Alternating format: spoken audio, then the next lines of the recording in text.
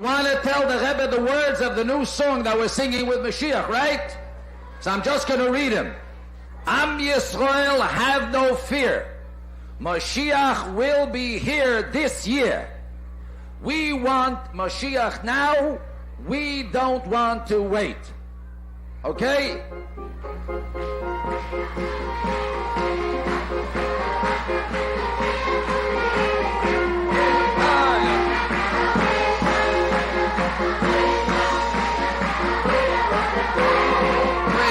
Mashiach now, we want Mashiach now. Oh yeah, Am Yisrael, have no fear, Mashiach will be this year. Am Yisrael, have no fear, Mashiach will be here this year. And we want Mashiach now, we want Mashiach now, we don't want to wait. We want Mashiach now, Mashiach now, we don't want to wait. Am Yisrael, have no fear, Mashiach will be here this year. Am Yisrael, have no fear, Mashiach will be here this year. We want Mashiach now, we want Mashiach now, we want Mashiach now, we don't want to wait. We want Mashiach now, we want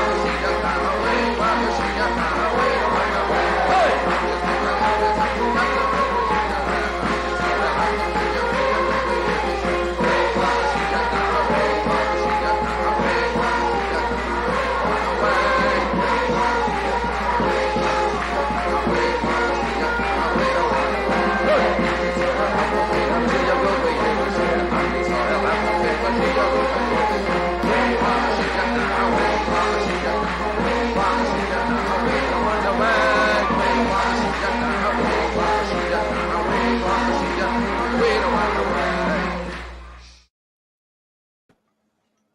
Hey! Hey, welcome everyone. One moment. I wanted to do something a bit different today.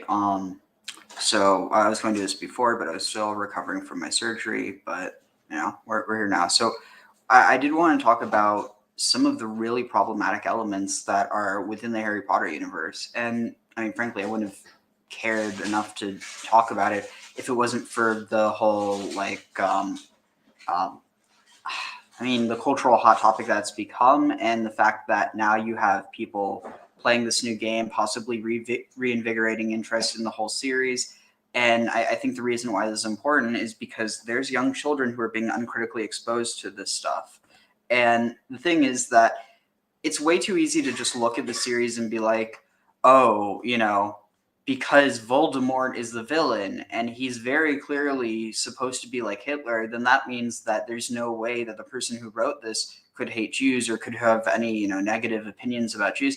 And I think, and also, I do want to state that this is just within the series. Outside of the series, you have all the stuff that the author has said about trans people, which is just it's abominable what she said, and what she's done with her money in order to actively try and suppress trans identity and to actively go after people who identify as a gender that they weren't identified at birth with. And it's like, it's so ridiculous because you have this narrative that's supposed to be all about liberation and about freedom and throwing off the chains of oppression, but really the whole series is about justifying why it exists. And it only happens to be that when you have someone who steps too out of line and they endanger not just the people who are already being actively oppressed, but the people who are oppressing them, it's only then when you have an issue and that they're seen as evil. So it's like, for instance, it's completely seen as, morally okay in the wizarding world to have an entire race of beings that are basically enslaved. And that's fine. But the moment that you have someone who tries and, create this separation between like the full blood wizard, again, really, really sus language, but this whole idea of full blood versus half blood, or even people who aren't like they don't come from wizarding families but they have magic potential. It's only then when you have this impacting humans. And the thing is, within the narrative, it's understood that wizards and humans are on like different levels, whether or not they should be treated differently, that's, completely different thing. But it's not even considered that they're still both humans. Wizards and muggles are both humans, but the moment you're talking about, species or, races that are not human, all of a sudden it's okay to oppress them. And it's like, why is this? I mean, multiple videos I've been watching on this have kind of addressed it, that Hermione does end up actually trying to fight for the rights of the house elves, who are basically enslaved, but they've been so indoctrinated that they think that it's good that they're enslaved, which again, really suspect narrative. But what I think is interesting is how the organization she creates is called Spew. And it's like, within that, it's like, it almost seems like it's a mocking name. Like, why would you name an organization Spew? Like, it's just, it feels like it's a written in, almost like narrator laughing at, oh, silly Hermione, she's trying to free the house elves who don't want to be freed. But it's like, I don't know, it's like any redeeming qualities that series has, it's like, it's shown elsewhere that seeming redemption is really just kind of like, there's something that spits right in the face of it. And it's like, at the end of the day, I don't think that, and I think this is something that people really need to consider, that I don't think that J.K. Rowling is like, ooh, I'm going to write, goblins as Jews and centaurs as Native Americans. But the way that it came across, whether because of the movies or frankly because she was just ignorant to her own biases, she inevitably wrote a series that's just like really offensive when you actually look into it. And so, yeah. So currently I'm trying to get the update rolling, but there was a video that I saw that was made by this one guy who was like, oh, Harry Potter isn't racist, and here's why. And then he basically just shows this article from someone who happens to be Jewish. And it's like, I mean, first of all, just because someone who's Jewish says something doesn't mean it's the case. Like, that doesn't mean that all Jews believe that. But like, the more I listened to that, the more I was almost certain that that in this denial, it was actually a joke, like clearly saying like, oh, I don't know. It's hard to explain. But what I found really striking was the fact that that you have this one guy who, in the process, well, I don't want to get ahead of myself, but he talks about, in the process of saying how Harry Potter isn't anti-Semitic, he actually makes an anti-Semitic faux pas himself. And I mean, I'd be willing to talk with him. Because I don't think he's a bad guy. I think this just shows how encrusted some of these narratives are within our society, for better and for worse. I mean, largely for worse, almost exclusively for worse. But I mean, what happens when you have someone being anti-Semitic and they don't hate Jews? The thing is, are they willing to accept that what they said is offensive or is anti-Semitic, even though they themselves aren't? It's kind of like how you can have someone who's not a liar, but they can still lie. Like, is someone a liar by nature of them lying once, or are they a liar because that is in their nature? Given, I mean, this is getting way too obscure, but let's see. So the video was, let's see. I'm going to pull it up. I think I remember who it was from. Was it him? Yep. Okay, here. So I'm going to share my screen. Also, let's look at the comments. So no name is here. Let's see. You have issues like that plaguing Dungeons and Dragons. At least Wizards of the Coast took steps to remedy these issues. Oh yeah. I mean, it's pretty clear. And I mean, I honestly, so here's the thing. What one thing I really like about Elder Scrolls is they take this whole idea of using inspiration from real world cultures for fantasy races, but they do it in a tasteful way. And yeah, there is oppression that happens, but it's not like this. It's different. Like it's much more representative of how societies actually work and the interactions between them, versus Harry Potter is basically this top-down, the wizards are, like, basically it's almost like a universal caste system that's applied, but you don't have that when you have like warring factions within Elder Scrolls, for instance. So let's see. So So you're seeing Rowling's Anglo influences in her imagination. Are you? I'm not surprised by the Anglo influence. I guess what it more than anything, it's the fact that she uses this stuff uncritically, especially the stuff that's really offensive. Like, it would be one thing if she took inspiration, for instance, like, how do I explain it? There's nothing wrong with depicting a group of, anything. Basically, there's, like, for instance, I'll give you an example. So, well, here I'll look to some other comments first. So, many authors have actually equated their races to different Earth cultures, like Frank Herbert would do. Yeah, see, I don't think there's anything wrong with that. I think what the issue is when you start using things that kind of go above that line. So, was anti-Semitic because many times even the mention of obvious truths is considered racist? No, I think that's a completely different thing. I'll show you what I'm talking about. It is simply something someone got insulted over, then I don't buy. No, that's not what I mean. Like, this is the idea of dog whistles. And again, part of it could literally be that, again, not just because someone hears a dog, and this is the claim that this person that we're going to watch a video from, that he makes, that if you hear the dog whistle, you're a dog, and therefore you're the problem, rather than the person who's blowing the whistle, like, uncritically. So like, it's hard to explain, but we'll get into it. So Usal says, she doesn't challenge old tropes. Yeah, that's the primary issue. She uses them, but then she doesn't challenge them. She doesn't what's the word? Like, she doesn't remix them. She basically just she doesn't challenge the obvious truths. It's a good way of phrasing it. So here, I'm going to share my screen. Here. So, and again, I don't think this guy is anti-Semitic. But I do think that he said something that is. And I think, like, again, it's the same with J.K. Rowling. She's definitely a transphobe, but I don't think she's an anti-Semite.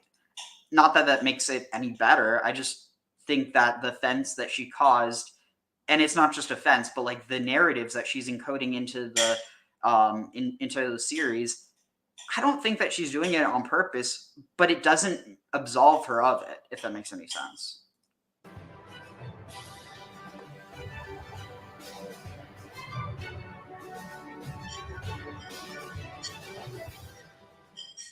All right, it's a two for today. 2 videos for the price of 1, the very low price of this shit's free, but you should subscribe.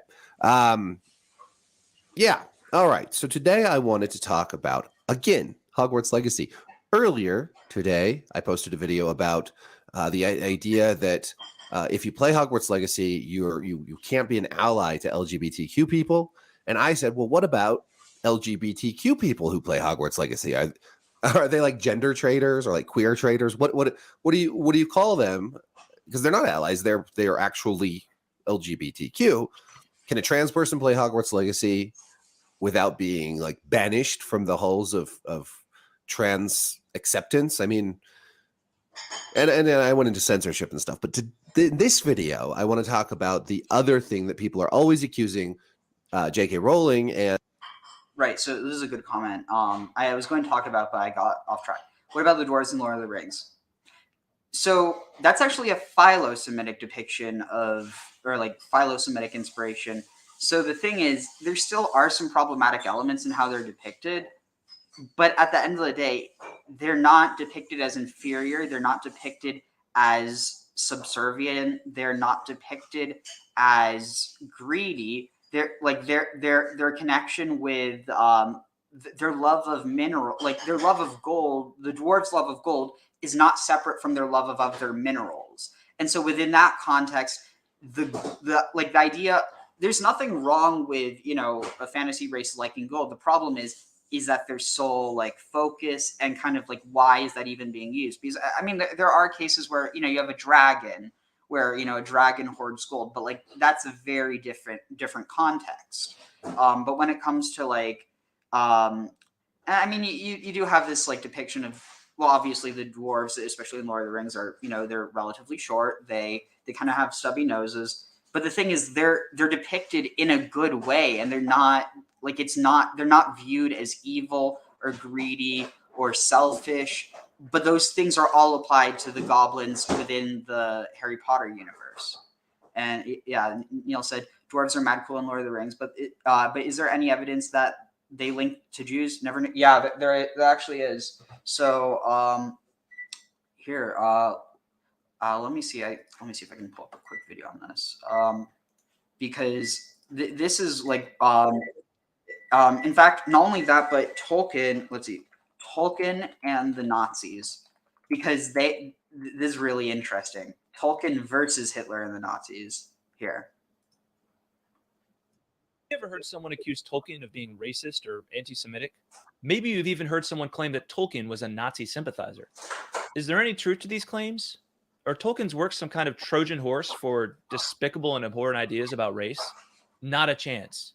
In this video, we'll explore what Tolkien himself had to say on these issues.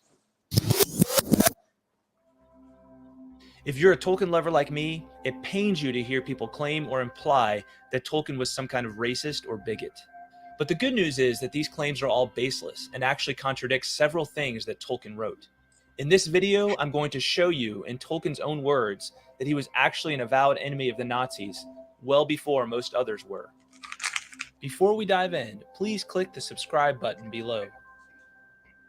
Yeah, so here, I want to give this channel credit. So this is the Tolkien Road podcast. So if y'all like this content, subscribe to him, because I'm not trying to steal his airtime. Just thought it was super relevant and trying to save my voice for later.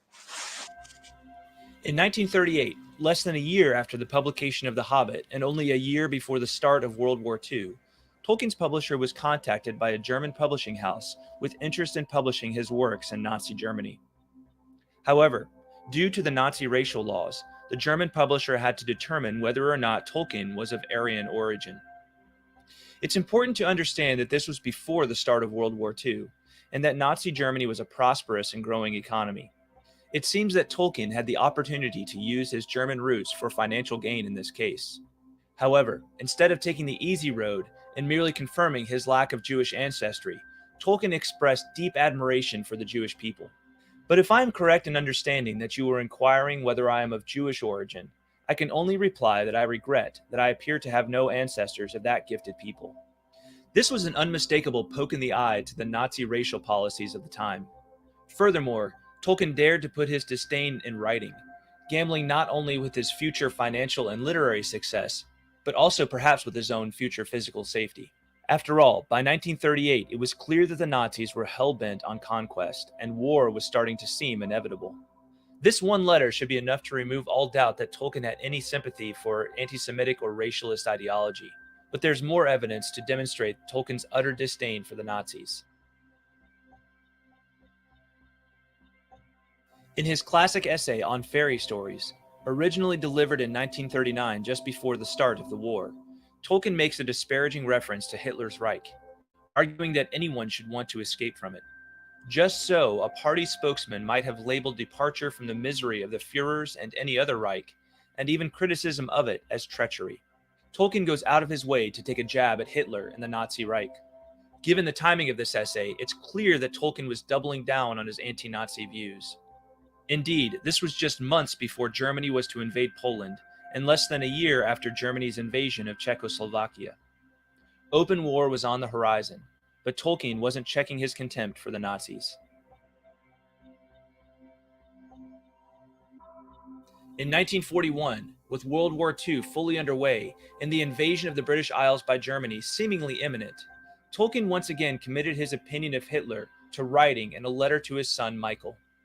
I have in this war a burning private grudge against that ruddy little ignoramus Adolf Hitler, ruining, perverting, misapplying, and making forever accursed that noble northern spirit, a supreme contribution to Europe, which I have ever loved and tried to present in its true light. Here, Tolkien goes even further to the root of his hatred for the Nazis, who had twisted aspects of Northern European culture and history to suit their evil ideology. Furthermore, he openly insults Hitler, who in June of 1941 seemed on the road to ruling all of Europe with an iron fist. In the end, it turns out that Tolkien was anything but a Nazi sympathizer. In fact, he was more like a real-life Indiana Jones, a university professor striving to rescue ancient truths and artifacts from the Nazis in order to prevent them from being abused and distorted for evil purposes.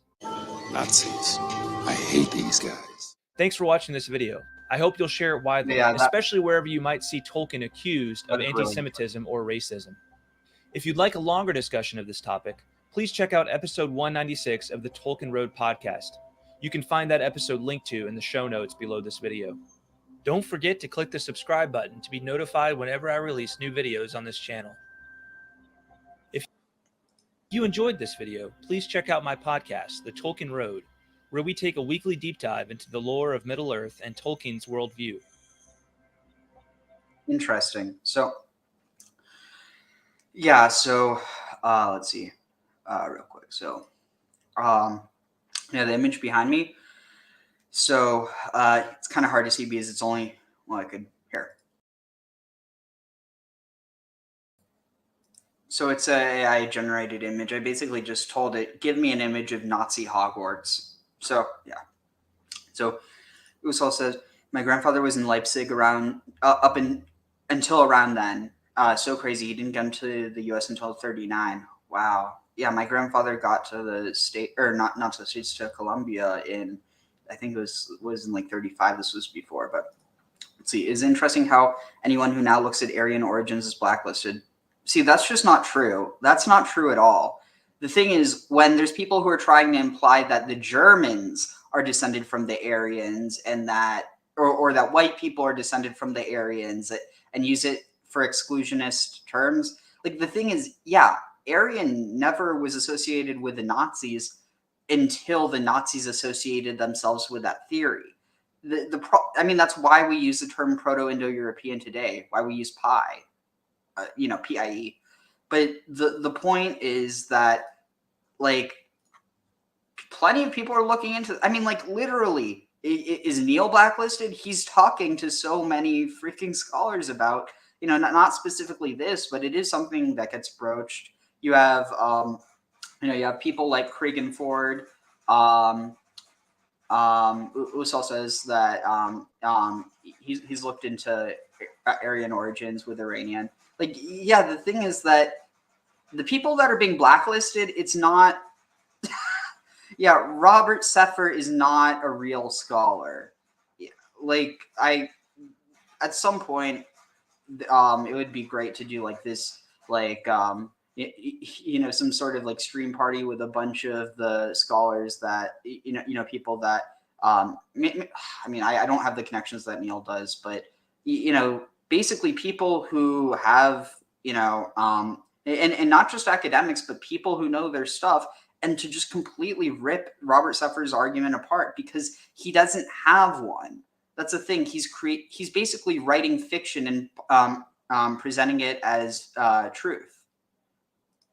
No, he doesn't have to be a scholar, but he presents himself as if he is one, and that's the problem.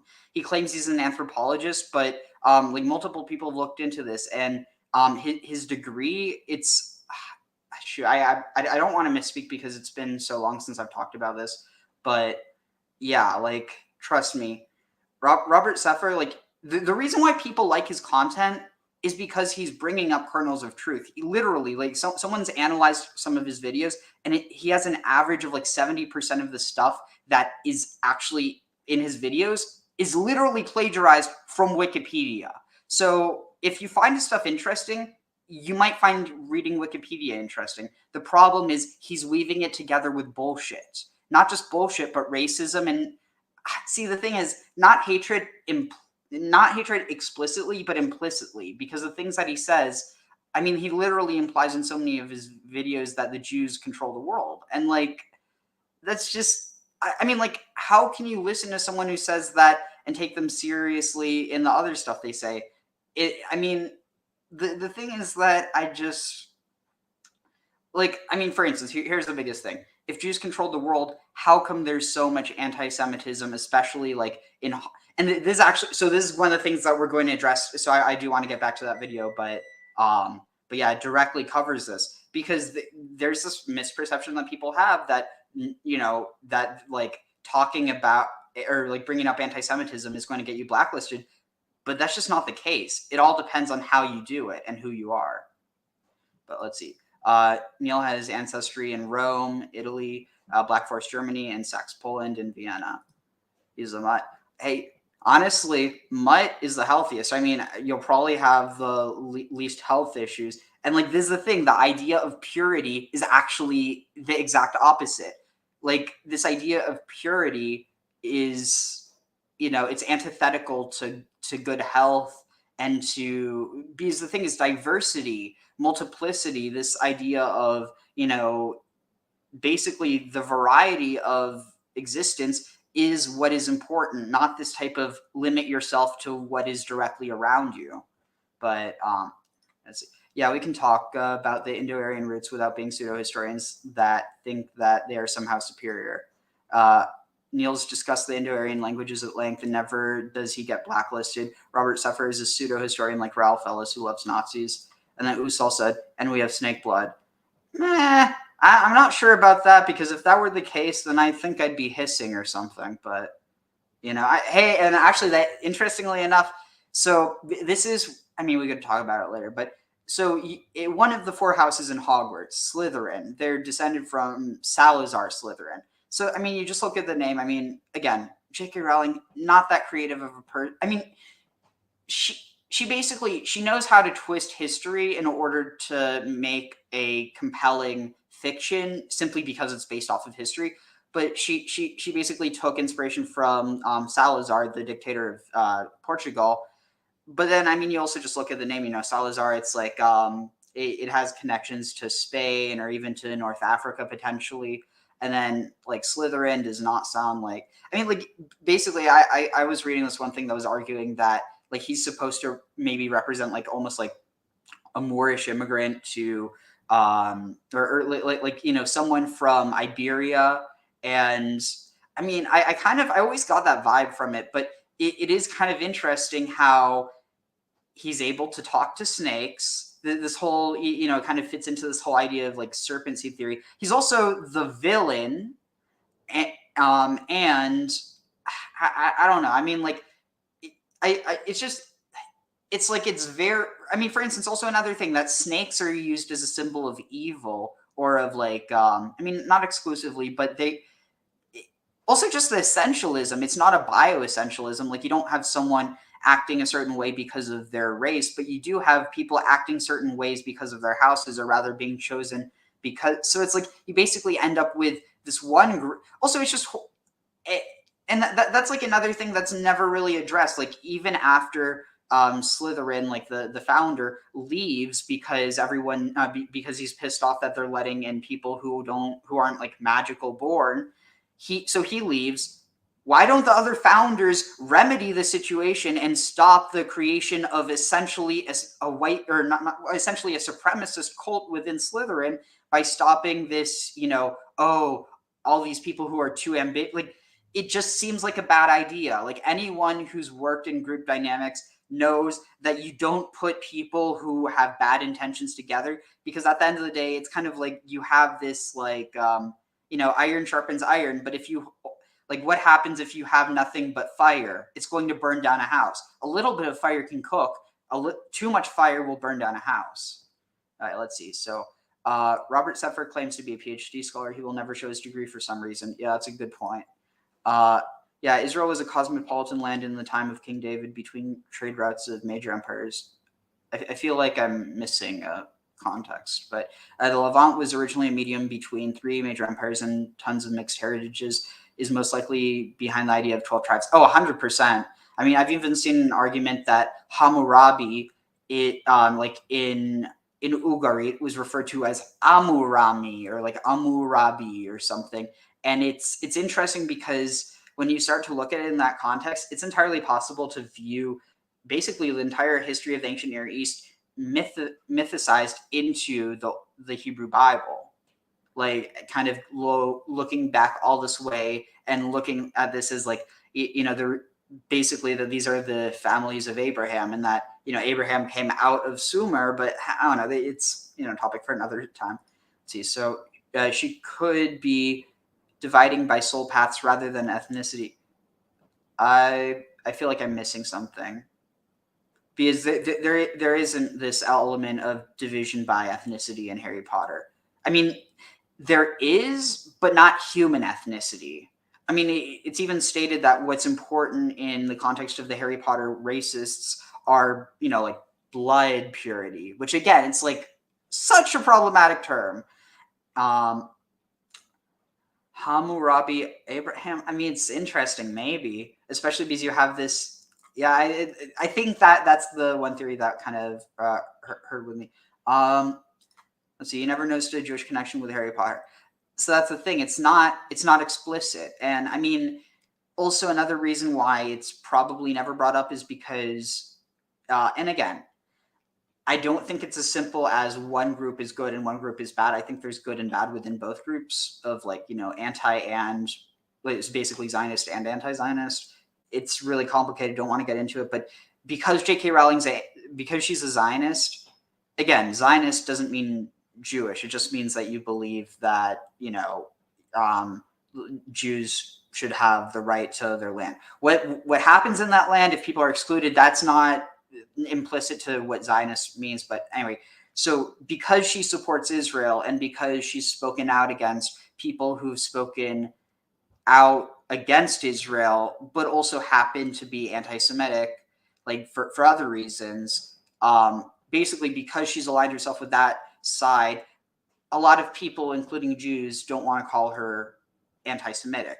And I don't think I don't think that she is an anti-Semite. I think she uses anti-Semitic parodies and imagery. But again, I think it's part of the problem is how implicit and how embedded it is within Western society. Let's see. Usal says, ooh. No mention of Hammurabi in the Old Testament yet. Abraham conquers the same lands as Hammurabi in a close time period, and they have the same eye for eye law codes given to Moses. I mean, probably something, because you also have this element of Abraham's referred to as like a king, like he keeps companies and does things as kings do, but he wasn't a king. But it wasn't Hammurabi kind of an emperor? Let's see, father of the nations, Hammurabi, the first globalist. Maybe. I mean, that's going to piss off some people who are anti-globalist.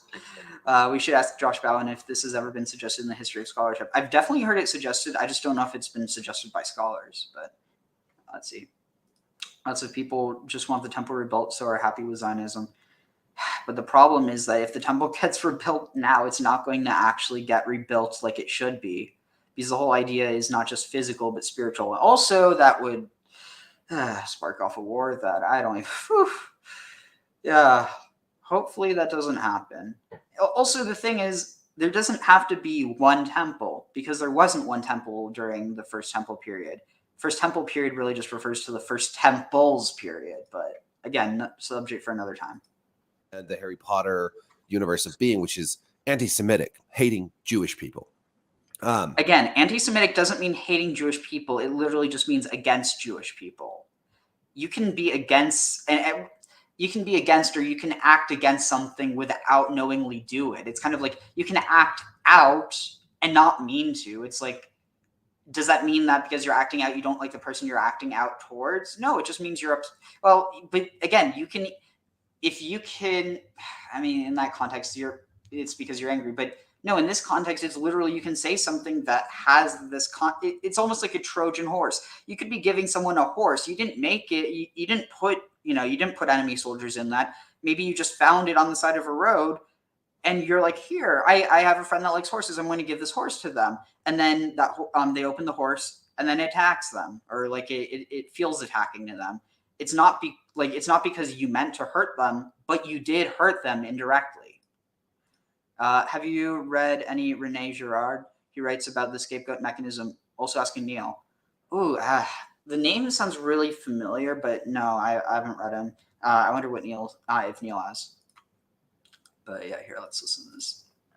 It's so curious to me, first of all, that Rowling is ever accused of this, because this began when the movies came out, and the goblins, who are the bankers of Gringotts, where people were like, these are just stand-ins for Jewish people. This is all very anti-Semitic, the Jewish bankers who control the world, and look at them with their hooked noses and fitting all these Jewish stereotypes, which I always thought was sort of anti-Semitic, right? Like, no, I'm sorry, that's bullshit. That's like saying, no, you know what this is? This is he who smelt it dealt it. That's literally what this is. It's saying if you smell a fart and you say, I smell a fart, you're the one who farted. You're the farter. Like, no, that's so stupid, but that's literally the level of logic and I'm not saying that like this guy is stupid.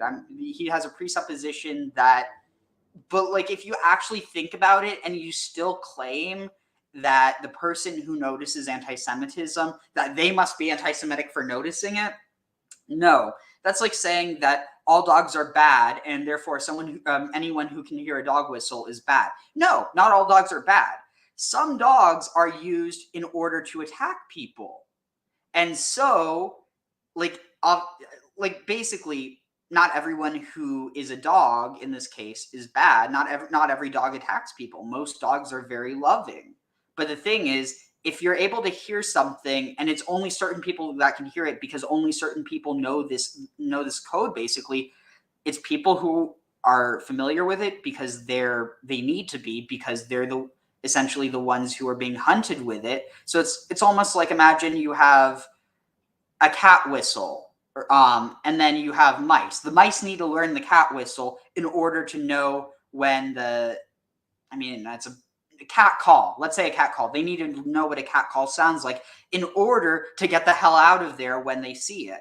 So by that note, if you hear an anti-Semitic dog whistle, that doesn't mean that you're an anti-Semite. Like, by this guy's argument, if a trans person plays Hogwarts Legacy, are they transphobic? Well, by that notion, given it's different, it's completely different. I want to acknowledge that. But what was it? Sorry, I got distracted by one of the comments. But what was I saying? Also, Neil, if you want to hop on here with me, feel free. I could always use the dialogue. But what was I saying? It's also because I forgot what I said. That like if someone recognizes, a dog, if a Jewish person, sees these things and they're saying that this is anti-Semitic, are they anti-Semitic for noticing that? No. Like, given Jewish people can be anti-Semitic, but this isn't an example of it. I'm not being anti-Semitic for acknowledging it's so many parallels to Jewish stereotypes, specifically those propagated by Nazis. But anyway. Oh, you see these goblins and immediately you think they're Jewish people? Like, that's so anti-Semitic, right? Like the people making the accusations always struck me as the most anti-Semitic people out there because they're the ones seeing this stuff. Like, I never once thought of the goblins. The ones who notice it are the most anti-Semitic.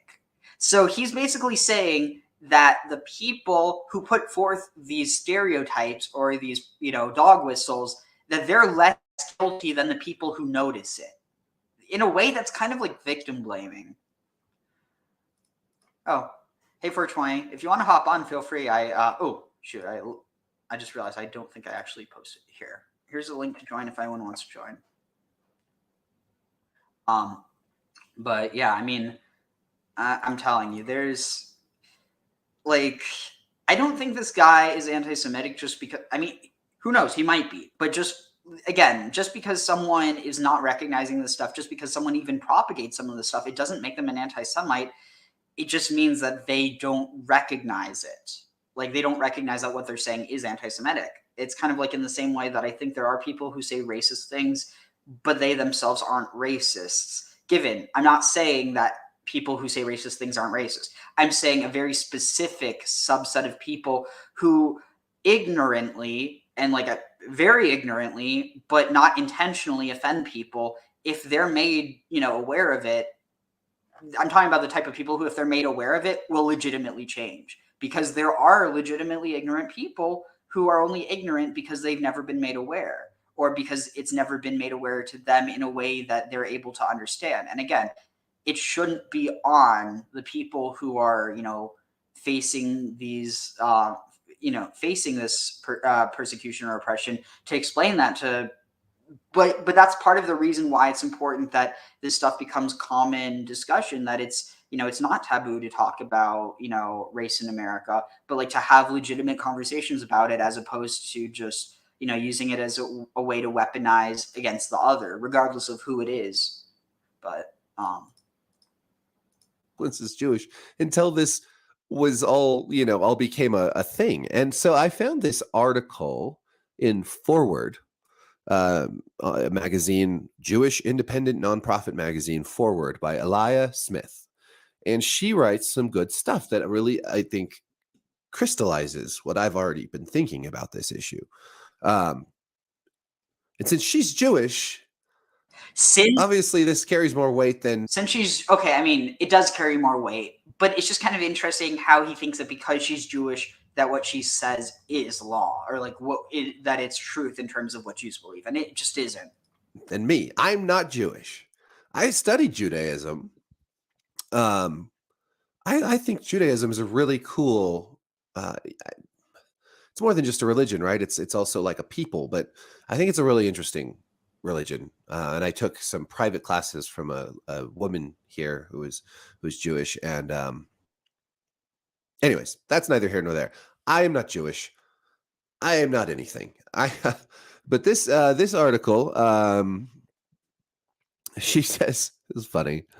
Please everyone, for the love of God, shut up about the Jew goblins. I love Jew goblins. If I see one more person on the internet arguing the Jew goblins arguing the goblins are Jewish caricatures, I will personally combust. And as I do so, I will dramatically announce to anyone bearing witness that I have specifically elected to combust because of the Jew goblin discourse, making clear that said discourse has actually enacted real anti-Semitism by causing me, a Jewish woman, to combust. Okay, now that is a very stupid argument. It's clearly a joke.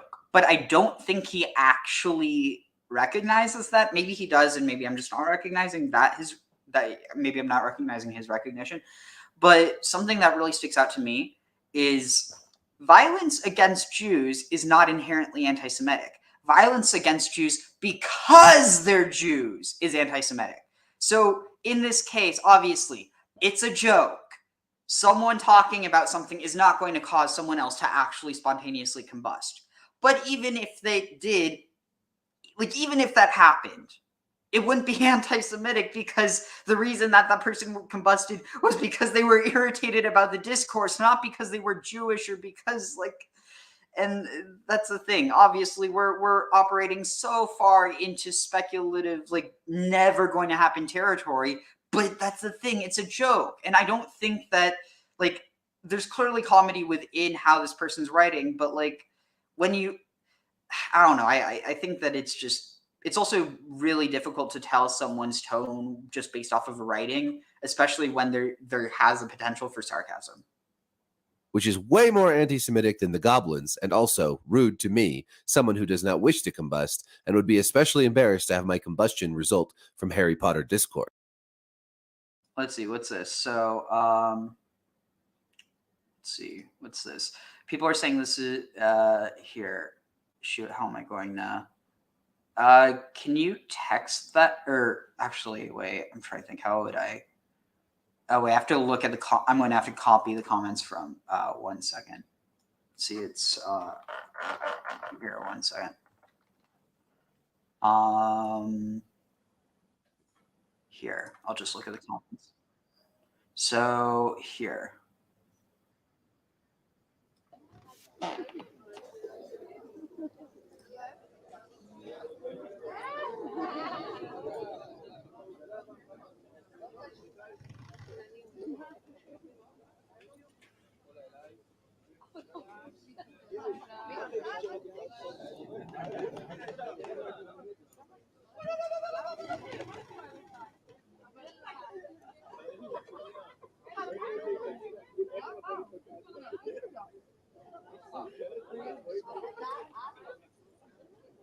Yeah, I mean, it's very unclear. I can't say either way. Let's see, where is this? wait, where are we? Here. See. See. ChatGPT, hi Sobek. What's your universe? Ever so slightly Gnostic. One dude sounds like Adoni. Interesting. So here. Of course. That is a lovely paragraph, I have to say. I wish I'd written that. The Jew Goblin argument, which has been made ad nauseum on social media and in various think pieces, and has been highlighted in the news cycle recently following a viral Jon Stewart soundbite, is effectively this. Here, the Goblin and- characters in the Harry Potter series... For context, let's go watch that real quick, because I do, like, here's the problem. Comedians doing social commentary, it's good as comedy, like as comedy with a spice of social commentary. But the problem is you inevitably have, when they make good points, people will just dismiss them as like, oh, they're just a comedian. And I mean, that shouldn't diminish what they're saying, but it does. So for instance, when Jon Stewart's the one that gets big for pointing it out about Harry Potter, then inevitably people are like, oh, well, you can't take it seriously. He's clearly joking. He's not. Have you been to bar I mitzvahs? found the two Jewish people in Miss John. Every time we talk, you know I've been to bar mitzvahs. Have you been to bar I mitzvahs? found the two Jewish people in Mississippi, and I befriended them. I think it's a wise choice. What was a bar Can you hear it now? Oh, I thought you meant the video. Okay, you guys can hear the video. Sorry, I got nervous. Let's see here. mitzvah in Mississippi? Just out of curiosity. It was fun. A lot of fried food.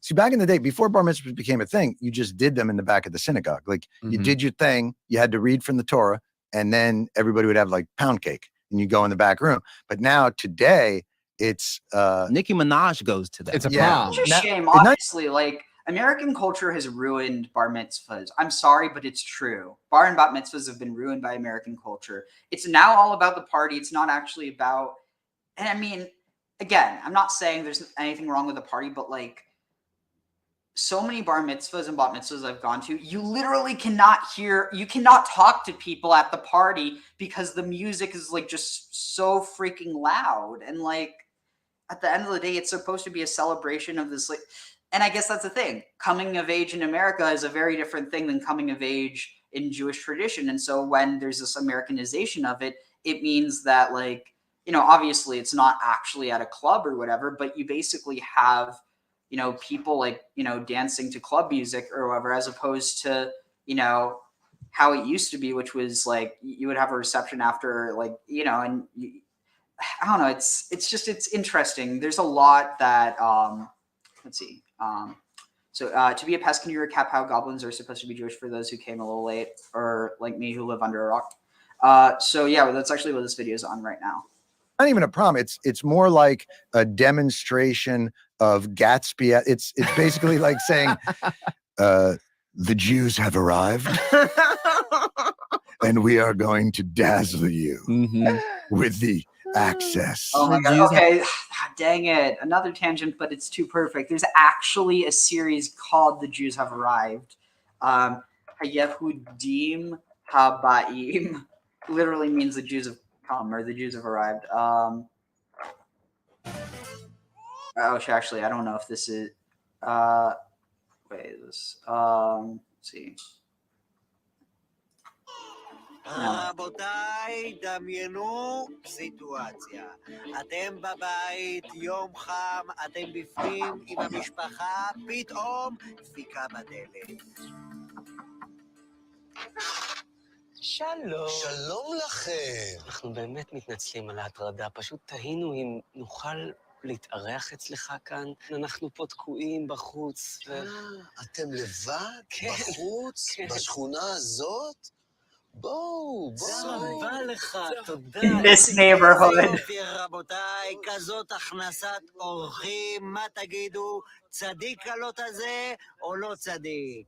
אבל רגע, המבחן עוד לא נגמר, בואו נראה מה יקרה כשיבואו אליו עוד כמה אורחים מפתיעים. שלום. טוב, אתה יודע איך זה הולך. קדימה, תוציא את האורחים שלך, אנחנו רוצים לאנוס אותם. לא, אבל אני... אין אבל! אתה לא מכיר את החוקים, זקנצ'יק. אם אתה הולך לאנוס מישהו בעיר No, הזאת, but פשוט that's what they want. בא אלינו. כן, זה אני יודע, אבל אני לא הולך לאנוס אותם. באמת? כן, להתראות. טוב, אז מישהו צריך לאנוס אותם. קדימה, החוצה. איזו תפנית בעלילה, רבותיי, נראה שהדילמות פשוט לא נגמרות עבור הזקן החביב שלנו, ועכשיו נשאלת השאלה, יוציא אותם לאנס או לא יוציא אותם לאנס? זאת ביתי הבתולה. קחו אותה. בסדר. צ'ופ, צ'ופ, צ'ופ. תשמע, אנחנו נאנוס את בתך הבתולה, אבל אנחנו עדיין רוצים את שני הבחורים האלה שם. קדימה! נראה שהזקן שלנו קצת נלחץ לפינה.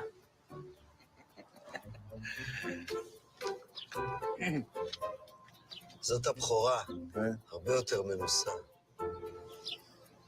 טוב, קדימה, נו.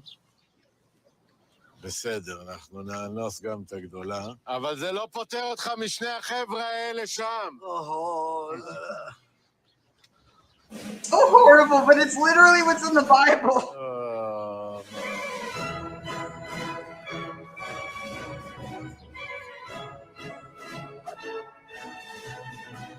זה בשבילך.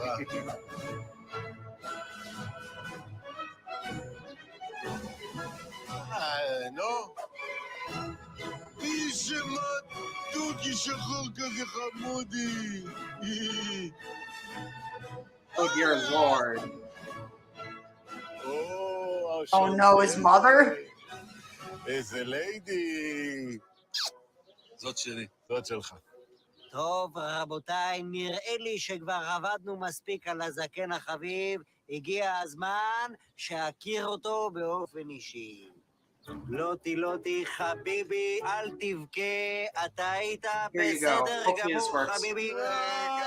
רגע, זה אתה מהתוכנית הזאת. וגם שני האורחים שלך הם בסך הכל שחקנים. גם הם? אני לא מאמין. ממש עמדו עליי. אוי, זה הקלה עם כל הסיפור הזה של האונס. לא, האונס בכלל לא קשור אלינו. ואנחנו עדיין רוצים לאנוס אותם. אתה משגע אותי, אתה מטריף אותי. אני רוצה לאכול אותך. אז יש לי הצעה בשבילך. כן. לא, רבותיי, אני לא בעניין, אני רק צופה. תעשה סיבוב. אני לא אסתובב, חמודי, תסתובב, אל תתבייש. אני לא קשור, אני לא... אני אוהב את מה שאני רואה. מה? בוא, יאללה. רגע, לא, חברים, בעדינות. אחלה. תודה רבה. אחלה. זה לא הפעם האחרונה שראית אותי. שחקנים אנחנו, תירגע.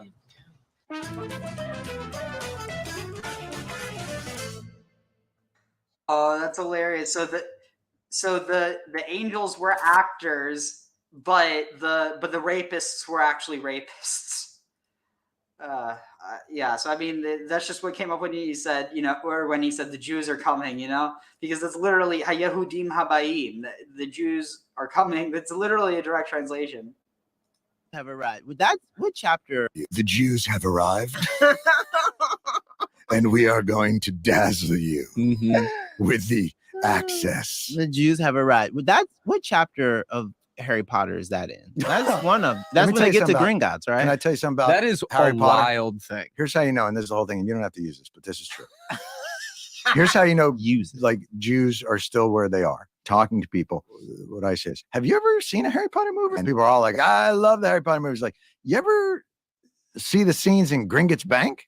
And they're like, I love the scenes in Gringotts Bank. He's like, do you know what those folks that run the bank are? And they're like, what? And they're like, Jews. And then I remember, and then that person says, no, goblins. And then you go, you're like, you hear yourself? Let me show you this from it's the Protocols of the Elders of Zion. I just want to show you a caricature. And they're like, oh, look at that. That's from Harry Potter. And you're like, no, Yeah. that's a caricature of a Jew from an anti-Semitic piece of literature. J.K. Rowling was like, can we get these guys to run our bank? And you're like, it's a wizarding world. It's a world where it's You like can imagine anything. the train station has a half a thing and no one can see it. And we can ride dragons and you've got a pet owl. And who runs the bank? Who should run the bank? Jews. And not only Like, that, no, it's I feel like she was like, why'd you make it so subtle? yeah. I mean, it's real. Like, yeah, they look like Jews. What if the teeth were sharper? And you're like, oh, okay. I truly, Yeah. I was like 11 or 12 Yeah. and was like, I love Harry Potter. And I remember like being in the theater and being like, this kind of fucked up. That's It might have been the first time I said the F word.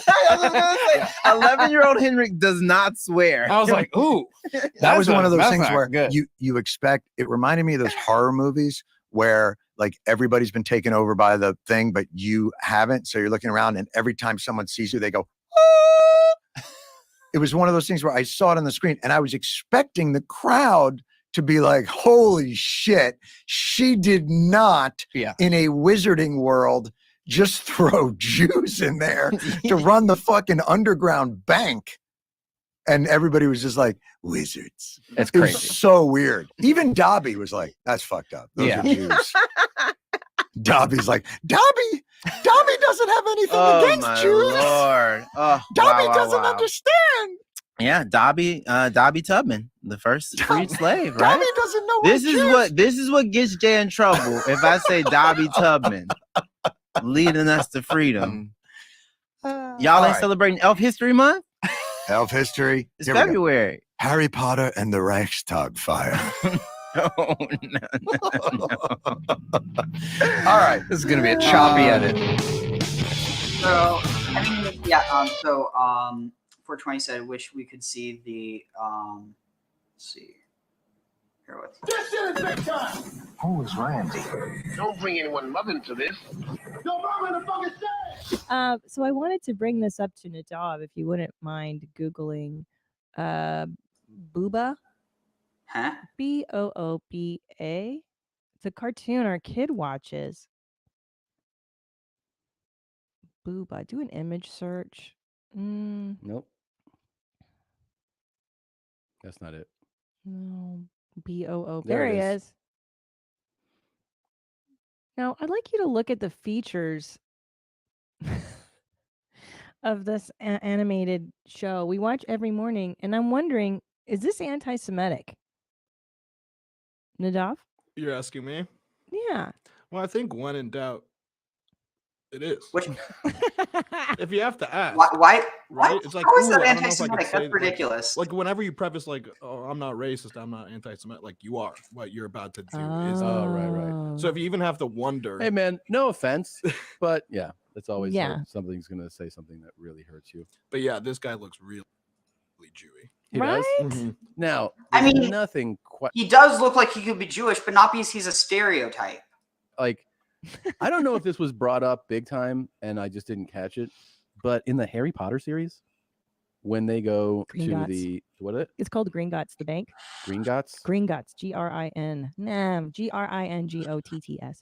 It's like you haven't even read a Harry Potter book. I haven't. Nam, as Nam Gringotts. Green. Grin.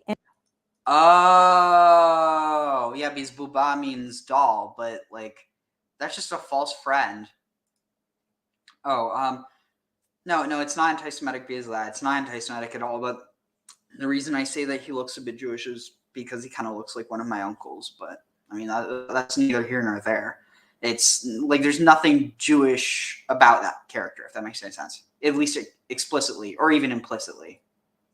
But if he was Jewish for some reason, say he was created by an Israeli person or whatever, that could explain it. But alternatively, Booba, I'm pretty sure that Booba probably is connected to the word for doll in Latin, pupa.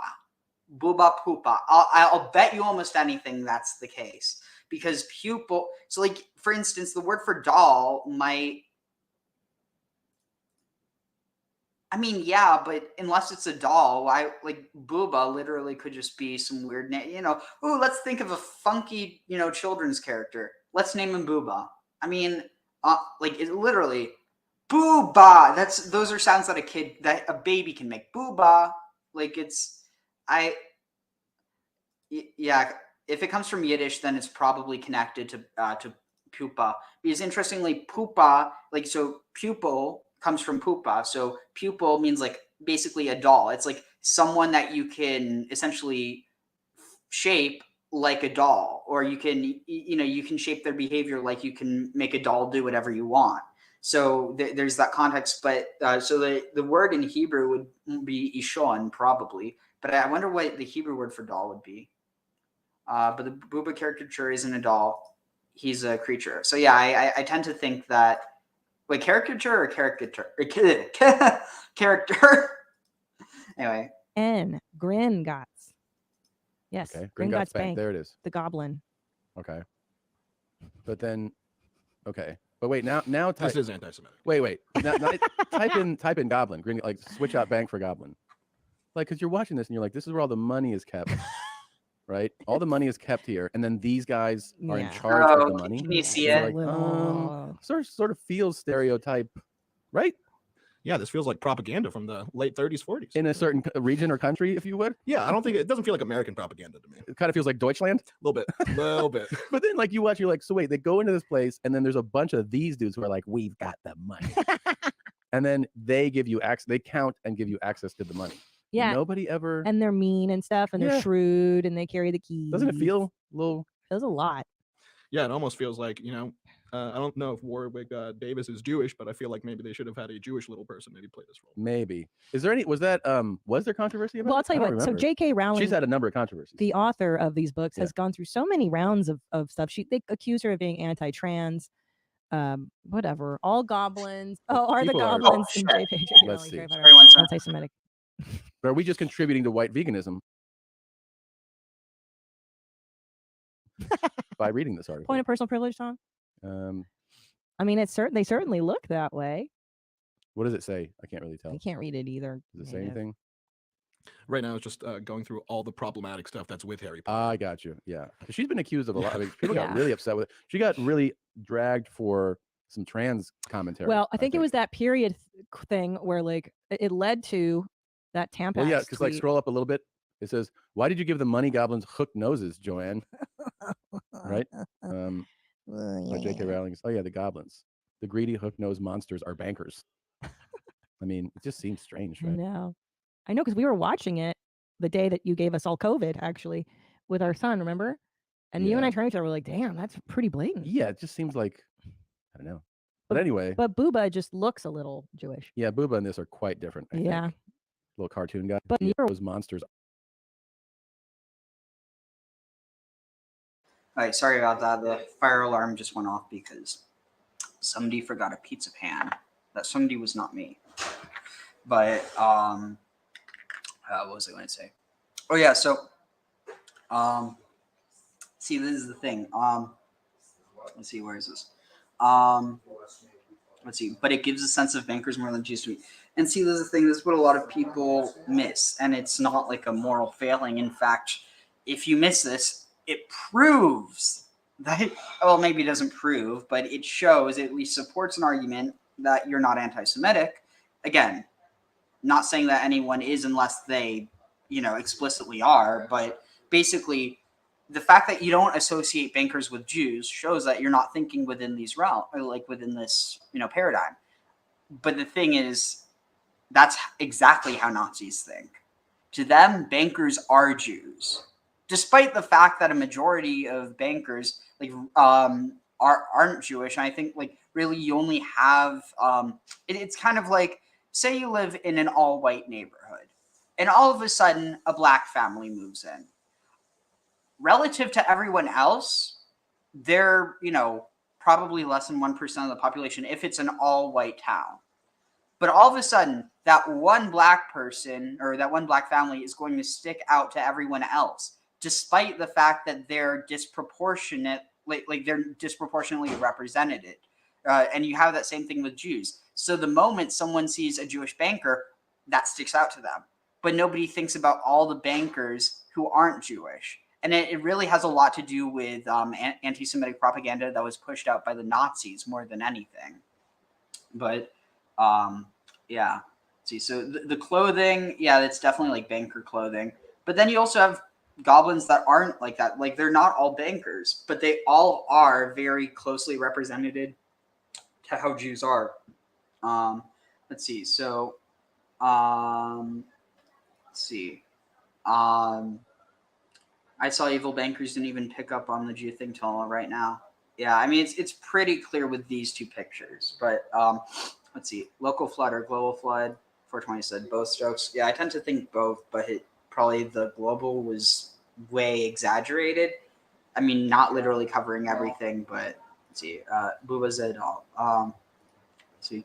Oh, hey, Jeremy. Yeah, Jews are not monsters. Yeah, and neither are the goblins. And I mean, this is one of the things when you look into how the goblins are portrayed, it's literally so on point. Like literally, even the whole idea of like pogroms or like violence against goblins, like it's really eerie. But yeah, I mean, yeah. Also, thanks for watching, Jeremy. Always glad to have some. And if you want to hop on at some point, I'm just going to post the invite again. But it's up to you. But here's a link to join the stream if anyone wants to join. So let's see. Well, if it was global, it was local, but not the other way around. What? That doesn't make sense. The pic on the screen has anti-Semitic like sentiments written all over it. It's clearing now. I see it. I believe there were multiple global floods and even more local flood stokes. Let's see. Dol ze buba bivri. I didn't know if those are Arabic at first. It's also interesting. Literally, Hebrew and Arabic and Hebrew are spelled just by switching the letters. Aravit, avrit. Because Ivrit is avarit. And then Aravit is potentially Irvit. Or it's the same shorish, just mixed up a bit. Meant in the Moses account. Not sure. I'm confused. Why are we talking about the flood? Yeah, me too. Yeah. So. Oh God, my nose. I see. Are bankers. I mean, it just seems strange. I know, because we were watching it the day that you gave us all COVID, actually, with our son. Remember? And you and I turned to each other. We're like, "Damn, that's pretty blatant." Yeah, it just seems like I don't know. But anyway. But Booba just looks a little Jewish. Yeah, Booba and this are quite different. I think. Little cartoon guy being like, "Hi." He's cute. Yeah. And these guys like, "We have the money, and we count it all day." Keepers of the money. Yeah, I mean, you could have gone with any look. I know. Any look. The goblins. Wait, the vote is yes for you. Yeah. What about in there? The other J. No, Chris is a goyim. That's okay. He can still vote. Yeah, it seems pretty anti-Semitic. I'm gonna guess that it has more to do with medieval fantasy in general, though, than J.K. Rowling specifically. See, Chris is an expert on nerd stuff. Explain that. What do you mean? Well, I mean, goblins in medieval fantasy tend to be money greedy, like type of monsters, and so they were probably just making goblins. Oh, and then chicken or the egg, though, Larson. Yeah. So, I mean, it could be that J.K. Rowling was just like, what do goblins do in wizarding world? Oh, they'd be bankers, and so she just made them bankers. And then, but do you think when they had like the prototype of the design, she goes, "Can you Jew it up a little bit?" I think because I think goblins sort of had that kind of appearance beforehand, and she's like, yeah, that looks like a goblin. Yeah. And that might have more roots from medieval fantasy. Looks like a goblin, or Ira, the guy that counts my money back in fucking Scotland, wherever she's from. But that's but did medieval? I'm saying that.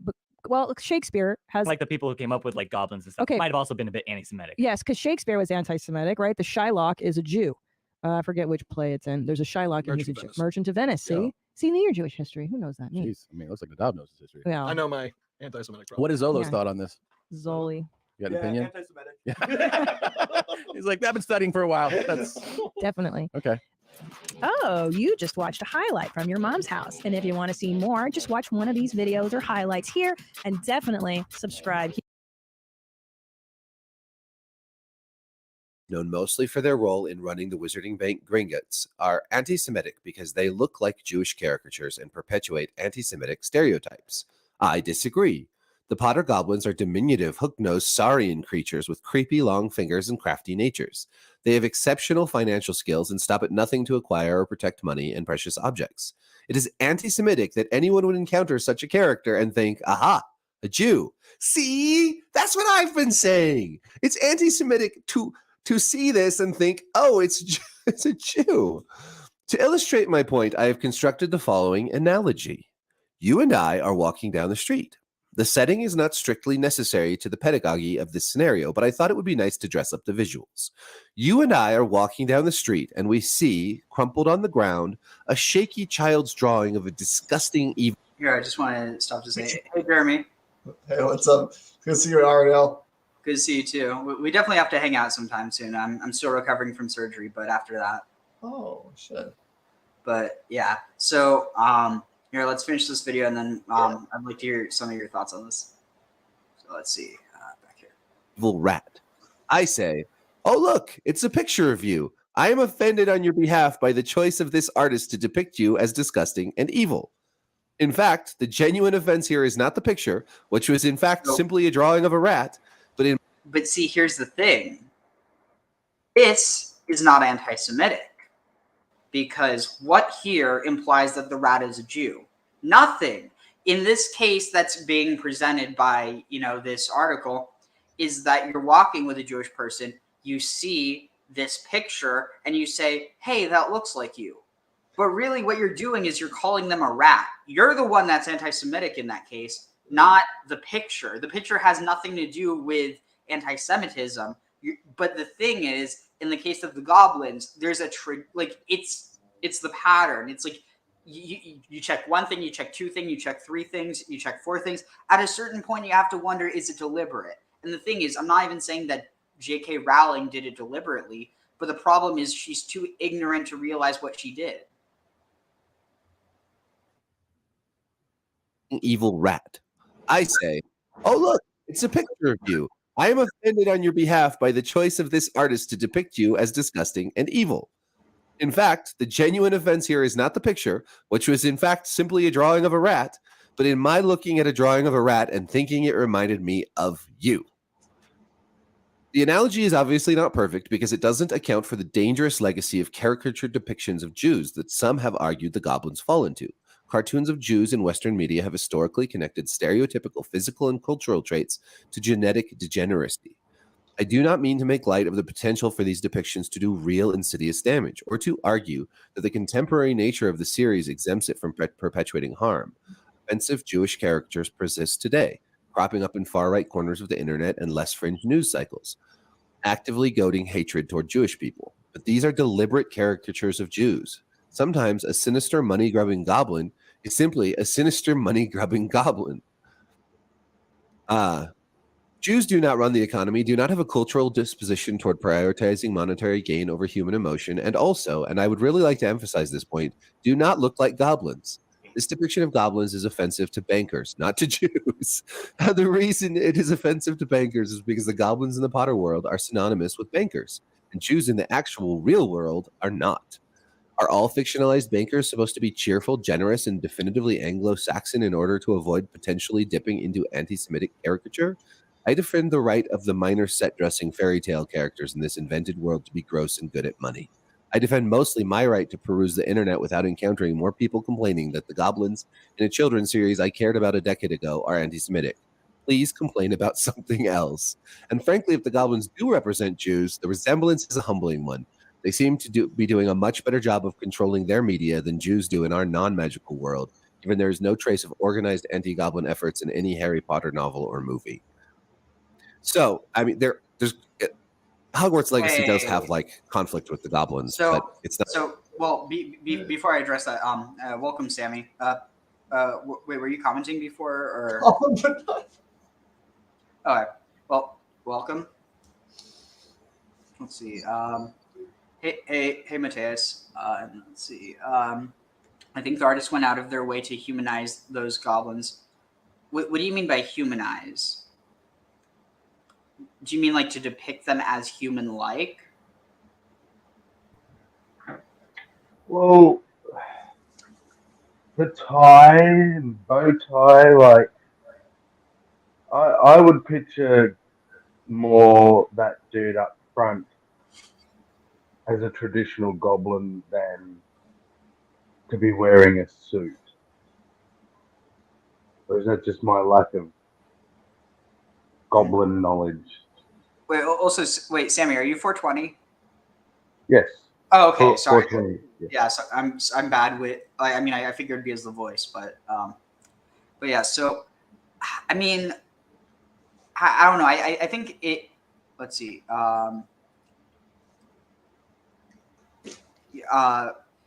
Wait, Mateus, what do you mean? You're a Harry Potter fan, but they're literally goblins and not wizards. I feel like I'm missing the context of what you mean. Like, yes, they're goblins, but the thing is, there's also these anti-Semitic tropes. Are you contesting that, or I'm like, I feel like I might be missing something, at least in what you're saying. And then let's see. Yes, this sounds like some backwards engineering to make it suit an argument. I think you're referring to the rat picture thing. Oh, let's see. Someone said she was humanizing goblin. I think maybe what they meant was that they're depicted as human-like as opposed to like here, for instance, here, let me let's see. Google wow goblins. And so the interesting thing here is so the way that goblins in World of Warcraft are depicted is actually as like New York Italians. And it's really interesting because they're like you have the stereotyping of like the mob and this idea of like they like to make money off of people, but the goblins who are making money off of people who have the same type of ears and the same stature, like here they have big noses, but again, not exclusively a Jewish trait. Like you have a lot of Sicilians with some pretty big noses, and that's not an insult by any means, but the whole point is this is a depiction of goblins that if they were like if you tweaked a few things, it would be anti-Semitic. But the thing is, they're explicitly understood as New York Italian, like as Italian mob. And so I would push back on the idea that goblins are or I don't even. Yeah. Mateus, did you see the frame for? Let's see. Human-like isn't human though. So yeah, they're just they just meant that they're made to look more human than they are in. Let's see. Okay, so yeah, so Mateus didn't see. You just got here, so yeah. So right now we're talking about the anti-Semitic elements, but I do have to say, like World of Warcraft, there's maybe there's some problematic depictions there, but it's pretty close to Elder Scrolls in that it's a tasteful depiction that like uses inspiration, but doesn't like it's not nailed down to what you can't nail down any of the races to one specific group, and that's one of the reasons why like you definitely see inspiration. For instance, the Dark Elves in Elder Scrolls, they escape from like they basically have an exodus. They follow this leader. There's a lot of parallels to the Exodus story, but there's also a lot of parallels to the Indian civilization, or to the Indian subcontinent. And so in that, are they Jews or are they Indians? Yes, I mean they're inspired by both, but it's like it's in a way where like I mean yeah, there's probably a few offensive things you could find, but the point is that it's done in a tasteful way. That is something that you don't see in. I mean you literally have a black character in Harry Potter named Kingsley Shacklebolt. Like, that's just so tone deaf. And I'm not saying that she's a racist. I mean, she might be, but I'm not going to make that claim. Just that she's so tone deaf, she doesn't realize the stuff she's saying is racist. And again, like, I don't think it's as simple as someone is like really, if you want to go rip at her for her, comments on trans people like that. She's actively funded efforts to try and like, diminish people's identities like in so many ways. But like that's what she has actively done. The thing is the way that she writes it, like, I mean, you're also just another thing, I really have been having to like read up a lot on Harry Potter lately because I don't remember that much from my childhood, like of Harry Potter. But the whole idea of like the dark mark, which all the Death Eaters have. Also, the Death Eaters have these black conical hats. Like they're literally just a ripped off version of the Ku Klux Klan.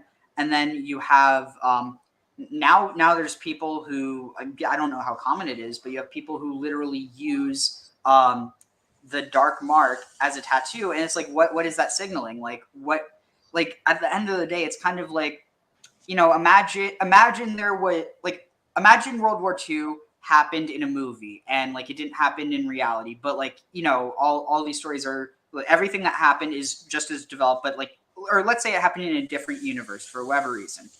And then you have someone who decides to get like, a Nazi swastika tattooed on them. Are they obviously they didn't, like, unless they literally, reenact what happened in World War II, like, assuming like it's a weird analogy, but basically what I'm saying is, if you have someone that, like, even something like the Empire in Star Wars, it's a bit more complicated because you're dealing with an entire, government and everyone under it. So like, and also it's different because it's much more cartoonish. But like, once you're dealing with stories that take place, in real life, that take place in a time that's so close to us, and then you have these elements, that's what makes it so troublesome. But yeah, which came first, the movie or the book? Hollywood has been known to change the books, making movies. Yeah, but J.K. Rowling had a lot of creative liberty in how the movie was made. And then, yeah, the Asian character is Cho Chang. Both of those names are last names, they're surnames. So also, it's just it really, like, it sounds like a phrase that people use to make fun of how certain Southeast Asian languages sound to them, given it's extremely offensive, it's extremely exaggerated, but like, the thing is, at a certain point, you have to wonder, did she really not see how that's offensive, like, or how it could be so close to something that is extremely offensive? And it's like, at a certain level, like, I've never written a full book, but or even like a short book, like short stories. But the point is, if I did, when I choose names, especially from cultures that I'm not a part of, I work really hard into trying to find names that are appropriate and that aren't just like, like, for instance, one of the characters, Fleur Delacour, she's like the pretty girl that falls in love with one of the side characters, and her name literally translates to flower of the court. It's like, yeah, maybe someone would name their kid that, but it's kind of like, at a certain point, when you have names that are just so, let's see, I find more effort goes into finding offense than was put into adding. But see, like, the thing is that effort or intention, I don't think really matter when it comes to, like, because it's not simply finding offense, it's something that is offensive. It's kind of like, you could argue that the smell of something might be offensive to someone, but that doesn't make it explicitly offensive.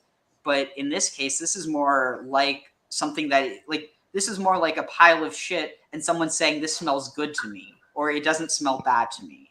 Like, I think there's a difference between simply finding offense and something actually being offensive. And if you made it, I always like to make the same argument, but to a more extreme end. It often makes the point clearer. If someone, say, and this basically could never happen, but if someone grew up and had no idea what Nazis were, right? And they watched this documentary about the German army, and there's no real mention about Nazism or Jews or anything like that, and they see the ingenuity of the German army and they think it's great, and they start putting swastikas everywhere and saying, Nazis are good.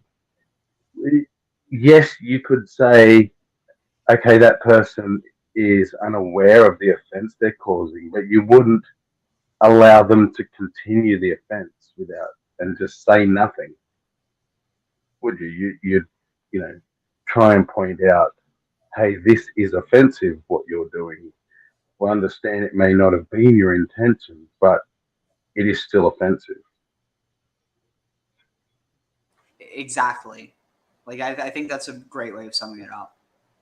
But let's see. So It's not like an organized oppression of the oh, and that's goblins. another thing. He's talking about how they aren't oppressed in the books, but the thing is that that's like basically the books take place in a period that's basically the equivalent to after the like after so long of oppression, finally there's a little period of not necessarily having freedom of like, you know, basically goblins in Harry Potter are kind of like Jews right after the Holocaust just starting to gain status in America.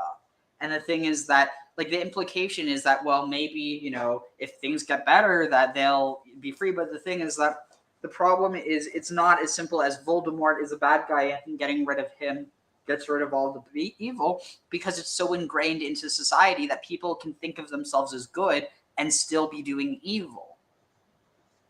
And, like, I think that's kind of maybe one of the whole points of this, especially, you know, doing this on Valentine's Day.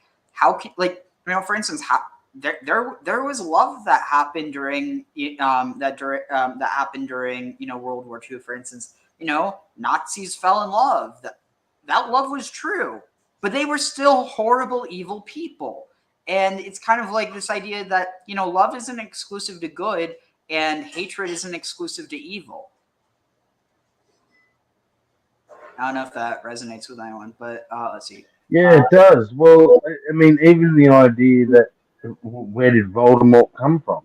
You know, evil was already there in society. Wait. You guys remember how, like, with World War I and II, like, Germany kind of got the shit beaten out of it, and there was, like, a lot of nationalism? In Germany, or you mean against it? Calling them evil, but they were in a really tough place, and they got out of that tough place. And then because of World War I, everyone tried to, like, pretty much penalize them and put them back in the bad place, and then they did bad things again. So, I mean, the thing is that it's not like, for instance, Germany in World War One. It's not as like World War One was much more complicated because it was sparked, and then kind of people had to rush to defend these loyalties. It was less so about, you know, it wasn't about killing. It was more so about winning. Whereas World War II was explicitly about killing a specific group of people and conquering all of Europe. So, like, Germany was wronged by the Nuremberg, what was it, the Treaty of Versailles, but that doesn't justify what they did in response. Like, they could have, like, everything, like, all that success that they had, you know, in the lead up to the war, that had nothing to do with persecuting Jews. I mean, at a certain point it did, because they were confiscating things from them because they were running out of capital, because they were waging a war that was unwinnable. But at the end of the day, they were industrializing in a way that was, like, unprecedented. They just happened to use that for industrialized slaughter rather than, you know, industrializing like the US did. And I mean, in the end, they ended up paying for it, but thanks to efforts of, you know, the Allies, well, at least, you know, the non-Soviets, they managed to. And again, it's not as simple as one side was good or one side was bad, but wait, what? What? Shoot, what was I saying? That West Germany managed to modernize, and that saved them from falling back into, like, what happened with East Germany. But when they reunified, then you had the, you know, technology and the government being shared between the two. So basically, it kind of re-equalized. But the point being is that I mean, I don't know. It's interesting because you could argue that, and it's a good argument to be made that because of what happened in World War I and the Treaty of Versailles, that allowed the German people to be more easily radicalized into hating Jews. But it's not like a direct pair, or like you can't say for certain. Let's see. I think she's partly dumbing down these things for children, but also showing her ass a little bit in regards to her thought process. I think you're right, but that's kind of part of the problem. There's certain things you just shouldn't include if you're writing a children's book. There's a difference between offense and hate. Think hard before trying to redirect people's thoughts to align with your own. You could well become the oppressor. What? Oh. I mean, I see what you're saying, but I really no one's being oppressed by saying there's these themes in Harry Potter. I'm not even saying that I'm going out of my way to say she probably didn't do this stuff intentionally. She might have, but I'm not making that claim. I'm simply saying there's these things that are like, it's not a deliberate, but a continuous pattern throughout her work. And it's like, you can't just ignore it. But I also think it's wrong to pretend like, oh, she wants to kill Jews. And the thing is, she does basically want to get rid of trans people. So like that's what to really focus on. But in terms of her writing, like, you can be offensive and you can be really you can say things that are really fucked up and not mean them to be fucked up. That's part of the nature of language. It doesn't mean that you shouldn't apologize because that's not what you meant. I mean, we already conceded that, she could very well have no idea that she's being that offensive. So that's not the point. It's not like we're oppressing her. Yeah, poor oppressed billionaire. Let's see. Is it true that I'm Sephardi? No, I'm Ashkenazi. And then let's see, that was fire. So they basically are claiming that Sephardis are goblins and Ashkenazis are no. What? No. I'm saying that both goblins in Harry Potter and dwarfs in Lord of the Rings are inspired off of Jews, whether knowingly or unknowingly. I mean, I tend to think that some of it's probably subconscious, but yeah, you cannot buy her books. Yeah, I know. At the end of the day, I'm personally less concerned with her making money because she's going to make money no matter what I say. What I'm more concerned about is doing a critique of that work because it's now becoming really popular again, especially with the younger generation, people that don't have the same, context in which to understand this. And this new game, you're literally stopping a goblin rebellion, and it's just explained that, oh, the goblins are evil, and so you need to fight them, and also that they're aligned with dark wizards. Like it's let's see. What I'm saying is that you keep saying people need to be taught things that are clearly against their belief. What do you mean? What am I saying that people need to be? Yeah, I didn't say you need to do that. Yeah. Anyway, let's continue with this. There's like a bad goblin and whatever. I won't get into that. I just liked this article. I thought it was really good.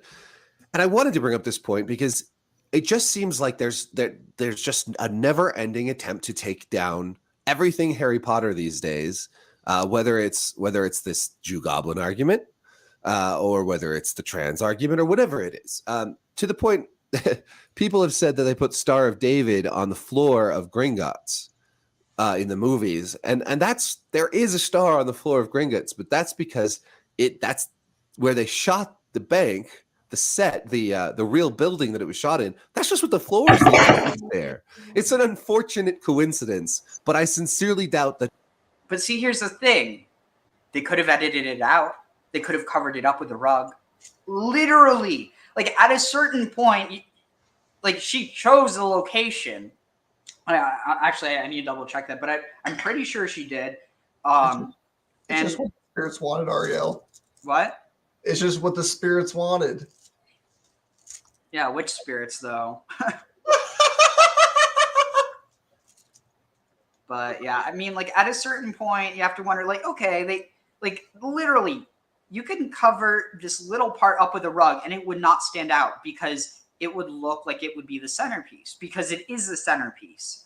But the centerpiece is the Star of David, and it just so happens that this is in a bank run by Jews with hooked noses, goblins. Wow, that's how ingrained it is, and by goblins with hooked noses and that are greedy and that are also the other thing. Apparently, there's this motif in Harry Potter that the goblins, everything they make, once they sell it to someone, it's the person who they sold it to's. But after,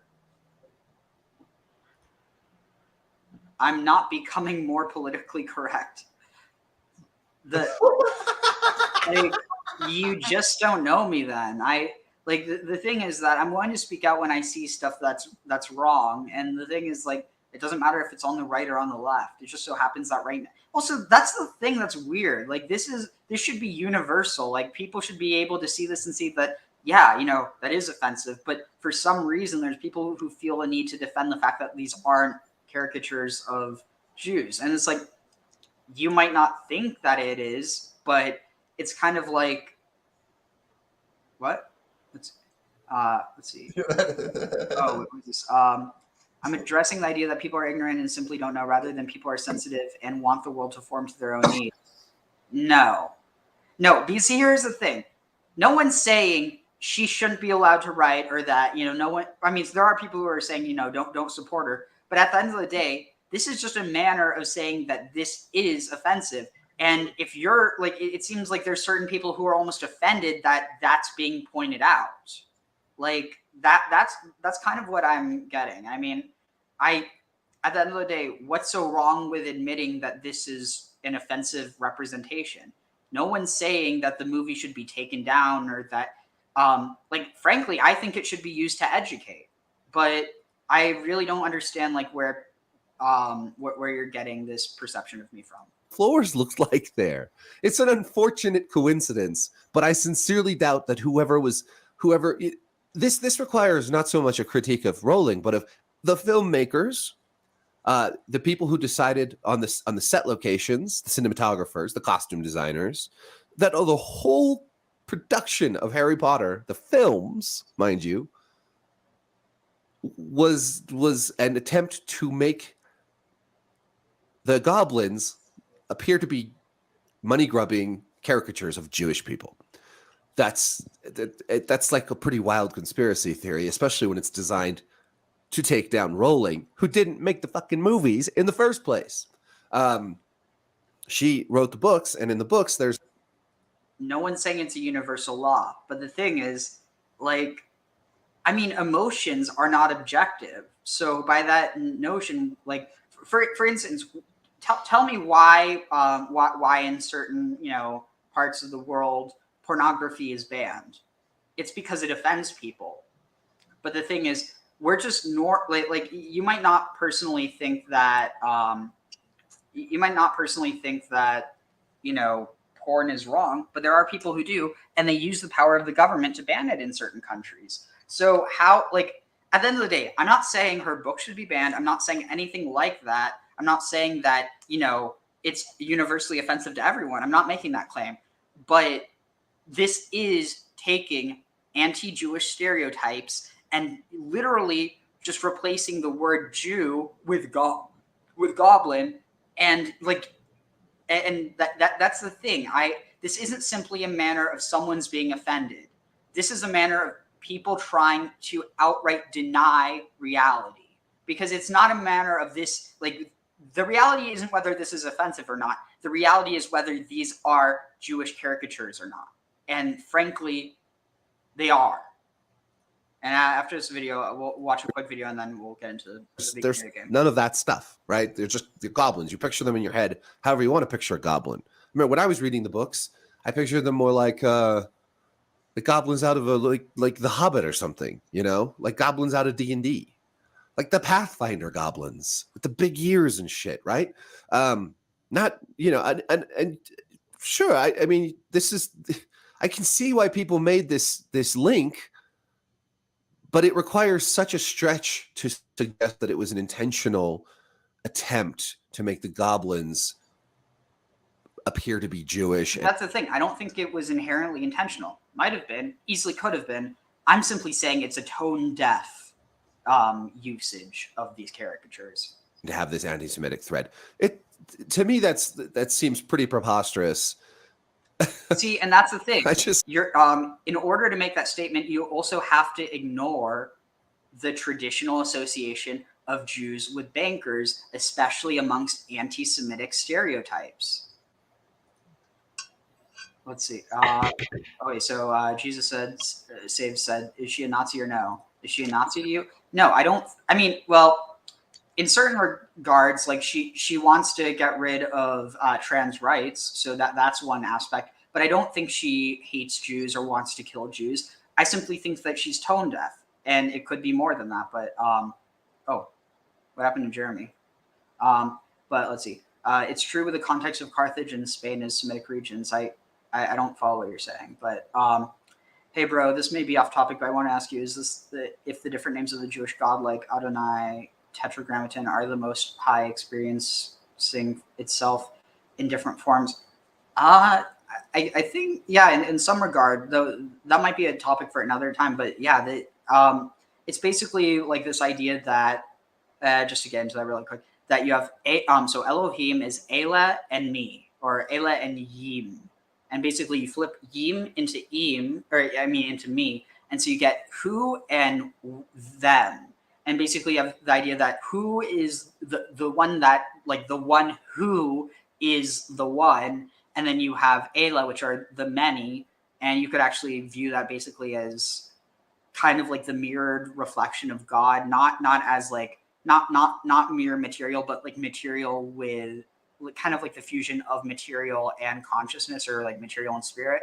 And then you get Elohim, which is, you know, that combination. And that's what allows for this interaction and eventually the creation of the world. But let's see. Instead of Jew, oh no, we read that.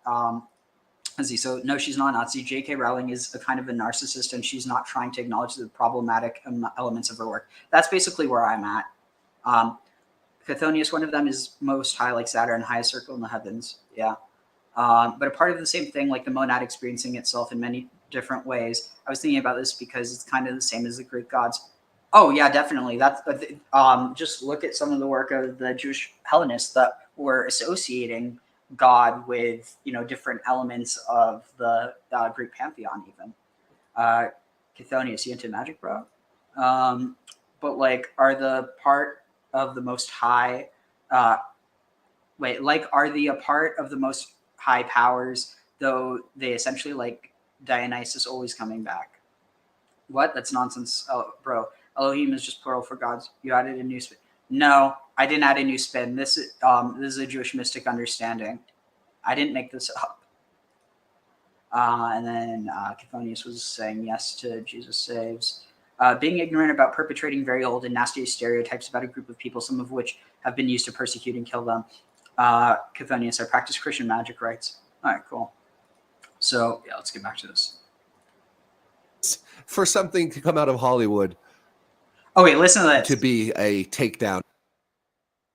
To me, that seems pretty preposterous. For something to come out of Hollywood to be a takedown of Jewish people, like that's not really in the trend of Western cinema. You see what he's implying there, right?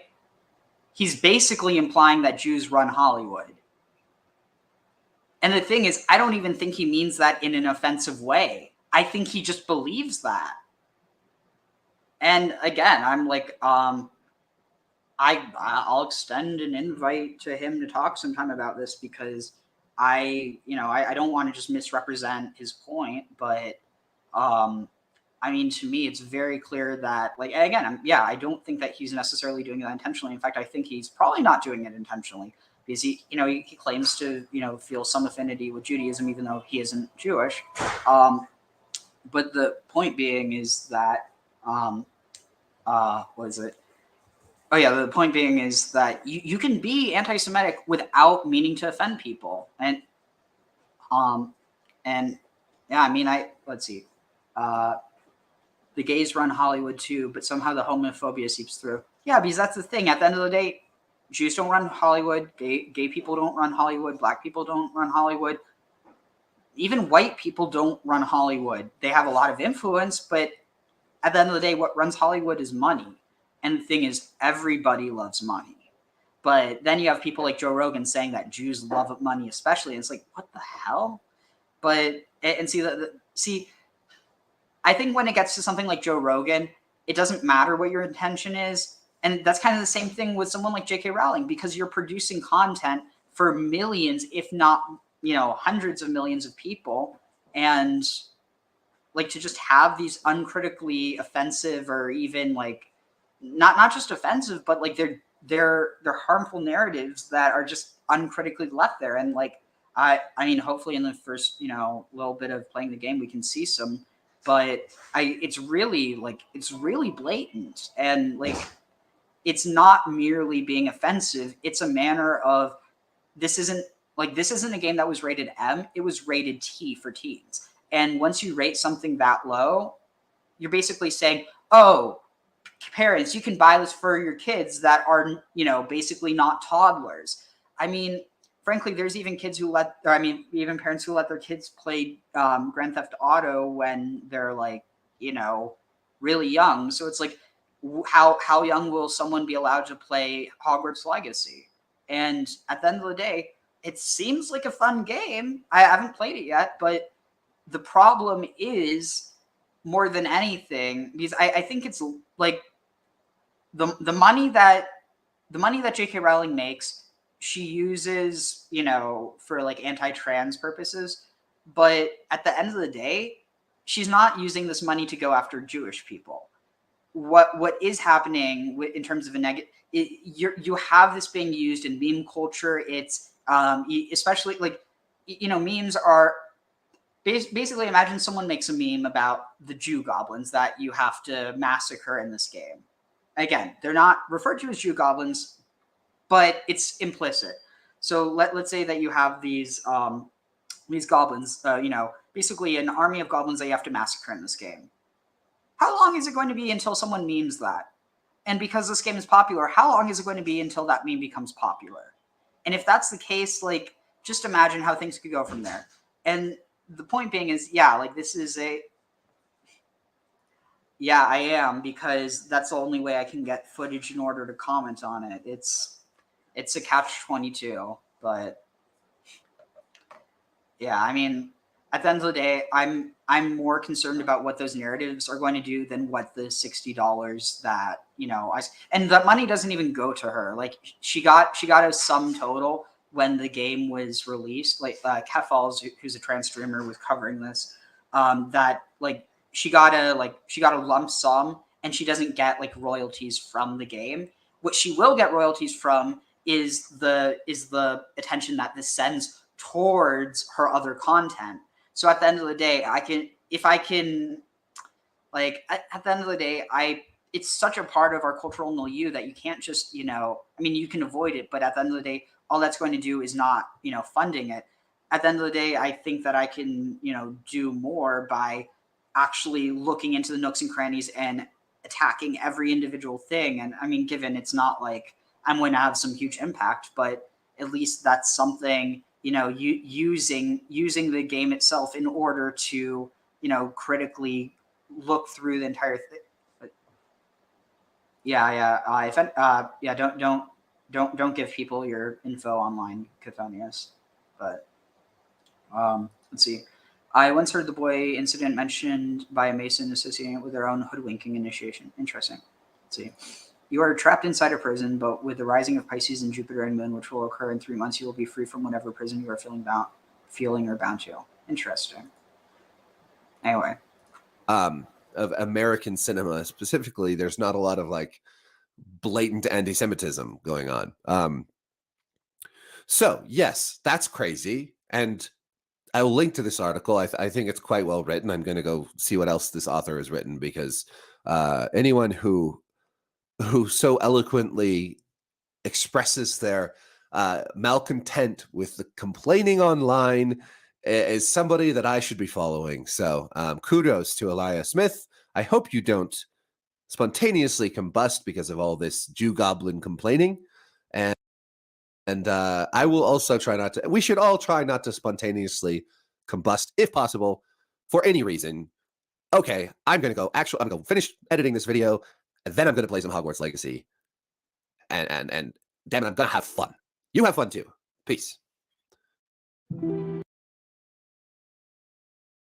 Jews will not replace us!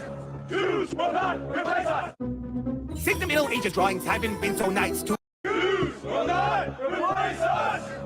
Jews will not replace us!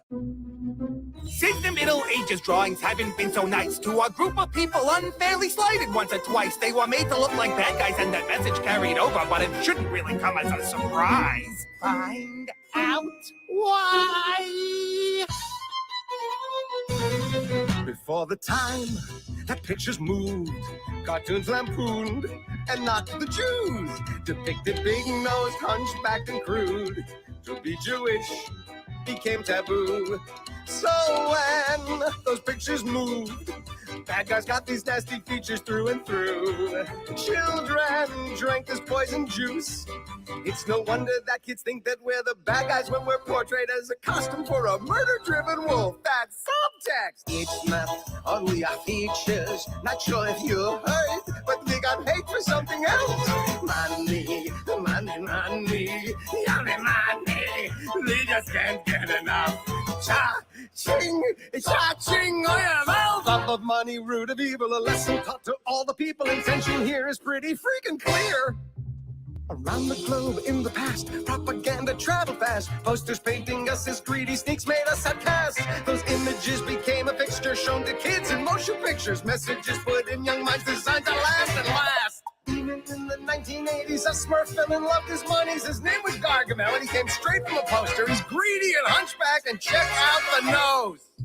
A sneaky character in magazines dominates those racist memes. Copycats make it the most viewed and time-cinematic image throughout Earth history. It gets so much cinematic image throughout Earth. Given this is a green-skinned goblin, but still it's a goblin. And it's like, I'm telling you, this is not something that's just being pulled out of thin air. It's not just because they have a big no. Well, I mean, in this case, this is specifically an anti-Semitic meme, but. History! It gets so much meaner than people draw us as creatures from down below. It's not just about money. It is suggesting that we feed on human souls. I'm sure we eat chopped liver, but that's chicken! Since 1225, horned little demons, 250,000 size. Troll-like creatures being normalized again, portraying Jews as the bad guys. Harry Potter goblins are evil as hell. J.K. didn't mean to make the bigotry swell, but early cartoons have a lingering smell, keeping unintended subtext alive and well. Replace us. Trust me, nobody try to replace ya. You read the same old poster with the same dumb stuff. You don't even realize someone programmed ya. Cartoon slander needs a rewrite.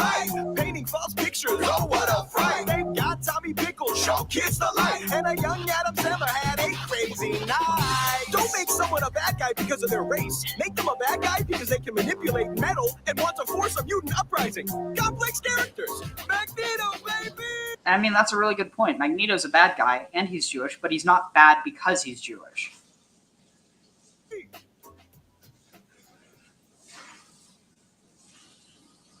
To be fair, the ADL's really dropped the ball lately. They've been turned so politicized, like on both sides. Like, I mean, not really both sides, but basically it's hard to explain. But let's see. So,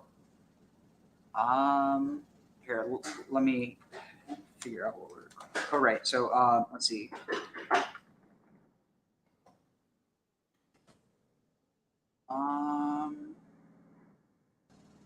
Let's see. There was a really good video that covered it. I just need to remember where it was from. It was wait, was that the? Well, do you have any thoughts, 420?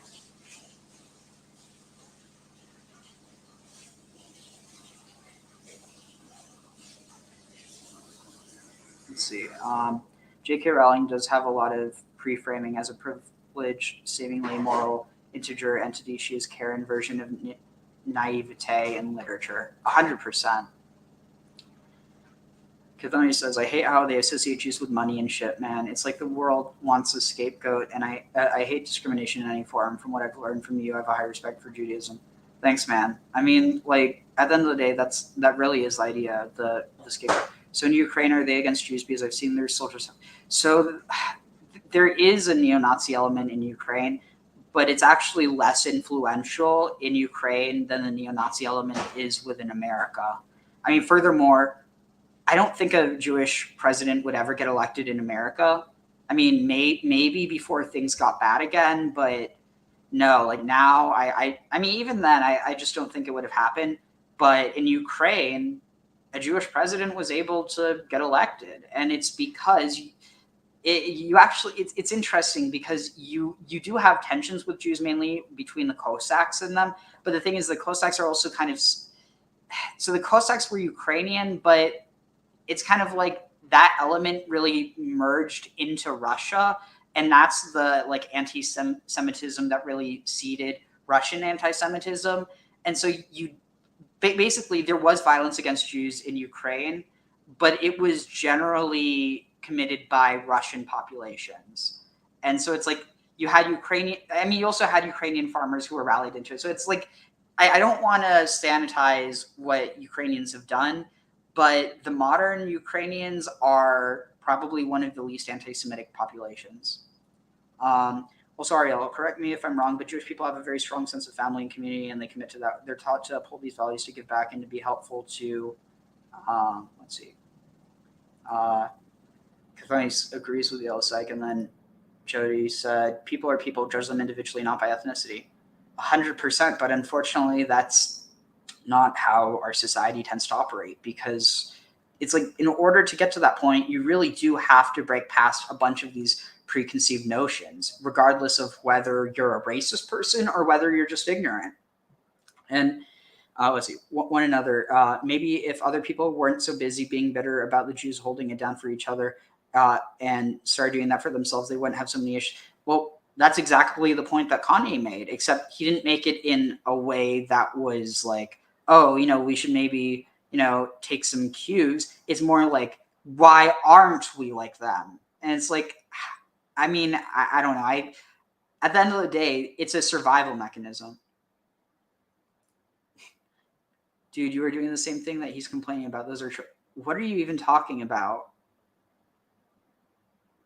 So you're admitting that that is a Jewish trope, that those goblins fit a Jewish trope? Or like, what are you saying? Because it's not really clear. But let's see. Here, I'm going to try to find the video. Let's see. Oh, right. It was, let's see. Let's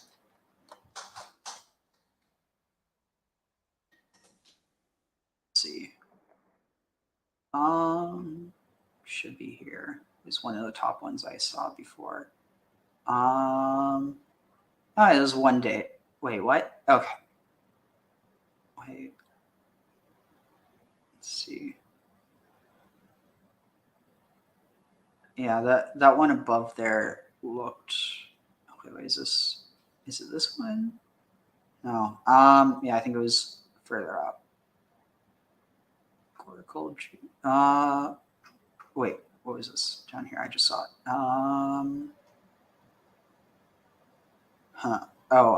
Let's see. Yeah, here. This one above should be good. I mean, I'm going to disagree with it, but no, I don't want to answer. I'm like.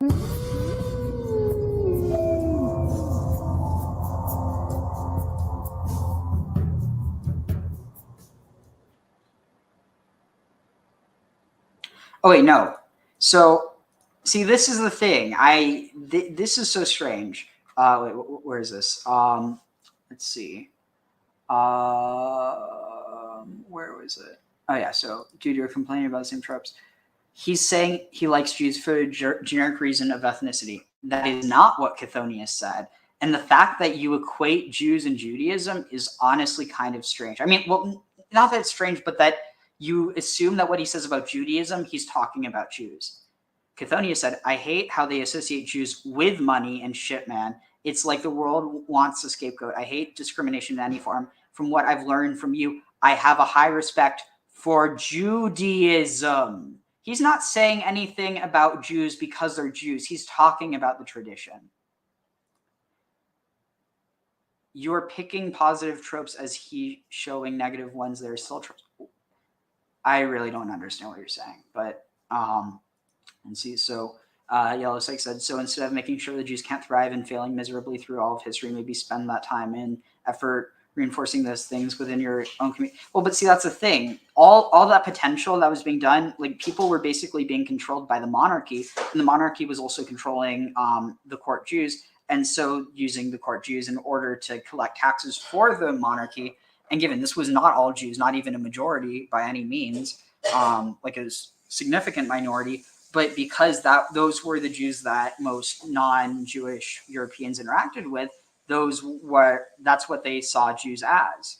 And so as a result, you have this perception that Jews are moneylenders or that Jews are bankers. And that's the reason why you can't just, dismiss the fact that, oh, well, the goblins are just bankers, because it's encoded within that trope, like you're saying. And again, not all Jews are bankers. Most Jews aren't bankers.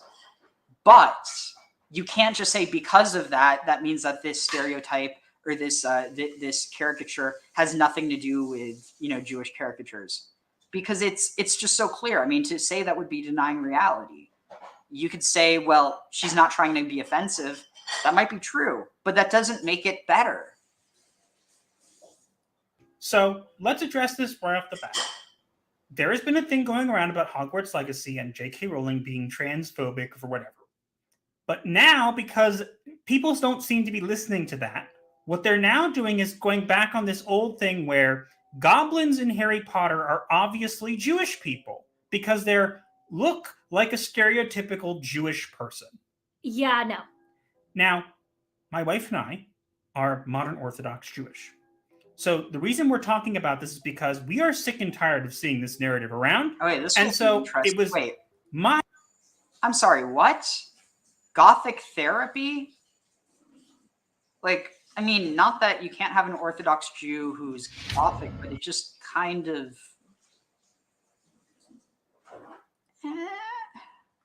I don't know. It just. Again, not saying it can't happen. It just seems a bit out of the ordinary. But, nothing wrong with breaking perceptions. Easy Wheels started as my college project. Wait, what? And Hold on. Control.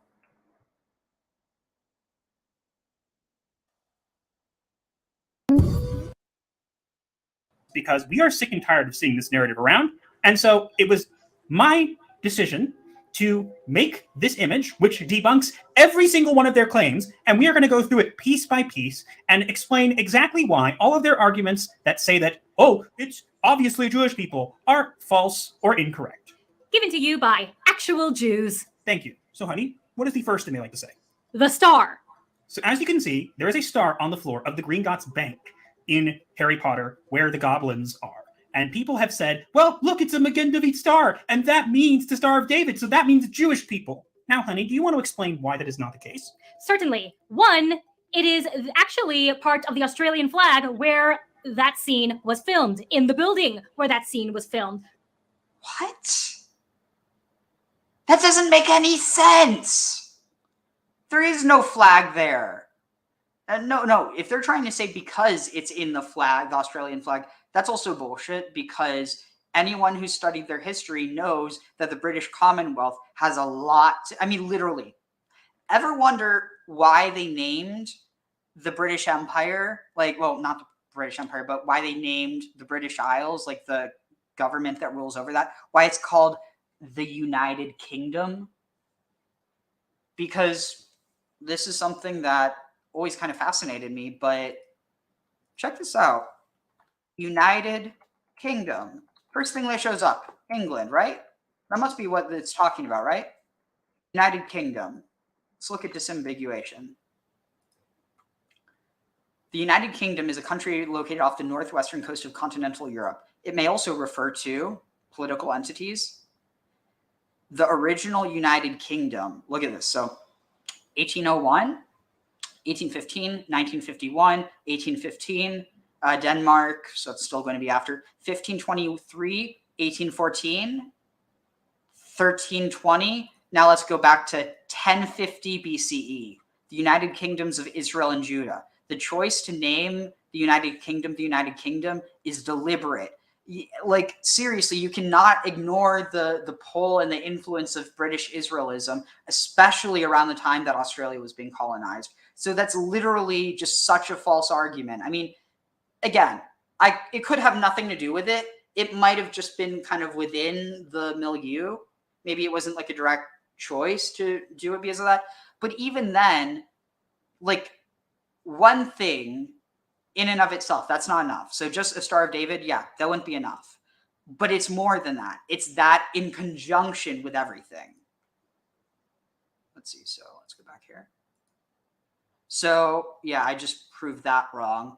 They're basically trying to find a reason why the Star of David isn't anti-Semitic rather than a reason why it could be. And even the reason why they think it can't be is still a reason why it could be. Because there's this implication with British Israelism that they're the real Israelites, that they need to replace Judah. That was already in the architecture. Exactly. It is actually the Commonwealth Star. Now, this was changed later on, but when the floor was made in 1908, it was not changed. Therefore, the floor had the Commonwealth Star and was not a Star of David. Okay, but the bank wasn't made for the movie. So their point doesn't stand. It'd be one thing if it was the Australian Star when it was then, but it's not. So their point is completely moot. This is just a 6-pointed star, which nowadays is most commonly associated with Jews. Like the fact that it's on the Australian flag, most people probably don't even know. And even if they do, it's probably not the first association that people think of when they hear the 6-pointed star. It's just... like, I have a feeling they're probably just Harry Potter fans that want so desperately for Harry Potter not to be anti-Semitic. And again, I don't think that J.K. Rowling necessarily intended this, but it doesn't absolve it of being anti-Semitic. And if I may add, the hexagram is not unique to Judaism. It can be found in... Yeah, it's not unique. It also wasn't even really a Jewishly used symbol that much until around the 1600s or so. But it doesn't change the fact that it is one now. So, moot point. In occult, in Wicca, in Hinduism, as above, so below, alchemy. Just because it's more prominent in someone's angry. Jewish culture doesn't mean it does not mean that it is exclusive to Jewish culture. I think we've now thoroughly debunked this whole, well, the star is obviously Jewish. It's not. Yeah, we've proven it multiple different ways. So if you use that argument, expect to just get laughed at. Indeed. Now to move on to the next one. The next one is the horn. So as you can see on the right, there is an image of a horn. It's a goblin artifact. Which is... I'm not going to lie, I kind of feel like I'm being lectured to by Ben Shapiro. I don't know why, like a Harry Potter fan, Ben Shapiro. In the game. Hogwarts Legacy. They're saying that this is what is called a shofar in Jewish culture, which is a horn that is blown at certain times. So this is another poor argument. So here, I'm going to pull up the tweet because they don't show the actual, let's see, goblin shofar.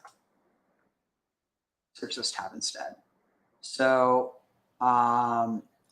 let's see. So let's see, where is it?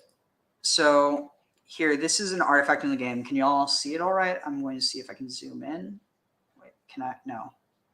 So whatever, I'll just read it. So horns like this were used by goblins during the 1612 Goblin Rebellion to rally troops and generally annoy... Okay, listen. So during the 1612 Goblin Rebellion to rally troops and generally annoy witches and wizards, the horn was discovered in the aftermath of the rebellion inside the Hogshead Inn with a wedge of gorgonzola stuffed inside, presumably to mute it. So some people were going around and saying, oh, gorgonzola is a non-kosher type of cheese. It's... no. Like... it can be made kosher. Any cheese can potentially be made kosher, except for maybe like casu marzu.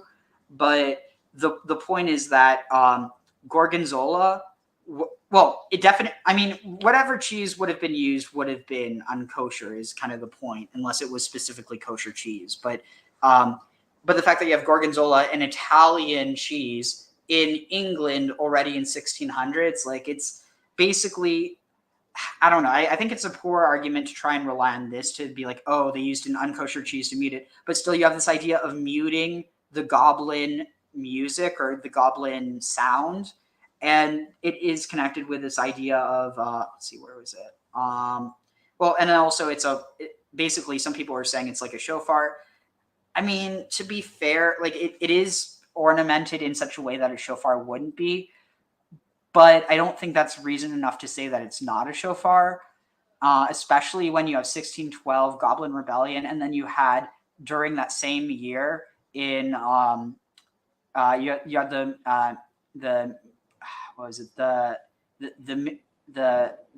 Fett Milk uprising in Frankfurt, I think. Let's see. Let's look at some of the comments. Let's see. I'm a Harry Potter fan and I see it. It's literally a fucking book series from the 90s. I enjoy the movies and the books, but I don't enjoy bullshit like Cho Chang. Yeah, me neither. Question, has J.K. Rowling addressed any of this or is she not saying anything on it? I'm just curious. I'm not actually sure. As a millennial and as a Harry Potter fan, I literally fucking hate Harry Potter fans or the fandom in general. It's so true. Anyone that knows a little something about something knows how powerful a symbol the Star of David is. I never knew, though, it was supposed to represent Hermetic. So, I mean, it is connected. It's this idea of God and man, or above and below, or like heaven and earth. But within a like Hermetic context, it's understood as male and female as well. Let's see. People are so fucking stupid and way too invested in this shit. So you do see the anti-Semitism with the goblins in the bank now? Yellow site. I'm a fan of Harry Potter too. I pre-ordered the last book before it came out. I hate the Dumbledore movies. Chinese Nagini didn't make sense. Nagini is Hindu myth. I think she was. Yeah, I'm not sure about that. But let's see. She was too lazy to change the year. Actually, like the Dumbledore movies, I think there's some interesting stuff going on. Oh, I mean, I haven't actually seen the newer stuff. I basically haven't seen anything past the last movies that were, like the. Okay, let's see. So, okay, what was I looking for? Right. Here, let's see. What was it? Oh yeah. Goblin shofar muting annoying music. Let's see. Wait, no. Sorry. But the point is really important because there's an academic article that relates to this. It's let's see. Goblins annoying wizards. Let's see. Huh.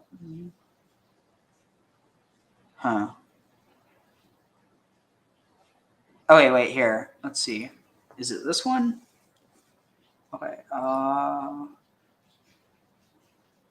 Let's see. So, let's see. Yeah, so I mean, there are people who are covering for the franchise, but at the end of the day, even if you take out one of the things, you still have everything else. I just wish I could find. Okay, it's let's see. Jewish music annoying Christians. Harry Potter. Dang it. Jewish, maybe not music. I'm not sure. Sorry about this. It's an important point. Otherwise, I wouldn't be looking so hard for it. Okay. Goblins, maybe. Okay, here. Dang it. This is. Yeah. So this person writes, well, the original depictions of goblins are a Jewish character. Not all, but some. Big nose, greedy bankers. Like she doubles down on it in the game. Well, J.K. Rowling didn't make the game, but still. Goblin artifacts that resemble shofars, type of horn used in Jewish practices, down to the bands on the sides. Some, not all. Being used to annoy wizards. Apparently, there was a weird anti-Semitic notion that those were. Okay, maybe it's something about. Let's see. Shofar annoying, maybe. Okay, here. Let me see if I can find it here. Dang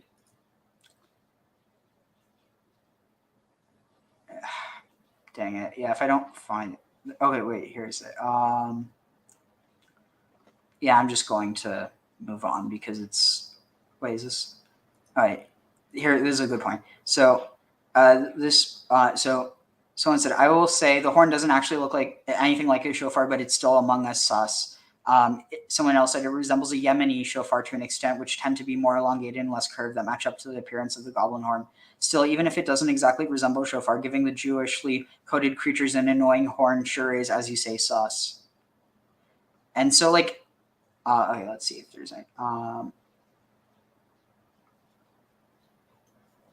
See, I'm sorry, that's a BS argument. Because you're saying, well, no offense, but I think dissecting things in order to take offense is just part of the problem. People think everyone else is responsible for their own pain. Alchemy is the path of recognizing. If alchemy is the path of recognizing, how come you're unable to recognize when there's something that's very clearly emblematic of something else? Like, the thing is, we're only going through this in order to prove the point that this isn't merely just someone saying, oh, those are Jews. That it's a like multiple things. Even if it's not deliberate, it's multiple things. Yes, our pain comes from ourselves because all of our pain is generated by our minds. That doesn't mean that other people aren't responsible for when they hurt us. That's bullshit. If you think that, I'm sorry, but it is. I had the Gryffindor scarf and almost went to the movie premiere in Hogwarts school uniform. Read on, Matt. Like, I seriously do not understand how you can think that, like, yes, we are responsible for, like, are you responsible for your actions? And what happens if your actions cause someone else to feel a certain way? Are you responsible for that? Like, at the end of the day, we're not responsible for how we feel. We're responsible for how we act. That's different. And how you act impacts how others feel. And like, to deny that is just denying reality. You don't have to believe that, you don't have to believe that you have to apologize when you offend people or when you do something that hurts people. But like, just know that people are going to look at you in a certain way. And if you're fine with that, that's fine. But it's just like, it feels very victim blamey. Jody Thrush just said, sorry you feel that way. And if this says, yeah, you're right, Ariel. Jody, the art of being a victim is being refined these days. I'm not talking about victim culture. I'm literally talking about recognizing when there's a problem. I'm not saying, oh, it's such a problem. Like, no one should buy this. Like, I mean, I'd be a hypocrite if I said that. But the point is that honestly, it kind of sounds like there's certain people who feel victimized by people talking about this. That's what it feels like. Because, like, I don't know what your thoughts are on Harry Potter. Maybe you just don't even care about Harry Potter. But at the end of the day, like, I'm not acting like a victim here. Amethyst said, I don't believe in a lot of things, but I don't need to act on that. I just need to tolerate it and live my life peacefully. Exactly. So let's see. Let's get back to here. This is the year to ask for repentance from God for our sins. And in the days of kings, they were sounded in battle. Yes. Now, this is a goblin horn, and they're saying, oh, it says 1612, which is a year of a goblin rebellion, which is supposedly a year of something bad that happened in Judaism. No. Mm-mm. And that it's stuffed with gorgonzola cheese, and behind the hog's head, which the hog's head is obviously referring to pigs, which means pigs are not kosher, and the gorgonzola cheese is not kosher. Therefore, it's obviously a reference to Jewish people. That's quite the leap. Yes. So I want to read, from what I found, one of the earliest recorded stories that bring up goblins as these mythical creatures. The Benevolent Goblin is a folk story written by an unknown author that was compiled in British Gestia Romanorium between the 13th and 14th. The Benevolent Goblin. But are the goblins in Harry Potter benevolent? See, that's the interesting thing. Goblins weren't originally anti-Semitic. They were turned into anti-Semitic caricatures. Like, they got fused. What if J.K. Rowling took it on the chin and said, well, I was intentional, the goblins in my works do reflect certain negative stereotypes about Jewish people that have been permeating in I'm guessing, European continent. Yeah, that would be good. And not only that, she could go as far and in her further work, given still a transphobe, still a terrible person in that regard. Because, I mean, at the end of the day, not saying so, given, I mean, what the implication is yeah, but basically, if you are actively using your money and your power in order to diminish other people's identities, specifically trans people, like, I have no sympathy for you. But the point is that, yeah, if she did this and furthermore wrote it where in the future that the goblin world or that the wizarding world started to realize what they had done to the goblins and that the numerous goblin rebellions were revealed to actually be attacks by the wizarding world upon them, well, that would be interesting because then she could actually redeem the fact that she used goblins as a as this motif. But she's been silent. And that's the thing. Actions speak louder than words, and inaction is action. It's the lack of action, the deliberate choice not to act. It took me a while to notice a lot of hidden messages and brainwashing in a lot of ads and movies, but when I do realize it, it makes me rethink the world in a different way. 100%.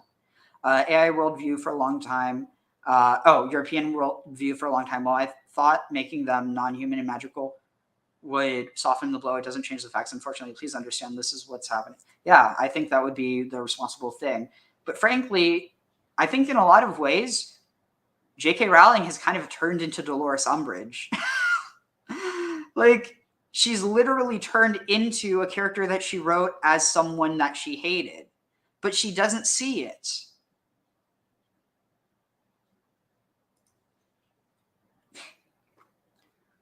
Okay, well, that's on you. But the thing, like, I bet you have an issue with certain things. You might not refer to it as problematic because you have an issue with that word.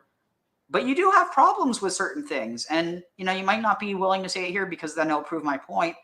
But nobody finds that they go about their life and that they have no problem. If you believe that when you have a problem with something that's on you, then that's on you. But the thing is that you shouldn't expect the rest of society to conform to that idea. Okay, good. Just as long as you recognize that. But you shouldn't be forcing other people to conform to your idea that, you know, that everyone has to, like if I'm sad, then I have to find out how I can become happy. Well, what if you're sad because someone just killed your dad? You know, how are you going to make yourself happy in that case?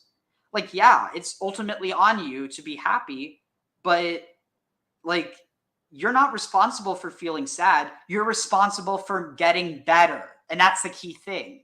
You're not responsible for what happens to you. You're responsible with how you deal with it. But the thing is, how something causes you to feel is something that happens to you. And you can't pretend like it isn't. Anyway, let's get back on track. Centuries. The plot was as follows. In a wooden hill in England, there once had lived an unusually friendly, helpful goblin. This goblin wore a red robe, and he would help the local knights by offering a mysterious drinking horn that was encrusted with gold and jewels. When the knights drank the unknown liquid from the mysterious horn, they would become miraculously cooled and refreshed. And so they're claiming that this horn represents a shofar, which a shofar is a trumpet horn, not a drinking horn. They are two very different things. This just thoroughly debunked what you... No, it doesn't, you idiots. Pardon my language, but like, that's a really idiotic argument. Yeah, so they're not idiots. They made an idiotic argument. The horn is literally a sounding, like it's literally a horn that you blow out of, not that you drink out of, the one that's referenced in the Hogsmeade Inn. So they're full of crap if they're trying to say that debunks it. Also, I have no clue what you mean by that. That is a life issue you got to get through after Buddy goes to... Who's Buddy? I have no clue what the hell you're talking about.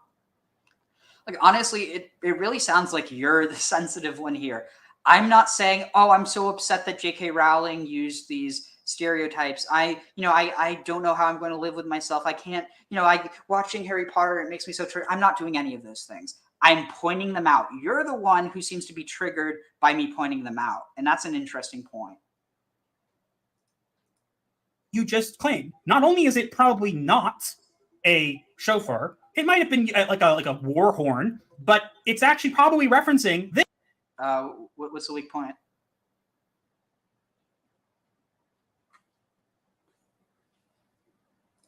But here, I'll continue in the meantime.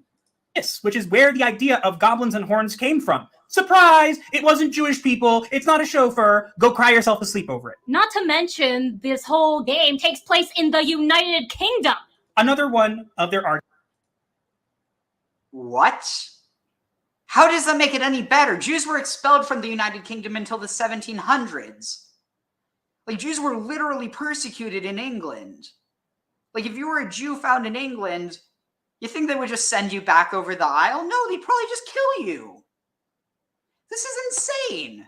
Like, they're carrying water not only for the anti-Semitic British, or the the British crown, but they're also carrying water for Harry Potter. I mean, at the end of the day, not saying you have to not like Harry Potter. I think it's possible to separate art from the artist. But at the end of the day, like, let's see. That's the thing, Ariel. It's them getting mad. You're calling out the chosen one, Harry Potter. Yeah. Oh my God. Wait, that reminds me of. Oh, I need to find this. Let's see. Let's see if I can find this. Come on. Dang it. I'm gonna have to. Maybe. How am I going to do this? Let's see, memes. I posted in the meme chat. 1 second. This is just too perfect. Memes. Let's see.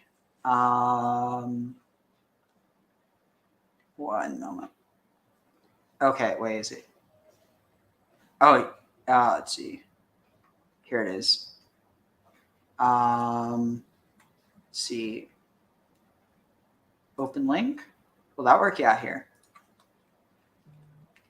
The Zionists support Harry Potter because he is the promised Messiah.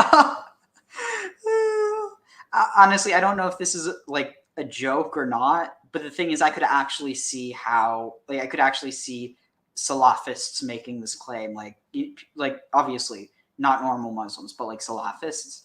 But on the other hand, it could easily just be a meme.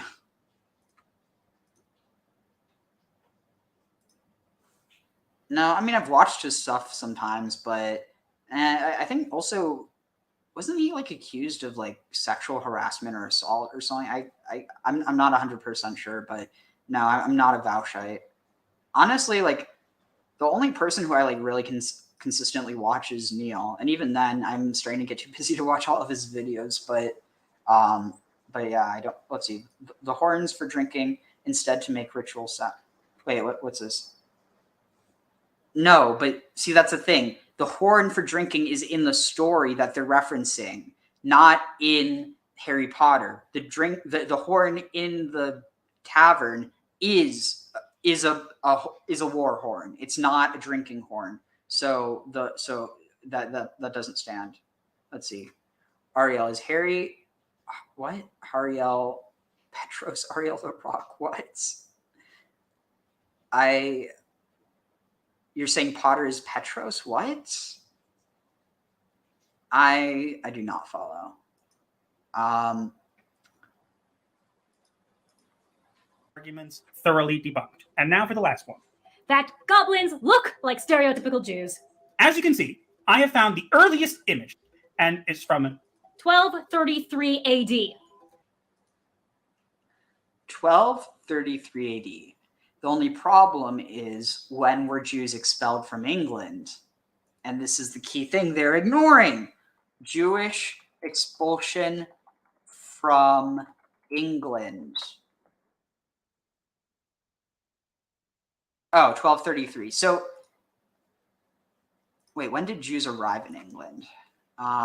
So the Edict of Expulsion was in 1290. So like 60... or a little under 60 something year. Okay, Jewish admittance to England. 1070. The first written record of Jewish settlement in England dates back to 1070. Now, I'm sorry, but it's kind of ridiculous to expect a British depiction of goblins, assuming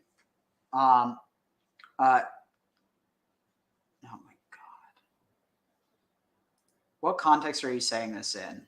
Are you saying that the depiction is being used to stereotype them, or are you actually trying to make that claim? Because one's going to get you kicked from my channel, and the other is going to let you stay. Though I kind of have a feeling which one it is. let's see, what was I talking about? So 1070. So 1233. So there's, let's see, 1 second. 1233 minus 1070. 163 years. 163 years is kind of short for caricatures to get connected. The thing is, the connections were they weren't drawn by English people. They were drawn largely by Germans. The thing is that I don't know exactly where they're getting this from. Okay, they're saying by A. Pickering, and this is, wait, no, wait, what? Oh no, this is the 1233. Okay, I was reading the wrong one, but still. So 1233. So which one are they saying is the goblin? Yes. And as you can see, if you look on the left, there's these 3 men. They are Jewish people. Ah, these are caricatures of Jews, and you love it? Yeah, go fuck yourself.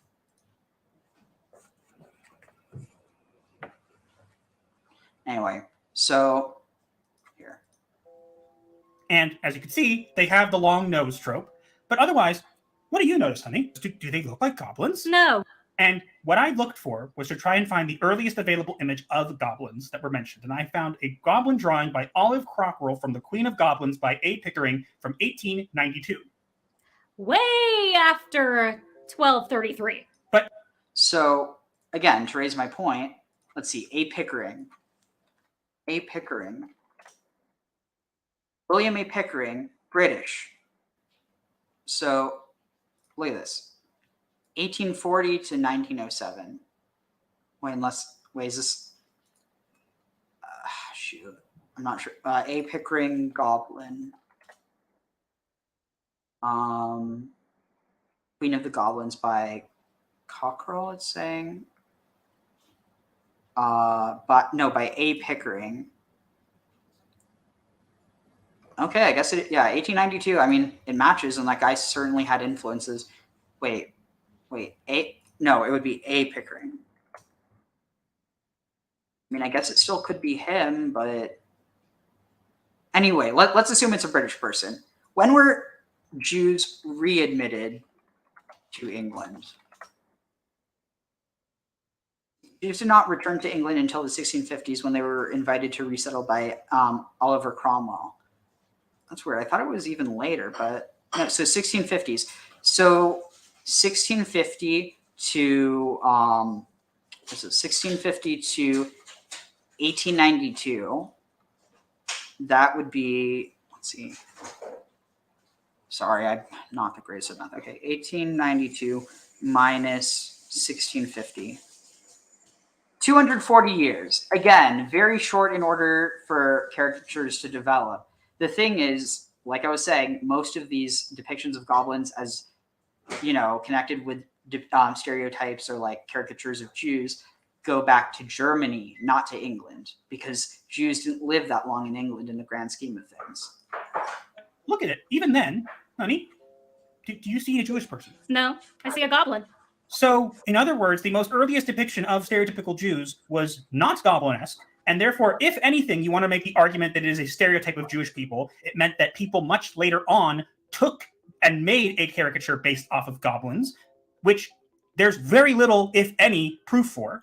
Again, another one thoroughly debunked, and you could say, again, maybe there's some sort of threads of evidence that may, but I think we thoroughly debunked all these claims, and I think that if you're not a Jewish person, you shouldn't speak for all Jewish people, and if you are a Jewish person and you're finding reasons to be offended, hopefully this video puts those to rest. If it doesn't, I would seriously question why you're looking to be offended so badly. Seriously. Brought to you by... See, that's the thing. At the end of the day, I'm not that offended. What offends me is when people try and tell me that what I'm seeing isn't real. Because at the end of the day, like, it would be one thing if I knew that J.K. Rowling was inherently trying to be anti-Semitic. But I don't know that. The thing is, when people are trying to say that looking into it is anti-Semitic or saying that it is anti-Semitic, like, that's just insane talk. I mean, that's like saying that if you say fire, that somehow you must be the one that started the fire. It's insane. 2 real Jews. Thank you. Have a nice day. Bye-bye.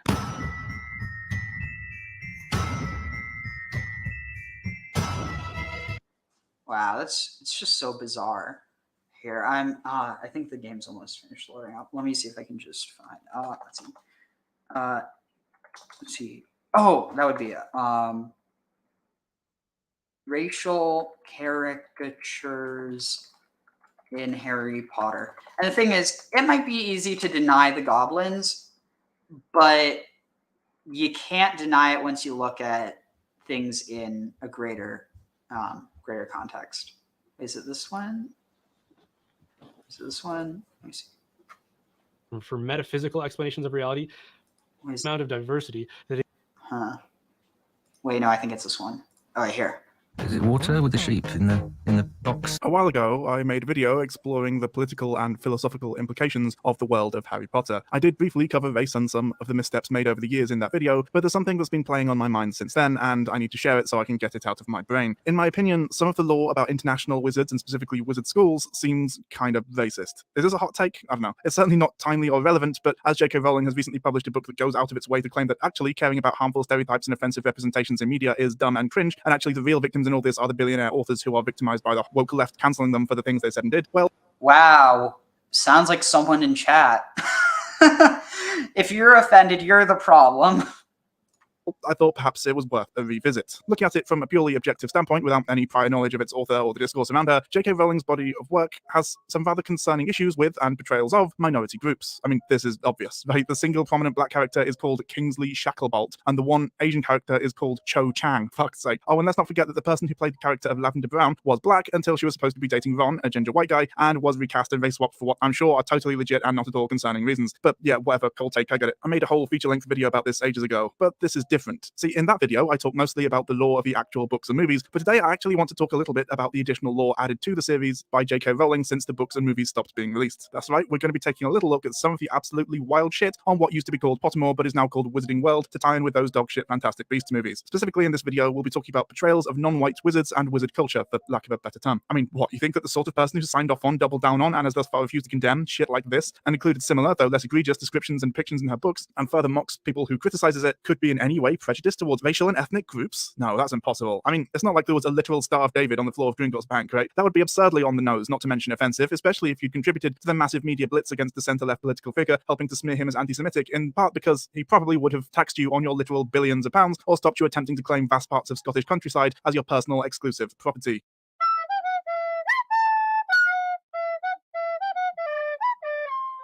But alright, let's talk about African wizards. According to J.K. Rowling, shall we? Taken from her writing on the same website that once asked the important question of whether or not slavery is bad and came down in the middle somehow. This should be fun. First off, we have to talk about the ways in which Rowling actively plays into lazy but sadly prevalent stereotypes surrounding the African continent and its people, in much the same way as her goblins played into anti-Semitic stereotypes about avaricious, ugly, hook-nosed creatures obsessed with money and who exist parallel to, but in opposition to, the mainstream. So how does she do that? Well, in a number of ways, but let's focus on two main ones. One, Africa as a monolith. The moronic, stupid idea that all of Africa, one of, if not the most culturally diverse places in the world, is somehow a single, simple, monolithic culture, unlike, say... This is the key thing.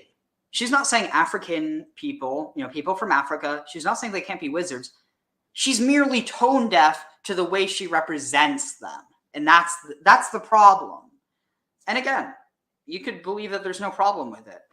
But if you think that people who have a problem with it, if you think that they're the problem, then why do you have a problem with people raising the issue? Because it sounds like you have just as much of a problem as they do, which raises the question, if you don't think you have a problem, then why do they have a problem? Because there is a problem, and it has to do with the way it's written. Not saying that it should be rewritten, but merely that it should be acknowledged and used as a means to educate people. Because at the end of the day, trying to ban something only makes it more popular. So what you have to do is you have to contextualize it. You have to make sure that people... again, you can't force people to view something in a certain way, but you have to force that conversation. Otherwise, it's just going to get uncritically absorbed. And that's the danger.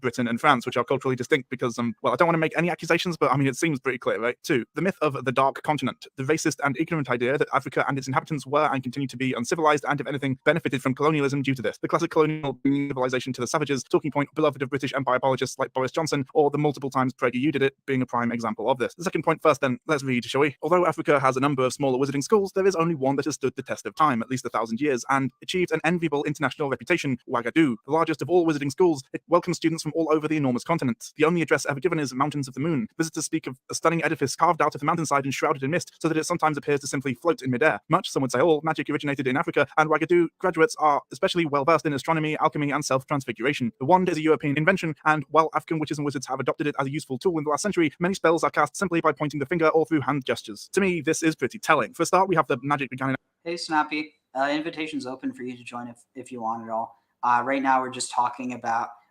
was debating with some people in the comments of, well, just one person really, about, whether the, depictions of, oh, no worries. If you want to hop back in, you can. I'll just post the link again for anyone who wants to join. But yeah, basically, we were looking at, the connection. Also, I literally debunked point by point the debunking that this one Jewish couple was trying to use in order to say that, the goblins aren't anti-Semitic stereotypes. But she really wants to travel the world if she wants. Wait, she really needs to travel the world if she wants to include other continents as part of her wizarding world. Yeah, but even if she did that, she would still colonize traditions in a way that would be really disrespectful. I mean, yeah, it would probably help her writing, but at the end of the day, she's already done so much damage that I think more than anything, it's about trying to, teach the next generation, what narratives are actually necessary to because at the end of the day, there's nothing wrong with having a Jewishly coded group. The problem is when you portray them in such a way, and then when they are actually mistreated in the world, and you just normalize within the world that they're treated that way, and yet there's supposedly good people who are treating them this way.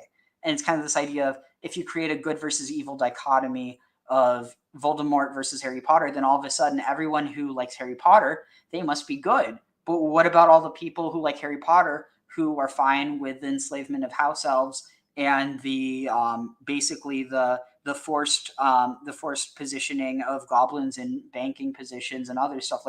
At the end of the day, it kind of it breaks apart. I think it's a good way, this type of analysis and this criticism is good in order to view. Yeah, there's someone who's trying to join that. Their name is Jews Suck Hitler's COCK. Yeah, go fuck off. I'm banning you from. Oh, well, I can't do that because he already left. Yeah, go fuck yourself. So, anyway, let's see. So, what are we saying? So, No Name said, yeah, Amethyst, I think she's a well-traveled, but I could be wrong. But yeah, so Snappy, what we're basically talking about is how, these representations could be used in a positive way, but ultimately they aren't. She could any day be like, well, I'm actually going to retroactively change something, which I don't even think would be the best thing. I think what would be better, given she's not going to do it because she's not interested in actually changing. She's only interested in looking a certain way.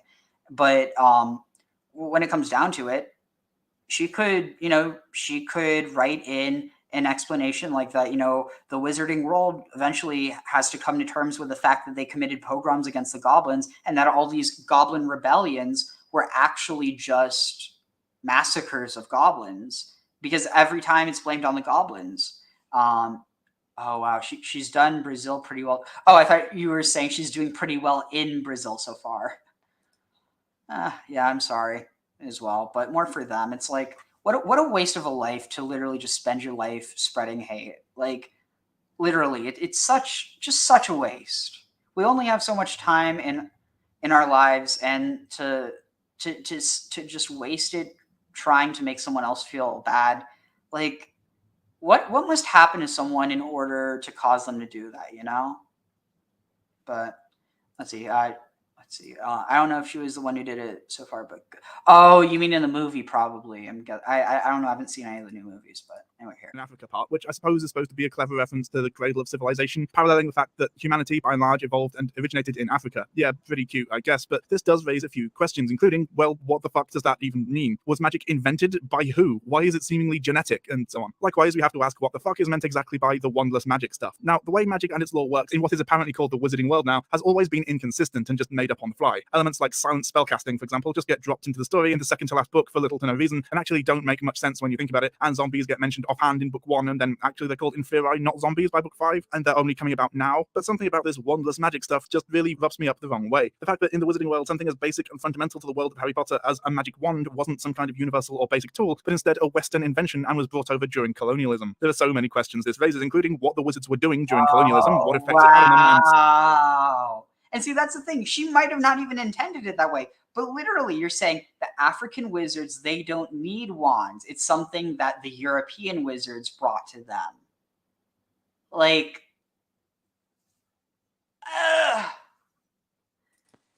hey, ChatGPT, I forget. What did you go by before? A Nanny Mouse and none of your business. Oh, yeah, no, I meant just like, in chat, anonymous.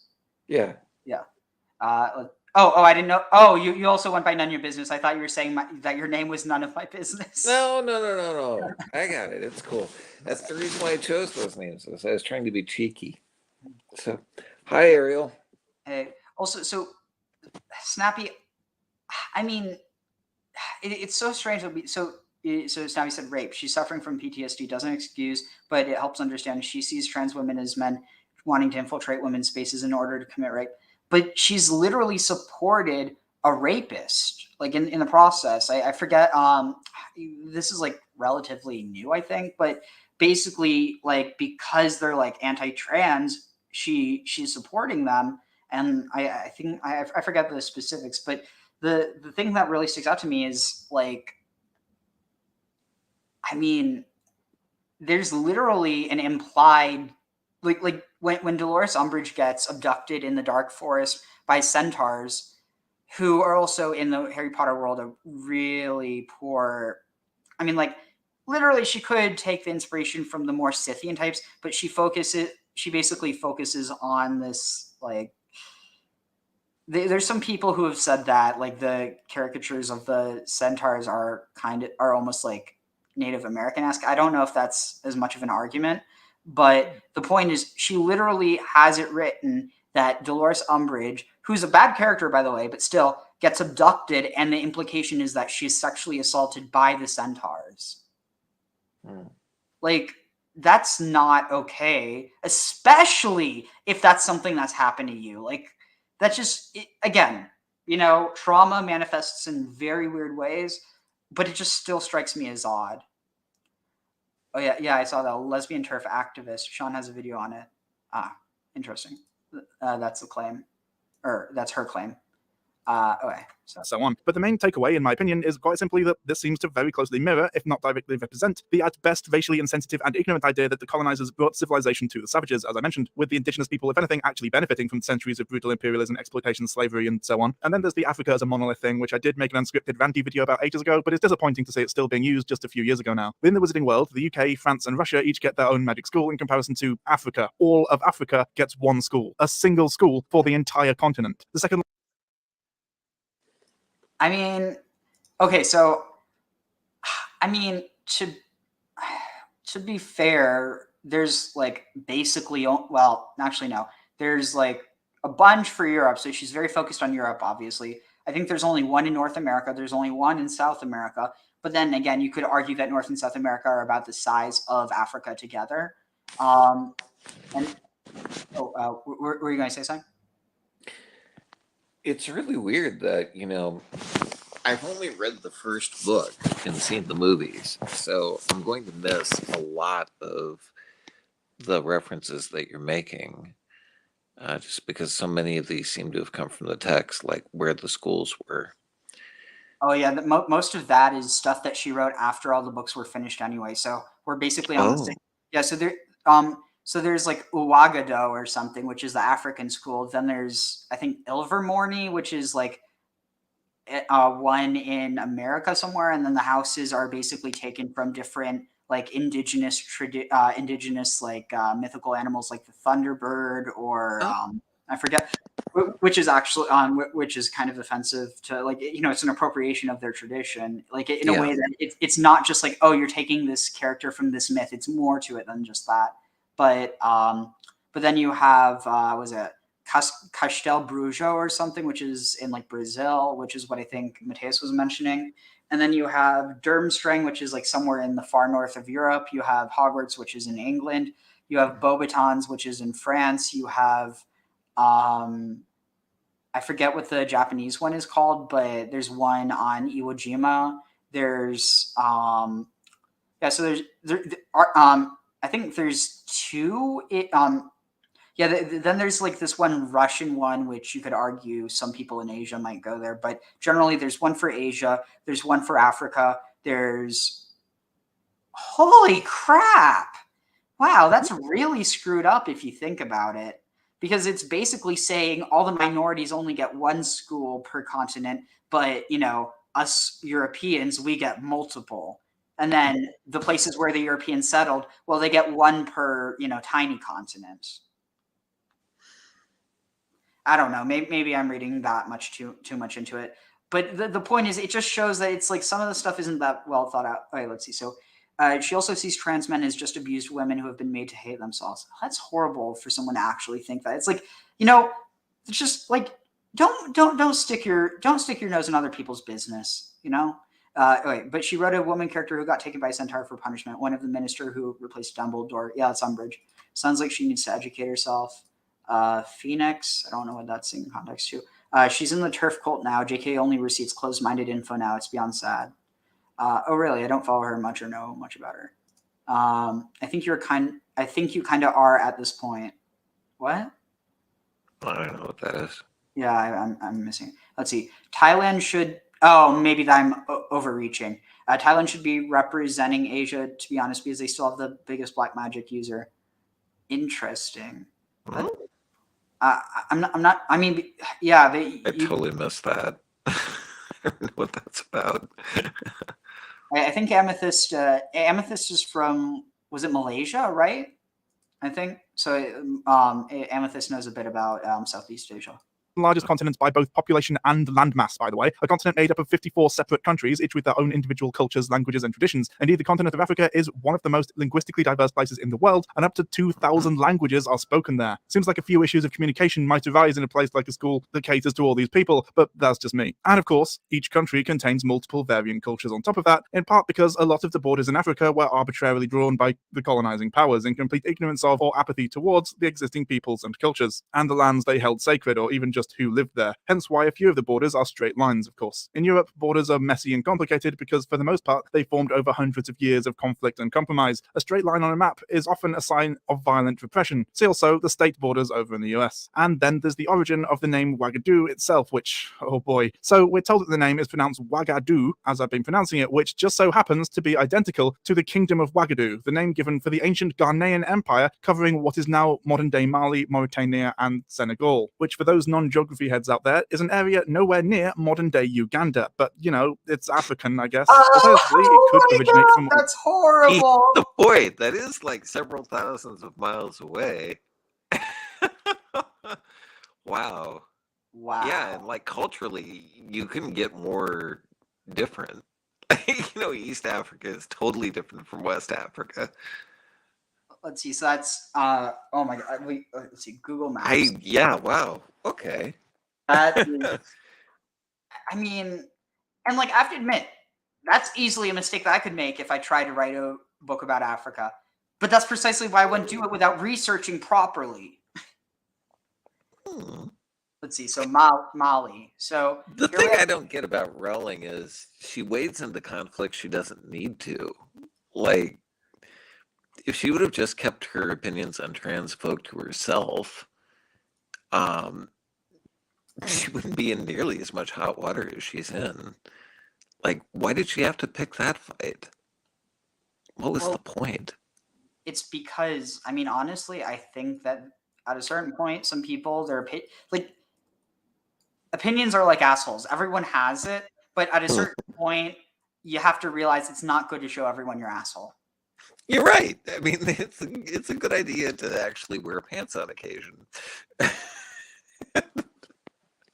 I wonder why it is that she doesn't. Right. So here, let's see. So there's a bunch of places called Ouagadougou within this region. So let's just say from Hotel Ouagadougou, directions from here to Uganda. Yeah, or Kampala is the name of the capital of Uganda. It's I was spelled just going to. Kampala. I was just going to specifically Uganda, or I guess narrowly Uganda. Okay, so this is holy shit. Okay, wait, this is so a 114-hour car drive. Oh yeah. This is how many? This is here I want it to tell me. Let's see, options. Tell me in miles. Okay, And in so Mali. so this is 4,500 miles. Let's see what that mileage will get us here. That's like the east coast of the United States to about Montana. Add stop. So from here, so France to, well, let's say Beauxbatons. Oh, you're talking in Europe. Oh yeah. Yeah. It's going to be almost the entire continent. Okay, Like Europe's tiny. Here. So let's say somewhere in Russia. Maybe that's where, or I don't know. Like let's say, I don't know, Finland or Sweden. That might be where Durmstrang would be or something. So let's see. Add destination. Let's see. Maybe Estonia. I don't know. Yeah, that's okay. So look at this. So now let's get rid of here. Let's see how long this is. Wait, what? Oh, wait, it's still loading. Enter. Okay, so this is, holy crap. You see this? Look at this. Show this me. is like, you could, like the distance that you have between, like, let's say Durmstrang and France, or let's say it's over, well, I mean, that's much closer. Let's say, okay, so France, there's Beauxbatons, there's Durmstrang. Okay, let's just say it's somewhere in, like over here by Russia. Even if it's there, it's still not even close to half, or it's a little over half the distance from Burkina Faso to Uganda. It's like, and it has to do with how, like, because the perspective is shifted by the fact that it's a globe, that we perceive it to be, like, oh, it must be, like, it looks the same, but it's actually twice. You know? Yeah. And culturally, it's even further apart. I mean, Uganda was a British colony. Mali, Mauritania, in that general area where your other arrow is, those were all French colonies. And, you couldn't get more distinct. Like, they pretty much have nothing in common with each other than the fact that they're both on the same continent. Yeah, but it's like even that idea of Africa as a continent, who came up with that? Colonialists. Like, yeah, it's, a lot of it, the British came up with this idea called divide and conquer, and they pretty much used it everywhere that they established a colony. And in Africa, the way that it manifested is they went around to a lot of the tribal chiefs who previously would act sort of like moderators and group discussions almost, kind of keep the peace, but not much authority beyond that, and gave them taxing authority. And that caused a lot of division, and that division is what allowed them to put just a few colonial overlords in a given British colony in various parts of Africa and managed to control the entire population within it. And it has been the source of a great deal of human misery ever since. So sad. It is. Like, that's one of the things, that colonization can't succeed without a level of self-colonization, given it's almost always done under duress, but you can't deny it. No doubt, no doubt. But yeah, it's like just really striking that, like, I mean, like, it really shows just such a, you know, Eurocentric perspective to think that the distance between them, oh, you know, like,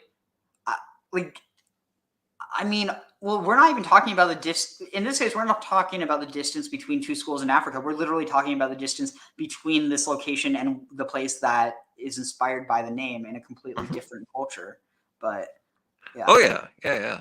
And another thing that was notable, you mentioned earlier, something that I didn't know, was that you mentioned that Thunderbird was one of the characters that was used for one of the schools, I think, right? Yeah. And that's a god in coastal Salish cultures. So imagine somebody taking, let's say, Yahweh and making him the school mascot. Probably kind of offensive. Yeah. You know, a little bit offensive there, you know? Just a little, just a smidge. Yeah, you know. Yeah, modern day Uganda, but you know, it's African, I guess. Alternatively, it could originate from Ouagadougou, the capital of Burkina Faso. But again, Burkina Faso is not Uganda and again is situated quite some distance away from it. It could also be a reference to the hit song Agadoo, but I find that unlikely. You can really see why people accuse Rowling of being a little bit ignorant when she decided to add this bit of lore, can't you? These illustrations are over the top. Yeah. If there's one thing Rowling used to be good at before she started writing exclusively self-insert cringe fanfiction where she is the innocent victim of LGBTQ plus people existing in public, it's making surface-level hints at real-world European mythology and folklore, like Dobby, for example, being a reference to ancient Celtic legends about household spirits, a theme that applies to many of the magical creatures that make an appearance throughout the books, to the point where it does genuinely seem like this is an interest of hers, though admittedly she does change or misunderstand a lot of the myths and legends surrounding these creatures. The problem with this isn't really evident within the main 7 books for a number of reasons, the main one being that British these creatures. The problem with this isn't really, admittedly she does change or misunderstand a lot of the myths and legends surrounding these creatures. The problem with this isn't really evident within the main 7 books for a number of reasons, the main one being that British and Northern European folklore seems to be something Rowling is relatively knowledgeable about, so outside of a couple of easily made mistakes, it's for the most part pretty harmless. However, the problem comes in when she tries to add lore to her stories, easily made mistakes. European folklore seems to be something Rowling is relatively knowledgeable about, so outside of a couple of easily made mistakes, it's for the most part pretty harmless. However, the problem comes in when she tries to add lore to her stories covering non-European folklore. It tends to not go well, shall we say. Indeed, it does actually seem like she was a little bit lost when it came to African mythology specifically, and Native American folklore. Well, we'll get into that in a minute. As a case study, let's look at the simple matter of the location of Ouagadougou, shall we? Ouagadougou is situated in the Mountains of the Moon, which seems like an indigenous story based in ancient, presumably African legend at first glance. You may be shocked to discover, in fact, that it is not. In fact, the Mountains of the Moon is an ancient Greek term referring to a legendary mountain or mountain range in East Africa at the source of the Nile River. Of course, No. Oh, come on. Okay. Wow. East Africa is not West Africa or Central Africa. the ancient Egyptians were a huge part of the ancient political age, and a lot of people of the ancient... Also, the fact that it's the Mountains of the Moon is a term applied by given... The Greeks. Yeah, not in this case, not necessarily colonialist, because, I mean, how much influence they actually had on there, but they definitely, explored there. So it's still like, it's an edict term. It's not an emic term. Okay. Oh my God. She got a lot transvestigated from right-wing evangelists in the early 2000s could cause a trauma. Oh, so it's kind of like, look, this is how much not trans I am. See, I hate trans people. Therefore, and by the way, I'm not saying this as myself. I'm like speaking for her. I got you. So like, maybe it started like, because I mean, like, imagine if all of a sudden Michelle Obama started coming out as anti-trans, and it's like, that would be odd. Yeah, it would. But then, like, at the end of the day, the only thing that would really make sense would be because of that. I'm given it's a stretch to say. I don't think we could ever really know. But so no name. So transvestigation. It's a really, really weird, like almost like a cult that you'll find online. They're obsessed with looking at people's genitals and trying to determine whether they were born male or female. God, really? Yeah. Oh my God. And that's why I brought up Michelle Obama, because people make the same claims about Michelle Obama, and it's literally just because she's a black woman who was married to a black president. Wow. It's a weird thing because, like, I'll grant that I'm not trans, but there is sort of a neighboring community, I'm the G in the LGBT, they're the T in the LGBT, and it's a weird thing being somebody else's insult. Like, if somebody wants to make fun of a guy, they call him gay, and they use that word as if that were an insult, just the word gay was an insult.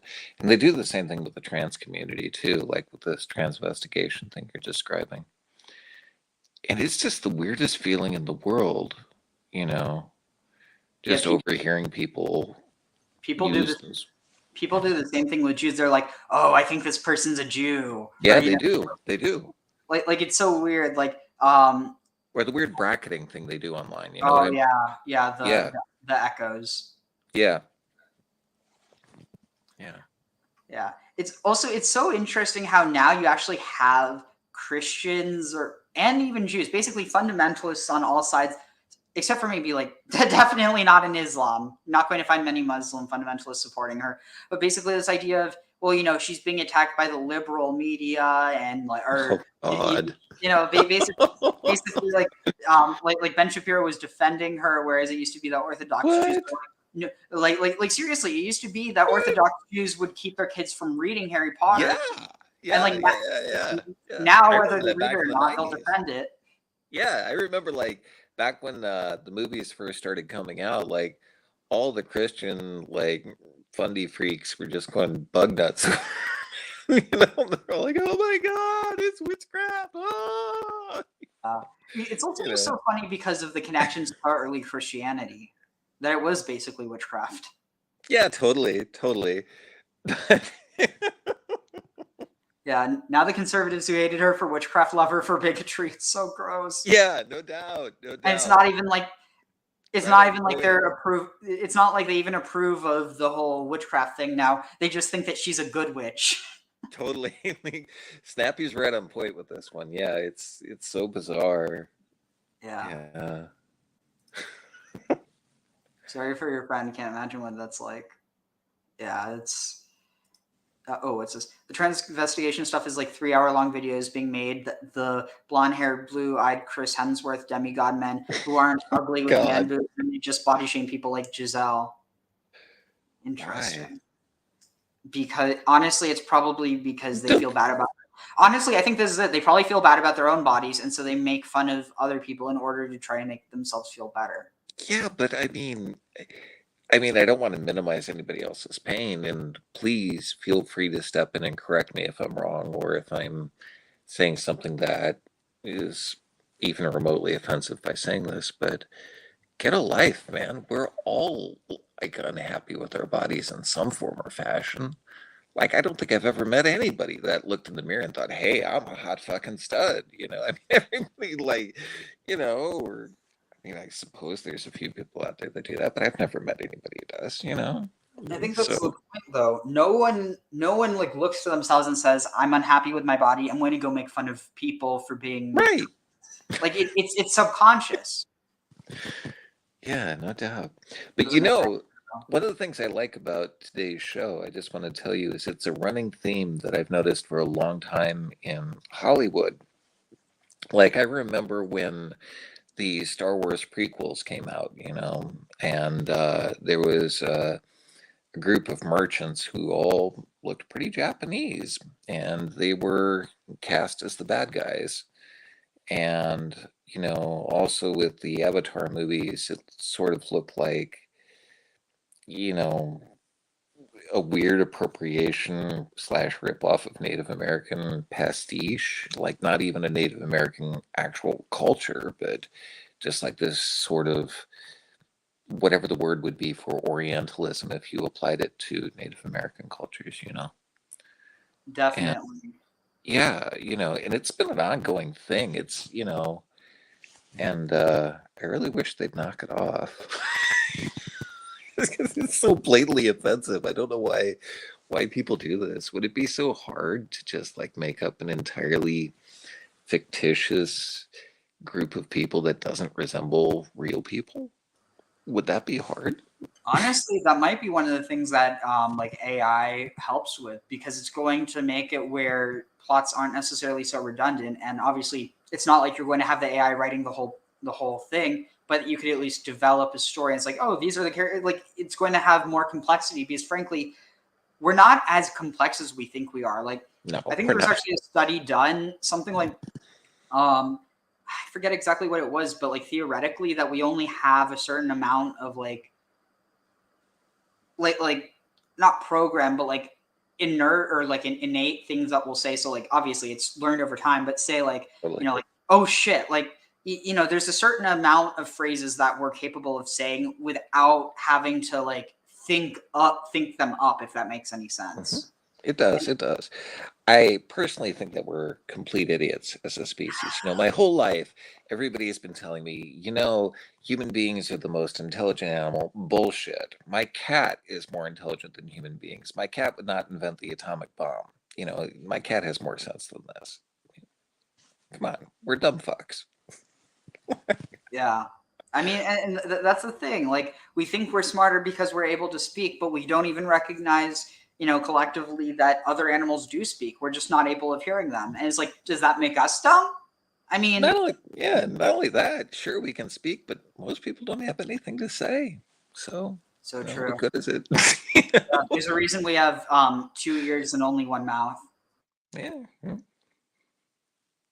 World were curious about the source of the mighty river that gave it its prominence and power, the Nile. Most of the early speculation was on the part of ancient Greek geographers, and indeed, according to some reports, it is speculated that a number of expeditions up the Nile failed to find the source. Eventually, a merchant named Diogenes claimed that he had found it and that it flowed from a group of massive mountains into a series of large lakes, a common belief about rivers for an extremely long time, as you may have seen on old maps. He reported the natives called this mountain range the Mountains of the Moon. These reports were accepted as true by most Greek and Roman geographers, most notably by Ptolemy, who produced maps that indicated the reported location of the mountains. Later Arab geographers, despite having far more knowledge of Africa, also presumed the report was fact and included the mountains in the same location given by Ptolemy. It was not until modern times that Europeans resumed their search for the source of the Nile. The Scottish explorer James Bruce, who travelled to Gojam, Ethiopia in 1770, investigated the source of the Nile there. He identified the Mountains of the Moon with Mount Amadamit, which he described surrounded the source of the Lesser Abbe in two semicircles like a new moon, and seemed by their shape to deserve the name of the Mountains of the Moon, such as was given by antiquity to mountains in the neighborhood of which the Nile was supposed to rise. James Grant and John Speke in 1862 sought the source of the Nile in the Great Lakes region. Henry Morton Stanley finally found glacier-capped mountains, possibly fitting Diogenes' description, in 1889. They had eluded European explorers for so long due to often being shrouded in mist. Today known as the Rwenzori Mountains, covering an area in both Uganda and the Democratic Republic of Congo, the peaks are the source of some of the Nile's waters, but only a small fraction, and Diogenes would have had to cross the Nile to reach them, which seems unlikely. Many modern scholars doubt that these were the Mountains of the Moon described by Diogenes, some holding that his reports were wholly fabricated. G.W.B. Huntingford suggested in 1940 that the Mountain of the Moon should be identified with Mount Kilimanjaro, despite Kilimanjaro being a solitary mountain rather than a mountain range and not feeding the Nile at all, and was absolutely ridiculed in J. Oliver Thompson's History of Ancient Geography, published in 1948. Academics posting drama reaction content for decades now. You'll love to see it. Huntingford later noted that he was not alone in this theory, citing Sir Harry Johnson in 1911 and Dr. Gervais Matthew later in 1963 having made the same identification. O.G.S. Crawford identified this range with the Mount Abuna Yosef area in the Amhara region of Ethiopia. So, what are we to make of this? Well, for a start, it makes very little sense. According to Rowling, Wagadu is in Uganda, though this was only revealed after people accused her of being deliberately vague in order to paint Africa as a homogeneous monoculture, and is shrouded in cloud and mist, which pretty much places it in the Rwenzori Mountains, on the Uganda side, obviously, but as we just established, this is generally considered unlikely by most modern scholars. Now, obviously, the immediate response to this will be something along the lines of, well, it's just made up, much like other fictional places in the Harry Potter universe, like Hogsmeade or whatever. And that's fine, but it is a little weird that it's widely speculated to be a very real place in the same kind of area, but somehow is right next to it or something. If anything, keeping it vague would actually have been better as far as lore is concerned, but this is just fandom pedantry, in my opinion, and whilst funny and kind of dumb on Rowling's part, doesn't actually make a huge difference. No, what is actually pretty disgusting, in my opinion, is the way that this mythological place, that is the continent of Africa's only significant contribution to the lore of the wizarding world, isn't even an indigenous African story or paying respects to literally any mythology or folklore originating in Africa, of which there is a lot, but is instead based on a Greek legend that persisted throughout the ages and was exploited by so-called explorers and colonizers in order to...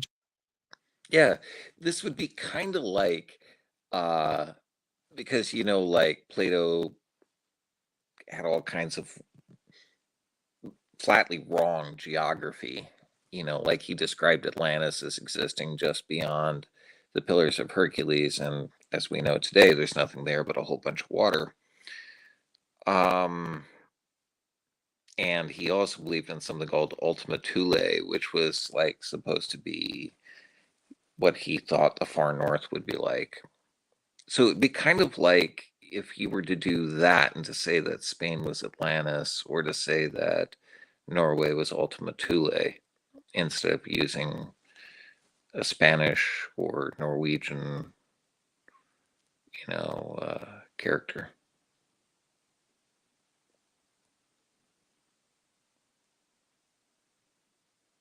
Sorry, I was muted. Isn't Thule thought to be Iceland? Could be. I know that it's something in the Arctic, but I thought it was Scandinavia, but maybe it's Iceland. I don't know. So Iceland was settled by Scandinavians, so could be that. And then also, I mean, with Atlantis, one theory that Neil's kind of put forward is that I don't think he's the first one to do it, but basically that Atlantis might be this like basically island empire. So it's not like you have like one city, but it's literally like an empire that's. I mean, it could basically just be describing the Phoenicians for all we know, or like whatever pre-existed the Sea Peoples, but. But yeah, the other thing is that you do have the Azores, or was it the the Canary Islands. Yeah, but Plato described it as a continent, and the Azores, it's definitely. I mean, they're pretty, but it's definitely not a continent. Yeah. And then also the flying snakes that get killed and eaten by the ibises in Egypt. Yeah, Yeah, it's like at the end of the day, she wants to take myth and make it into the history of a fictional universe. But the only problem is she doesn't even know the myth well enough to be able to make a good story. Like it, right. The only reason, like really, I think at this point, probably most of what makes Harry Potter good is the stuff that people have contributed, like the people outside of her. Because at the end of the day, like I think in a certain way, and honestly, this might be a better way of looking at fiction. I think in a lot of ways, fiction is something that is channeled. I mean, even nonfiction, but specifically fiction. You're literally trying to create something out of nothing, and you're getting inspiration. What is inspiration? It literally means, like breathing in, but not just breathing in, but this idea of being imbued with spirit. So, like, at the end of the day, I think that that's one of the reasons why it's possible to, given it gets more difficult when you're dealing with like financial support, but like when you're just talking about enjoying something separate from any, support assigned to it, I don't think that you're inherently like, you're not letting necessarily, like the thing is where like the part where you, like she got the idea, a magical wizarding school, but she decided that wizarding school had to be a certain way. The thing is, the reason why, like people aren't in love with Harry Potter because of Slytherin being bad guys. It's just part of the magic school that everybody wants to go to. Yeah, 100%. Harry Potter tapped in. Snuppy said Harry Potter tapped into childhood whimsy, school, and magic. Ariel, you said it before. If it wasn't her, someone else would have hit the combo. It was inevitable in a sense. Like the series that I really like is The Magicians. It's basically like Harry Potter, but in college, and it's just so much better done, and like it has true awareness of other cultures. I guess like one other thing that I don't really get about not just Harry Potter, but a lot of different fiction is that it seems to portray high school as the high point of everybody's life, and how utterly sad and pathetic that would be. If it really was, like, if everything after that was just like, waiting to die, I mean, I really think in a way that is part of the reason why you see so much radicalization that happens due to people being dissatisfied or thinking that they didn't get what they deserved in life. And that has a lot to do with portrayals in media. Yeah. Because, I mean, you look at media, I mean, when I lived in Europe, I would tell people where I was from, from the United States, and they'd be like, "Oh, you guys must all live in mansions, like, have Cadillacs," and I'm like, "No, no, I've got a shitty little apartment, a cat. That's it." It's wild how much our perceptions are shaped by, or how much our realities are shaped by our perceptions. But Totally. so Snappy said she stole the wizard school idea from Ursula K. Le Guin, and she stole from everywhere. Yeah, I'm not surprised. So here, let's see.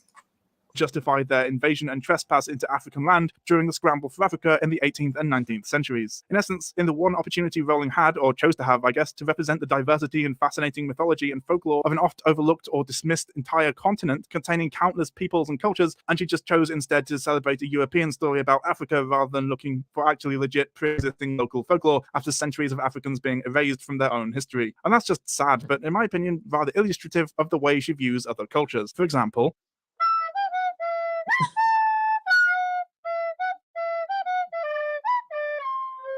whilst we're here, it's worth pointing out that Joanne Karen Rowling also managed to massively misrepresent and offend Native Americans and their culture as well, which is actually kind of impressive, to be honest. For a start, much like Africa, she smashes the cultures of multiple native tribes, many of which actively contradict and have histories of conflict with one another, together, because, I mean, they're pretty much all the same, right? For example, she got into a lot of hot water over basically saying that the tradition of the skinwalker was actually just stupid muggle people not in... Wait, what? Hold on, sorry, I missed that. I went to get some. Okay, so back up. What's a skinwalker? The skinwalker is like someone who's capable of changing shape into different. So she's probably trying to say that the skinwalkers are actually animagus or something, and that. Oh God, that's cringy. Okay. I have to sneeze. Shit. Silver Morny is the American school. Okay. Or North American.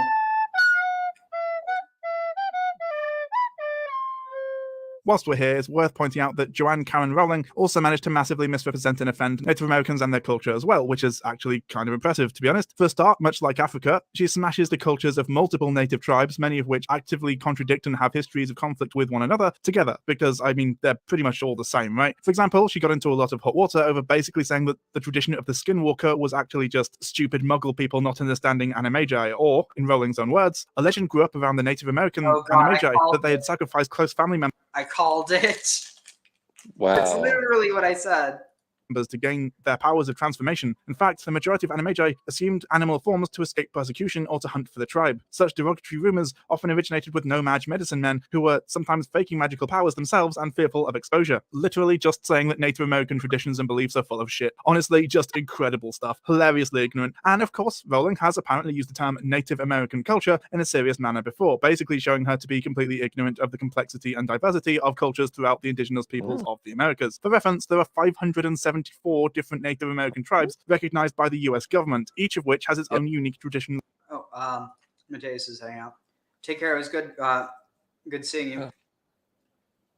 Have a good one. Have a good Culture, night. and in many cases. Sorry, what? Oh, I was saying have a good night to the dude. Language. Native American culture probably covers them all, though, right? Just like Africa, those people are basically all the same, unlike France and the UK, which are totally unique and deserve their own schools. Oh yeah, did I mention that just like Africa, the entirety of North America has a single wizard school? She heavily stereotypes the Native Americans, claiming that the Native American wizarding community was particularly gifted in animal and plant magic, which some have claimed perpetrates the misrepresentative stereotype of the spiritual Native American being... Take care, Amethyst. Oh, wow. But yeah, wow. Like, and also the stuff that, I mean, at the end of the day, when you're dealing with mystical traditions or really any religious tradition, you have to be so careful about how you represent it. Yes. Like, if you're trying to be respectful, that is. Yes, especially if it's not one of your own. I mean, it's one thing like I can talk. I feel like I can go to town on Catholicism because I grew up Catholic, so I know a little bit about it, but I would keep my mouth shut about like Native American like religions. I'd be like, okay, I don't know anything about this, and anything I say is likely to be based on a stereotype. So why not just shut up? Oh, by the way, you know about how she wrote lycanthropy in her story is essentially a parallel to AIDS? She did? What? Yeah. Here, I'll show you that after this. What? Oh, at one with nature. And of course, basically, don't let a werewolf bite you, otherwise you'll get turned into one. Okay. Oh, It's wow. really stupid and really offensive. Wow.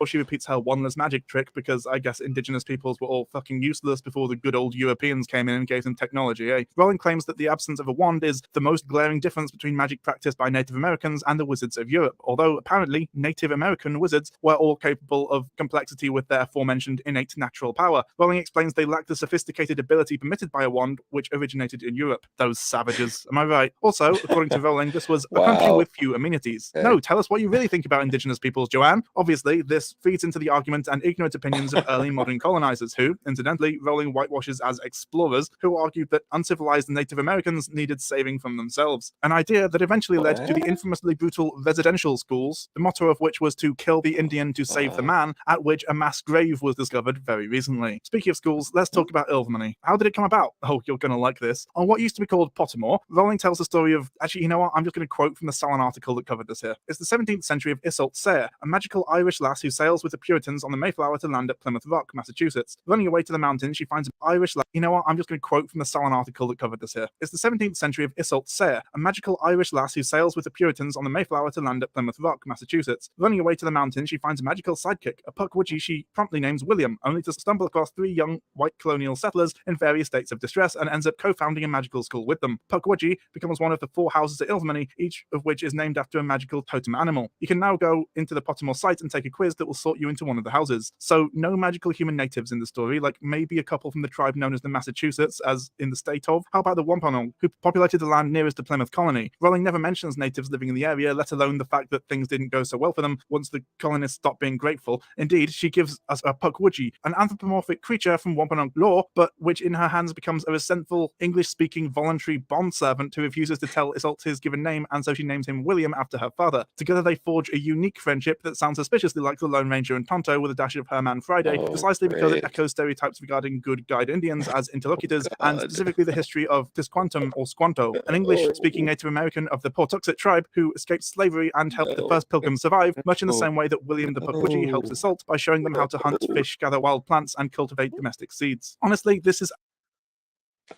Oh my god. That's horrible. Why? Like, why? The lack of awareness. It's just Why? too much. Like, there's a level of a lack of awareness where it would have to be willful. You just can't possibly be that dumb. Not Honestly, organically. I think that J.K. Rowling's a lol cow, to be completely honest. I don't think she's aware. What the fuck, Chuck?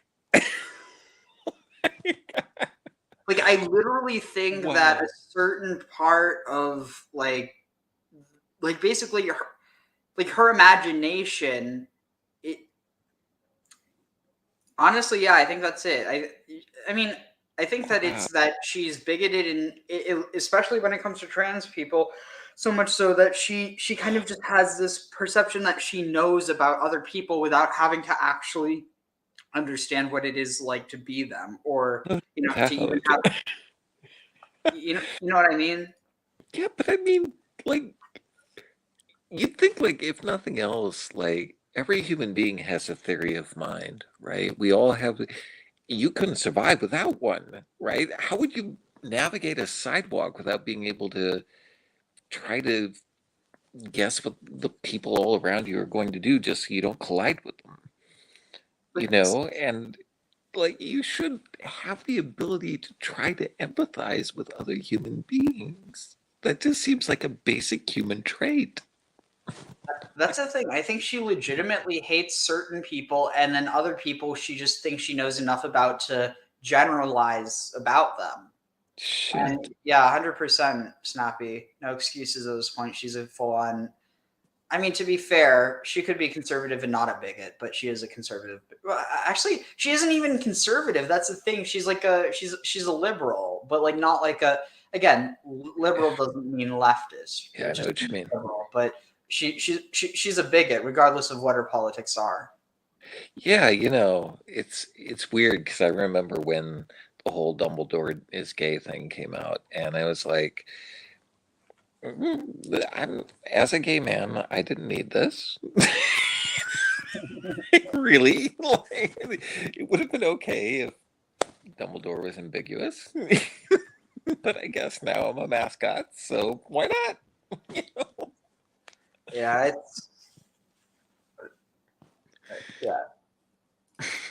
she's a fake liberal. She's liberal. Her people. What? For people, I'm guessing. I'm not sure, but absolutely wild to me. Rowling uncritically replicates the power structures enacted by British colonialism, claims that magic was chaotic until the white people show up, and appropriates native traditions while erasing native peoples. In short, it misunderstands American culture, geography, and history, and there are so many errors that they undermine the integrity of the story while just plain confusing readers. Oh, and of course, many of the same issues plaguing the African wizard lore also apply here. And then there's the school houses. Oh boy. So there are 4 main houses. Let's go through them, shall we? In traditional Wampanoag culture, Pukwudgies are spirit-like creatures known for tormenting and murdering the people they lure into the forest. In Rowling's world, this creature of folklore is instead described as a grumbling goblin-esque creature that serve as the Ilvermorny security guards. The horned serpent is considered the symbol for wisdom and divination in the folklore of a number of Native American tribes, specifically from the southeastern woodlands and Great Lakes regions. In Rowling's world, it is essentially a shiny water snake, so it has links to... No, she literally couldn't even come up with a new scheme. Look, green, red, blue, yellow. Slytherin. And the green is a snake. Yep. Slytherin, Gryffindor, Ravenclaw, and Hufflepuff. You have the weird little looking thing is Hufflepuff. You have the bird as Ravenclaw. You have the feline as as Gryffindor, and then you have the serpent as Slytherin. It's so freaking lazy. That I'd just like to point out that there's no lions that are indigenous to North America. That's like not a North American animal. I mean, what about mountain lions? Yeah, okay, you got me there. Yeah, you're right. Like, it could be a cougar. I looked at it and I just thought it was a lion, and I'm like, no. But you're right, it could be a cougar. All right, I got you. So it's apparently a interesting. It's almost like a lynx. It seems like. Kinda. Yeah, a little bit. Tongue and speaks in cryptic rhymes. Oh god, the Thunderbird. Okay, so water security guards. The horned serpent is considered the symbol for wisdom and divination in the folklore of a number of Native American tribes, specifically from the southeastern woodlands and Great Lakes regions. In Rowling's world, it is essentially a shiny water snake, so it has links to Parseltongue and speaks in cryptic rhymes. Oh god, the Thunderbird. Okay, so originally Thunderbirds are representations of strength and majesty in a variety of stories from Ojibwe and Menominee tribes in Algonquin mythology. However, in Rowling's world, the Thunderbird is hardly mentioned beyond being one of the founders of the school, a white boy, remember, his favorite creature. As you may recall from a previous video of mine, there is actually a long history of colonial appropriating of the Thunderbird, and some consider it a kind of cryptid on the same level as Bigfoot or something. The Wampus is a Cherokee myth about a woman who was transformed into a half-cat, half-human monstrosity and now represents the prophetic spirit of death and the earth. And yet, similar to the Thunderbird, the legend is dismissed entirely beyond being the embodiment of the wizard body and the other white boy's favorite creature. Christ, how do you fuck up this bad?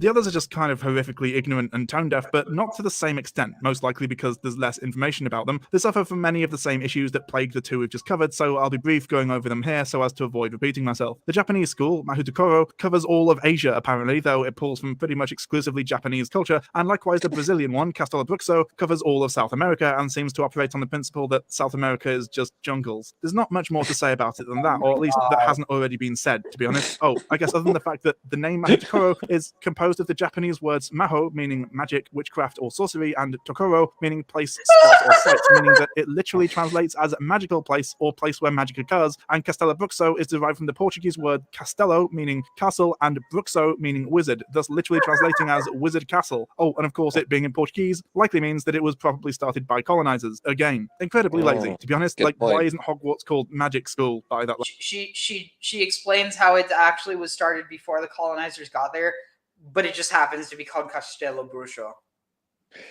Yeah, and he's got a good point. Like, why wouldn't you use like an indigenous language? Like, Because well, and that's what Snappy's saying. It's on purpose. She thinks it's a part of her world building. She doesn't even get that it's lazy. She's just a terrible writer. It's all fan fiction. Yeah. Yeah, Thunderbird is such a big deal here. The most holy Ojibwe spirit. I mean, maybe it's time for Miss Rowling to retire if she's that lazy. There's a ritual site. It'd be a good thing if she did. Actually, I think we'd all be better off. Oh wow! So Snappy said there's a ritual site here. I'm guessing in Ottawa that's still in use to the Thunderbird. Over 6,000 years of continuous worship to the Thunderbird. Wow. Yeah. It's a god. Like it's an actual god. Like so. Logic. I mean, so like the answer is allegedly. God. Sorry. Because European and American law gets more effort put into it because the author doesn't give a shit about non-white cultures, but people really don't want to accept that or let go of Harry Potter at all, so this will probably just continue until millennials finally find another book. So basically when we're all gone, I guess. You're a fucking wizard! I don't give a fuck, you fat, hairy bastard! I'm not a fucking wizard! Listen, Harry, you're going to go to Hogwarts and do spells and shit, and you're gonna be fucking pleased about it. I don't want to do your fucking spells, you basket case! Stick it up your fucking dick hole! J.K. Rowling, in my opinion, is a bigot and has recently just published a book admitting that she knows that but doesn't care. According to her, anyone who cares or criticizes art through a modern perspective and examines potentially harmful themes or messaging in children's media is a terminally online mentally ill snowflake, and it's ridiculous to claim that. Wow! Literally what we were talking about before. Listen to this.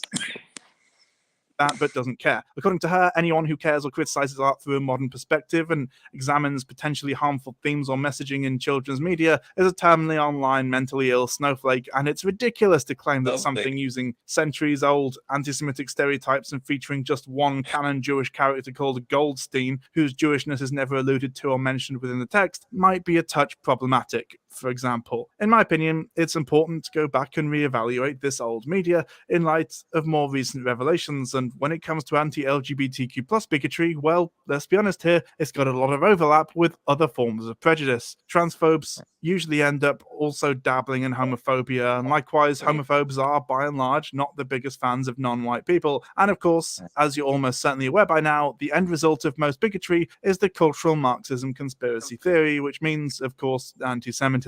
Generally, such extreme bigotry is the purview of the far right, and as it turns out, many of Rowling's fellow gender-critical people and groups have received a lot of funding and support from mostly American far-right groups like the Anti-Gay, Anti-Abortion Heritage Foundation, and Rowling herself runs a charity with a conservative baroness who openly opposes gay marriage and repeatedly voted against it when it was raised in 2014. Funny how that works, eh? Yeah, racism sucks. Racism sucks. Racism sucks. Fuck that shit. Fuck that shit. Fuck that shit. I'm tired of this shit. I'm tired of this goddamn shit. Tired of these centuries of motherfucking racism. It's got a nice beat to it. You know, it's actually pretty danceable. Yeah. I think. You know, totally. So yeah, you know, I guess like on a lighter note, you know what you should look up? Like type this into the search engine, right? Yeah. We're gonna spell the word Horrey, WHORREY, Potter, and the Sorcerer's Balls. Oh my god. I'm serious, by the way. I'm being completely serious. Let's see. Wait, is it 18 seconds? Huh? Is it this? I can't see your screen, dude. No, it's not that. It's not that. I don't know what the hell that is. What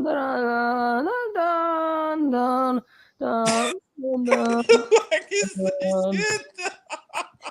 No, dude, go back up to the search bar and spell it all the way out.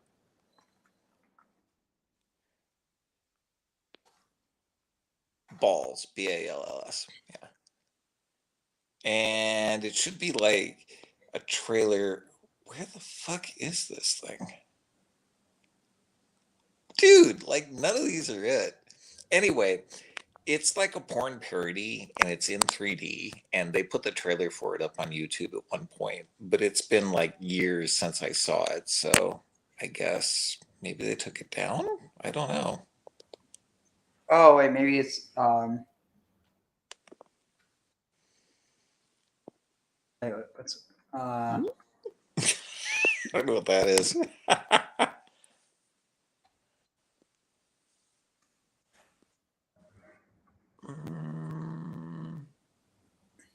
No, maybe you got like a search filter, like sort of a thing in there that filters out anything that's I don't think so.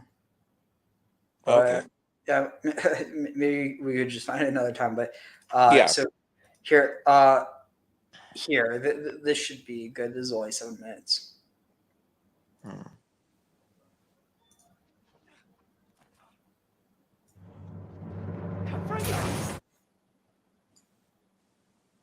Well, I was going to ask about. I do feel I have some duty on a personal level as well, because I've always had my own suspicions about this. Dumbledore being gay. I thought you were going to ask something completely. Yeah, go on. Dumbledore being gay. Yeah. Well, was that something that was just thrown out for the American press to get them stirred up a bit? No. So it did. No, it did, which is obviously Believe you me. was very funny. But yeah, I found people's reaction to that really interesting. I knew he was gay. I just knew he was gay. Okay. And to me, it was not a big deal. And why didn't you He's write a it? Very old man. No doubt. Very terrible job to do. And his gayness is not really. It's not really relevant. Anyone who is even vaguely a fan of the Harry Potter franchise nowadays knows that J.K. Rowling has been facing criticism for her post-mortem additions to the Harry Potter world. For anyone not aware, it started with Rowling announcing that Dumbledore was gay 3 months after the final book was released in 2007, and has culminated in 2018's Fantastic Beasts and Where to Find Them: The Crimes of Grindelwald, a movie based on a fictional textbook centering around a fictional historical event we already know the result of. Dumbledore is particularly famous for his defeat of the Dark Wizard Grindelwald in 1945. And don't even get me started on the play. I'm sorry. Like, really? They chose to have him defeated in 1945? Like someone else? Yeah, World War II. Holy crap. Like, okay. She's really lazy in her writing. She can't just take, oh, it happened, in the 40s. It was sometime in the 40s. It literally has to be 45. Totally. It's like, oh, this guy's Wizard Hitler, basically. Okay. Criticism has been aimed at Rowling on the play. Dumbledore is particularly famous for his defeat of the Dark Wizard Grindelwald in 1945. And don't even get me started on the play. A fair amount of the criticism has been aimed at Rowling's complete lack of textual representation of non-straight characters. Every single character ends up single or in a heterosexual relationship. The only real reference to any homosexuality is in the form of a childish insult. Don't kill Cedric. Who's Cedric? Your boyfriend? And despite hoisting Dumbledore up like he's the only representation she needs to be considered progressive, Rowling has yet to reveal any other non-straight characters or even tell us anything about Dumbledore's past relationships, beyond the failed relationship with Grindelwald, that is. Do you remember in the first draft of the script for Half-Blood Prince, right? When Harry's at the station and Dumbledore comes to meet him at the station, and in an early draft of that script, Dumbledore said to Harry, "I remember a young woman with eyes of flashing whatever." Yes. I read this and I scribbled on my copy of the script, "Steve, Dumbledore is gay." Shoved it up the table, and Steve, oh. So that's why that line didn't make the film. I fear I may have stolen a wondrous night from you, Harry. She was, truthfully, very pretty. The girl. While everyone is reeling from the betrayal of their beloved childhood author, I'd like to point something out. Harry Potter has been far from flawless since the beginning, but I want to spend some time talking about a piece of representation who you can't really dismiss as being done in a post-mortem sense. Remus Lupin. Remus Lupin is introduced in the third installment of the series. In 2016, Rowling said in her Pottermore Presents ebooks that his werewolfism or lycanthropy is meant to be a metaphor for illnesses that carry stigma, like HIV and AIDS. She has said, all kinds of superstitions seem to surround bloodborne conditions, probably due to taboos surrounding blood itself. Even though the Harry Potter books are set in the 90s, it makes sense that she would include a character in her stories that mirror the stigma at the time, and the similarities are there.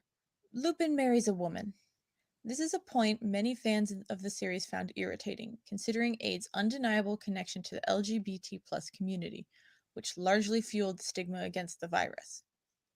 But, it's just that Lupin wasn't close to any male characters who just happened to have been rejected from their family and remained single until their death. Yeah, that relationship never happened.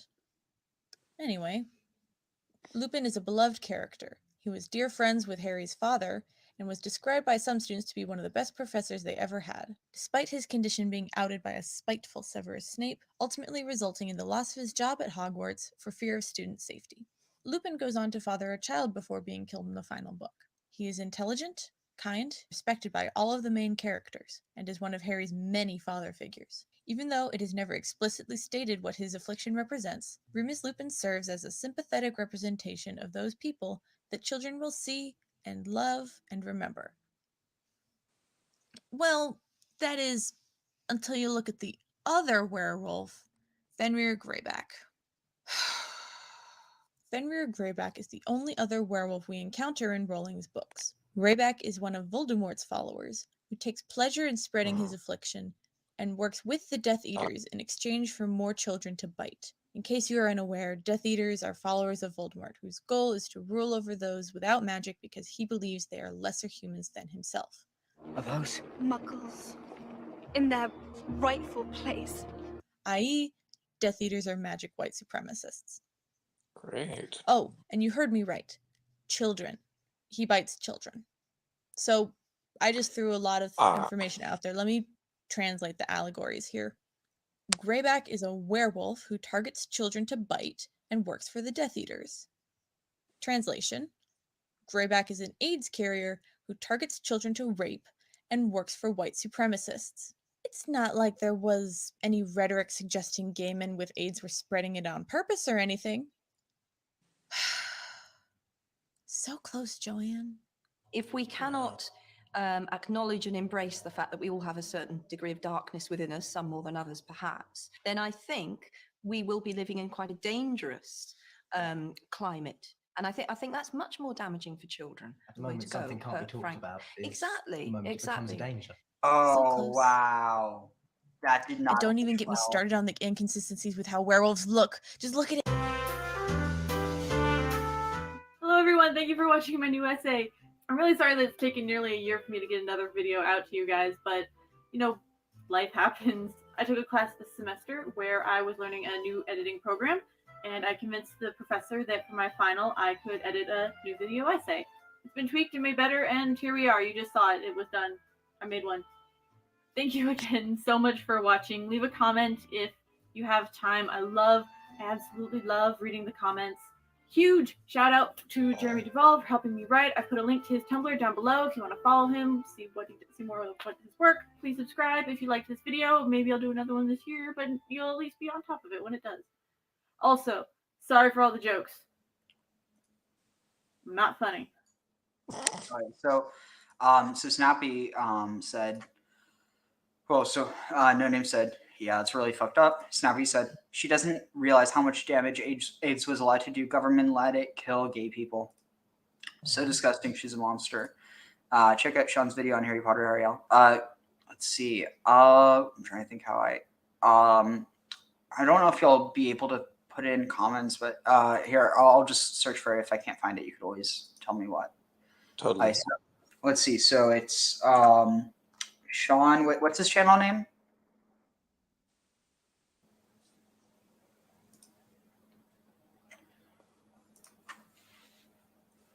What's the channel name, dudes? There's just a bit of a delay, so. Oh, right. Sorry. Yeah. Cartoons. Literally just Sean. Okay. Sean. Oh, cool. Yeah. Hey, all right. I didn't know that it'd be that easy to. I'm guessing. Oh shoot! Is it the one that's like 2 hours long? Yeah, that could be a while. And I don't know if I can last another 2 hours, dude. So I got to work in the morning. Yeah, no worries. Might just see if there's. Hello, everyone. Dang Today- it. Okay, wait, hold on. I can skip to the most watched parts. Let's see. Sir. I'm hoping it's not this one, but definitely went to. Let's see. Hello, everyone.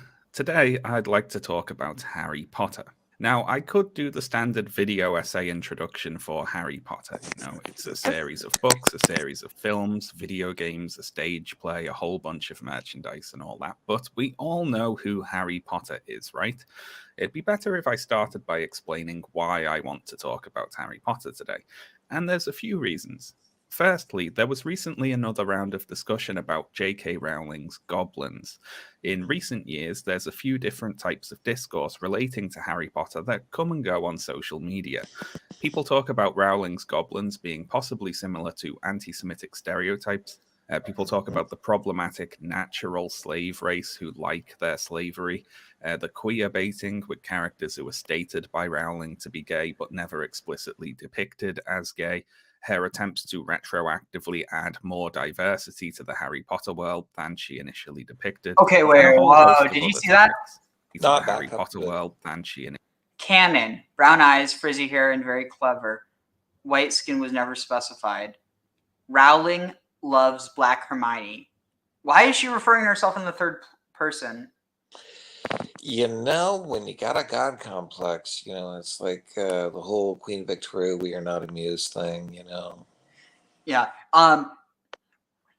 Rowling is telling you that we do not agree with what you are saying. Exactly. You know, it's like, yeah.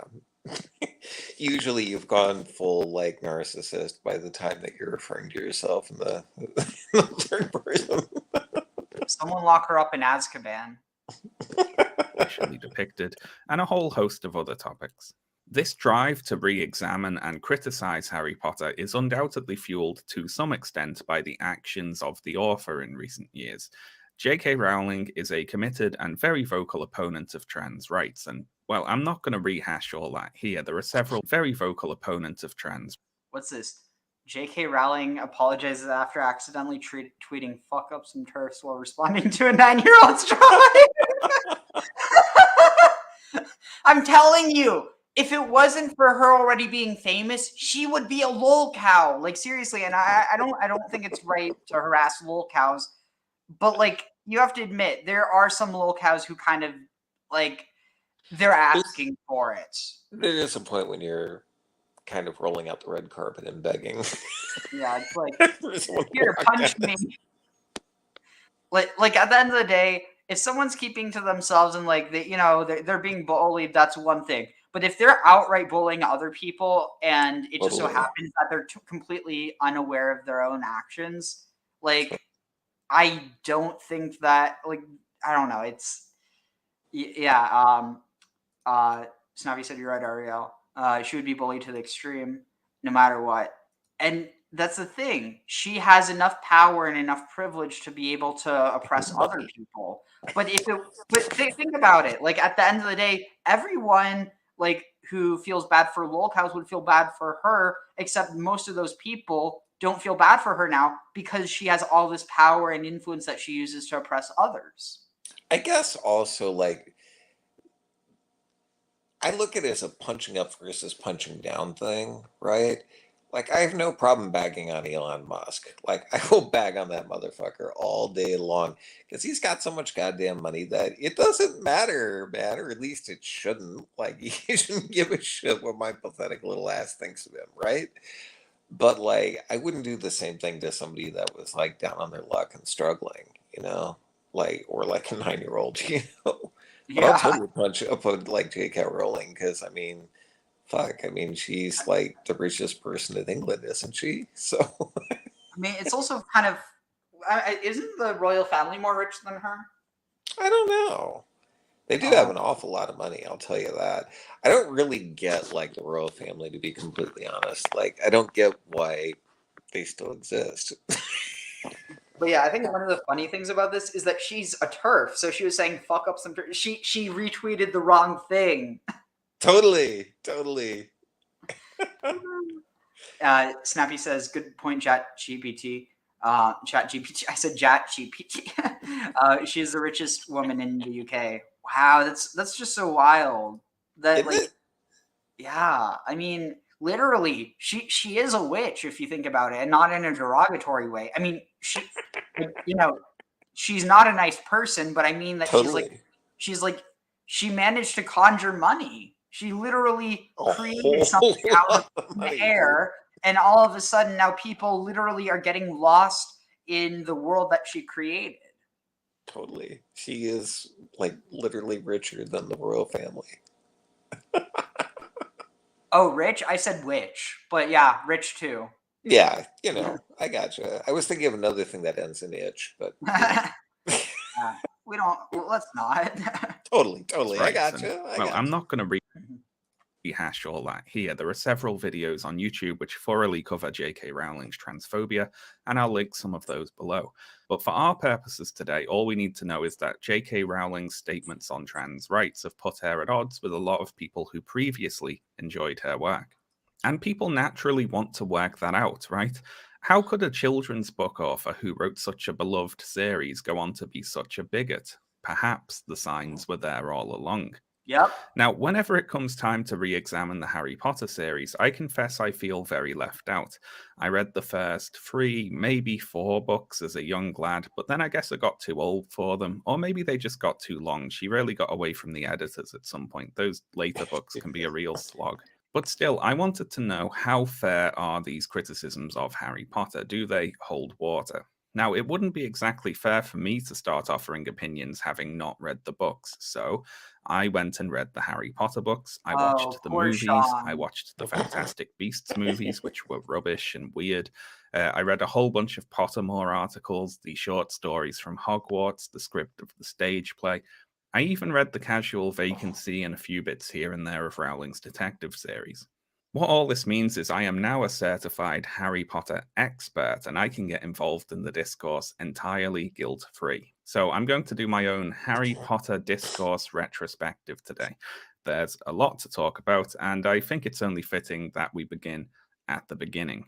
So at the beginning of the first Harry Potter novel, The Philosopher's Stone, we are introduced to Harry's aunt and uncle, the Dursleys, and we follow his uncle Vernon Dursley as he goes about his day, noticing various magical folk celebrating the apparent demise of Series' antagonist, Lord Voldemort. Now, what do we learn about Vernon Dursley in the opening chapters of the first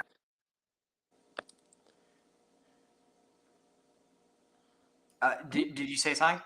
I said thank you for speeding it up. Oh, yeah. Harry Potter book? Well, he's quick to anger, he is narrow-minded, he dislikes anything out of the ordinary or improper, and he's bigoted towards people he sees as being different from himself.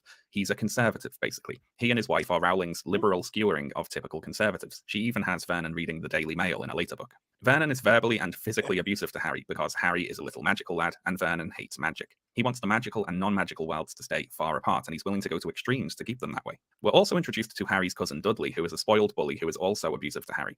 Dudley is going to a fancy private school, Smeltings, whereas Harry is going to Stonewall High, the local comprehensive, which Dudley implies is rough and full of bullies. Now, do I think it was intentional that Rowling called the scary school for paws that Harry is worried about attending Stonewall? Probably not, but it is fun. Wow. Oh boy. And see, that's the thing. She's channeling something, even if she's not aware of it. Yeah, it could be like it's on the edge of her subconscious and she's just letting it slip out. Like Freud called it a parapraxis, which is colloquially called a Freudian slip, Yeah,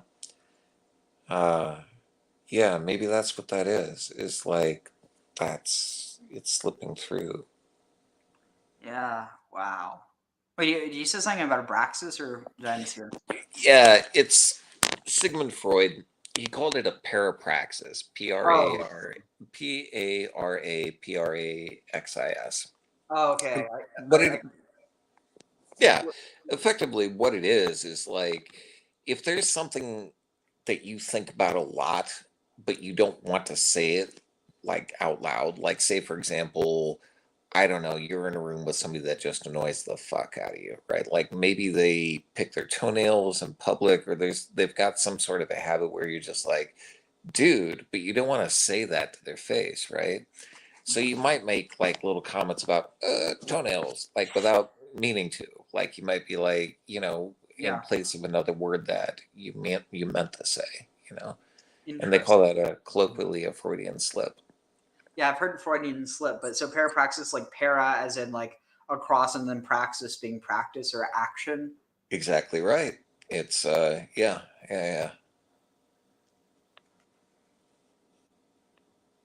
Let's see. So Now, Harry's first contact with the wizarding world, once he's older than a baby, that is Hagrid, who turns up to deliver Harry's invitation to attend Hogwarts. Now, as he's introduced to us here, Hagrid is, in many regards, exactly the same as Vernon Dursley. Now, if any Harry Potter fans are listening, I'm sure you just raised an eyebrow at me comparing lovable old Hagrid to Harry's uncle Vernon, but if we examine their actions and their beliefs, they are in many ways a mirror of each other. Hagrid is quick to anger. He threatens Vernon physically after he insults Albus Dumbledore. Hagrid is physically abusive. He uses magic to disfigure a child because he's having an argument with his father. He gives Dudley a pig's tail, which has to be removed with surgery. Hagrid doesn't like people who are different from him.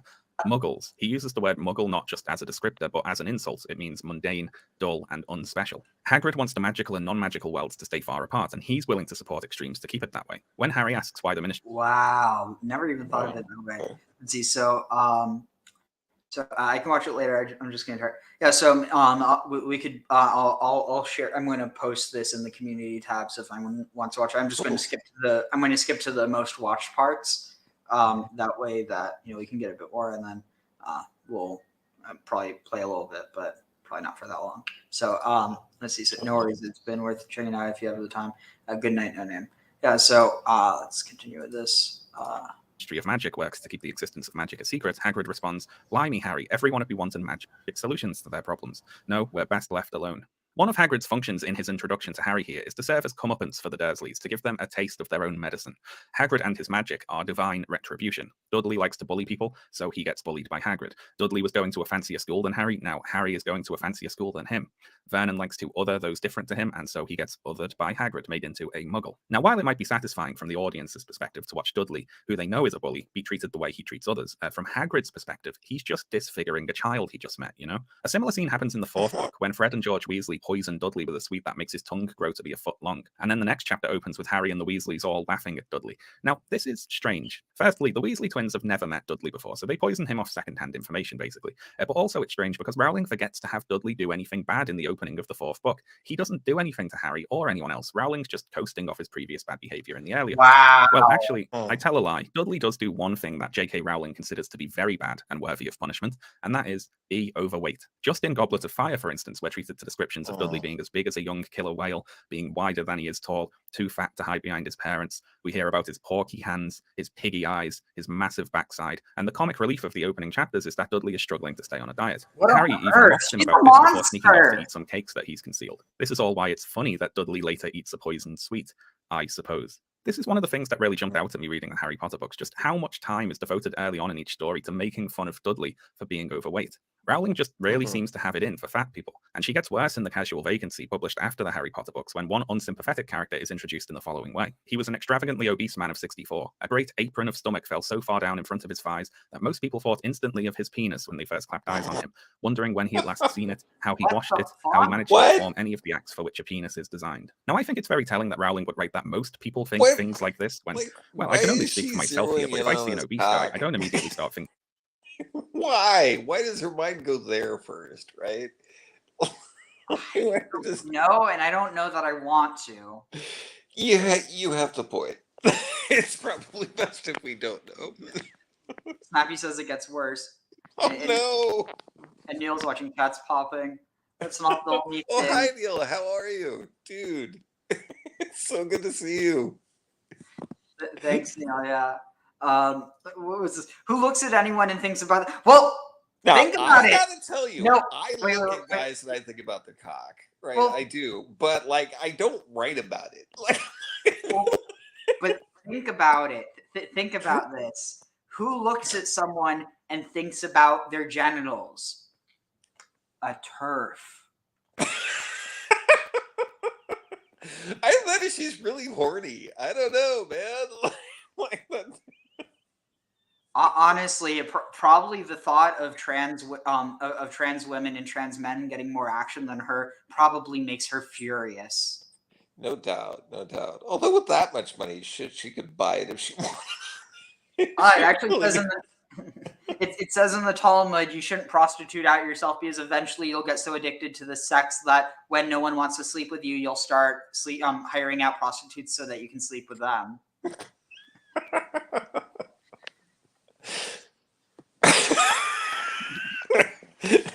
So Neil just got done doing Greek homework. And then Snappy said, I mean, just random strangers, it's weird. I mean, it really is.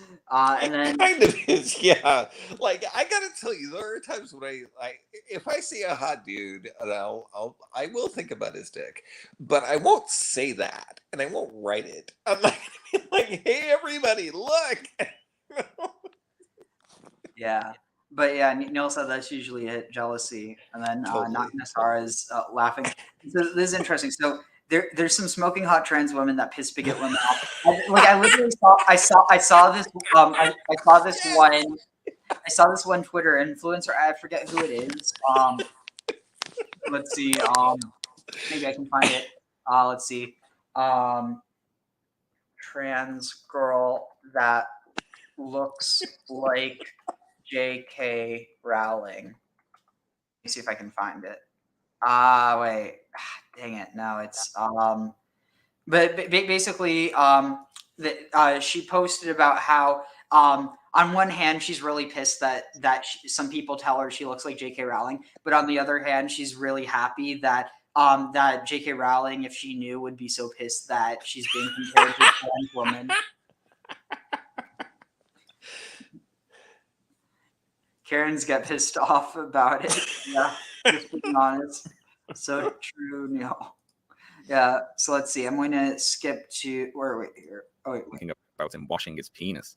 But J.K. Rowling does, so we know that now. Rowling has defended her presentation of fat characters by pointing to characters like Molly Weasley, who is overweight, but this is rubbish, honestly. There's a big difference between presenting a disgusting fat character greedily stuffing their piggy face like Dudley, and presenting a jolly, plump character, which is what Molly is. Molly is described as plump. One of the things I much preferred about the way the movies tell the Harry Potter story is that they cut out a lot of the general meanness and cruelty that exist in the books. Rowling doesn't just mock overweight characters. If a character's supposed to be unsympathetic in the books, the things I much preferred about the way the movies tell the Harry Potter story is that they cut out a lot of the general meanness and cruelty that exist in the books. Rowling doesn't just mock overweight characters. I think they should have kept it in, because think about it. What it does, it sanitizes her work. It literally, how it's written, it's not just Slytherin that are the villains. It's literally everyone. Yeah, I guess, like, I'm divided on that. On the one hand, like, from the perspective of the person making the film, the books are huge, right? And there's no way you're going to fit everything into 2 hours. Like, unless you want to turn this into a 6-hour ass buster that everybody's going to hate you for, you're going to have to cut some shit out. So why not just cut out the stuff that's not so nice, you know? Yeah. Wow, it's so true. It's kind of like people who remember slave owners as the, war generals that they were, and not the slave owners that they were. But yeah, wow. If a character's supposed to be unsympathetic in the books, the gloves come off with regards to physical descriptions. For instance, consider the Slytherin girl who, quote, reminded Harry of a picture he'd seen in Holidays with Hags. She was large and square, and her heavy jaw jutted aggressively. Reporter Rita Skeeter also has hair that contrasts oddly with her heavy-jawed face, and we elsewhere hear about her large, mannish hands. Vernon's sister Marge is, quote, large, beefy, purple-faced, and even had a mustache. If a character is supposed to be bad, then Rowling usually presents them as being physically ugly, and for women, the way she makes them ugly is to make them large and masculine. And if this all sounds misogynistic, it's because it is.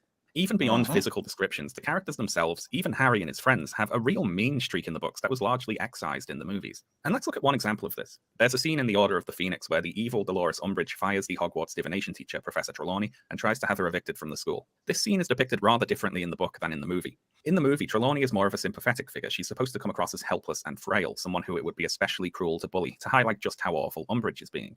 In this scene in the books, Trelawney is ranting, drunk, and waving a sherry bottle around her head because in the books, she's an alcoholic. alcoholic, because that's funny, isn't it? Alcoholism. The movie has Harry and Hermione looking on all sad at this obvious injustice, whereas in the books, they don't really care. They don't like Trelawney. Hermione even outright states, I don't care if she throws out Trelawney, but she's not taking Hagrid. The movies take the approach that while Trelawney might be annoying and a bit of a fraud, she isn't evil, she isn't a bad person, she doesn't actually deserve to be humiliated. She's still part of Hogwarts, right? The movies understand that the audience will still have sympathy for her if she's treated unfairly, even if she happens to be annoying. In the books, however, Trelawney mostly just pops up whenever J.K. Rowling wants to make fun of alcoholism. Rowling does not expect the audience to have sympathy for Trelawney. She's annoying and a bit of a fraud, so it's open season to be as cruel as you like. Movie Hermione looks like she's about to cry when she sees Trelawney get fired.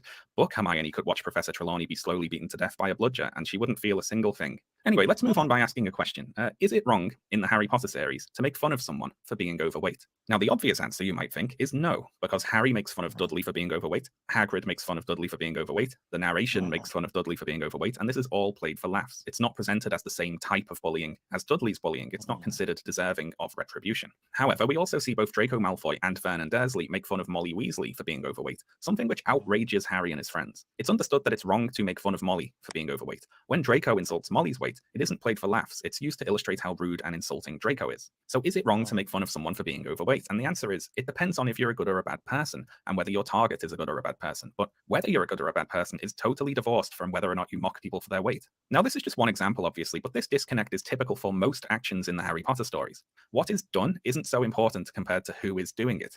Outside of extreme examples like murdering a bunch of people, there aren't really good or bad actions in the Harry Potter universe. There are only good and bad teams. Please do, dude. Like, actually, you know, if I hit the lottery, man, I am going to buy you a studio to make movies, and I'm just going to be like, Neil, just make fucking movies.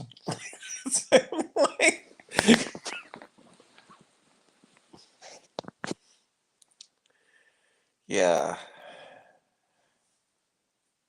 Shoot, sorry, I thought I was muted. So yeah, definitely. I also feel like we need to write a new fantasy novel to dethrone J.K. Rowling.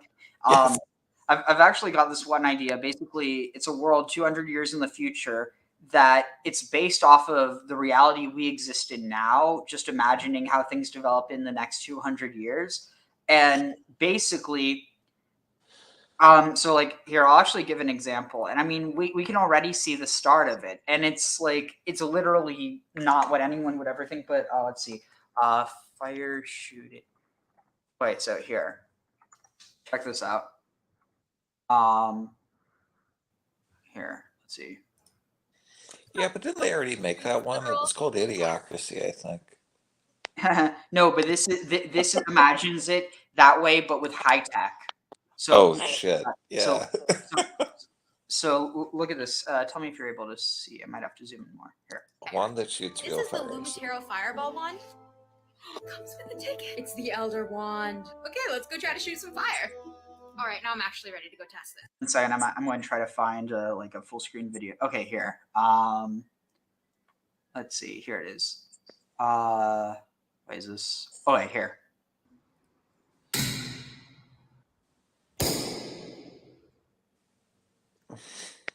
So, given, you know, this is like.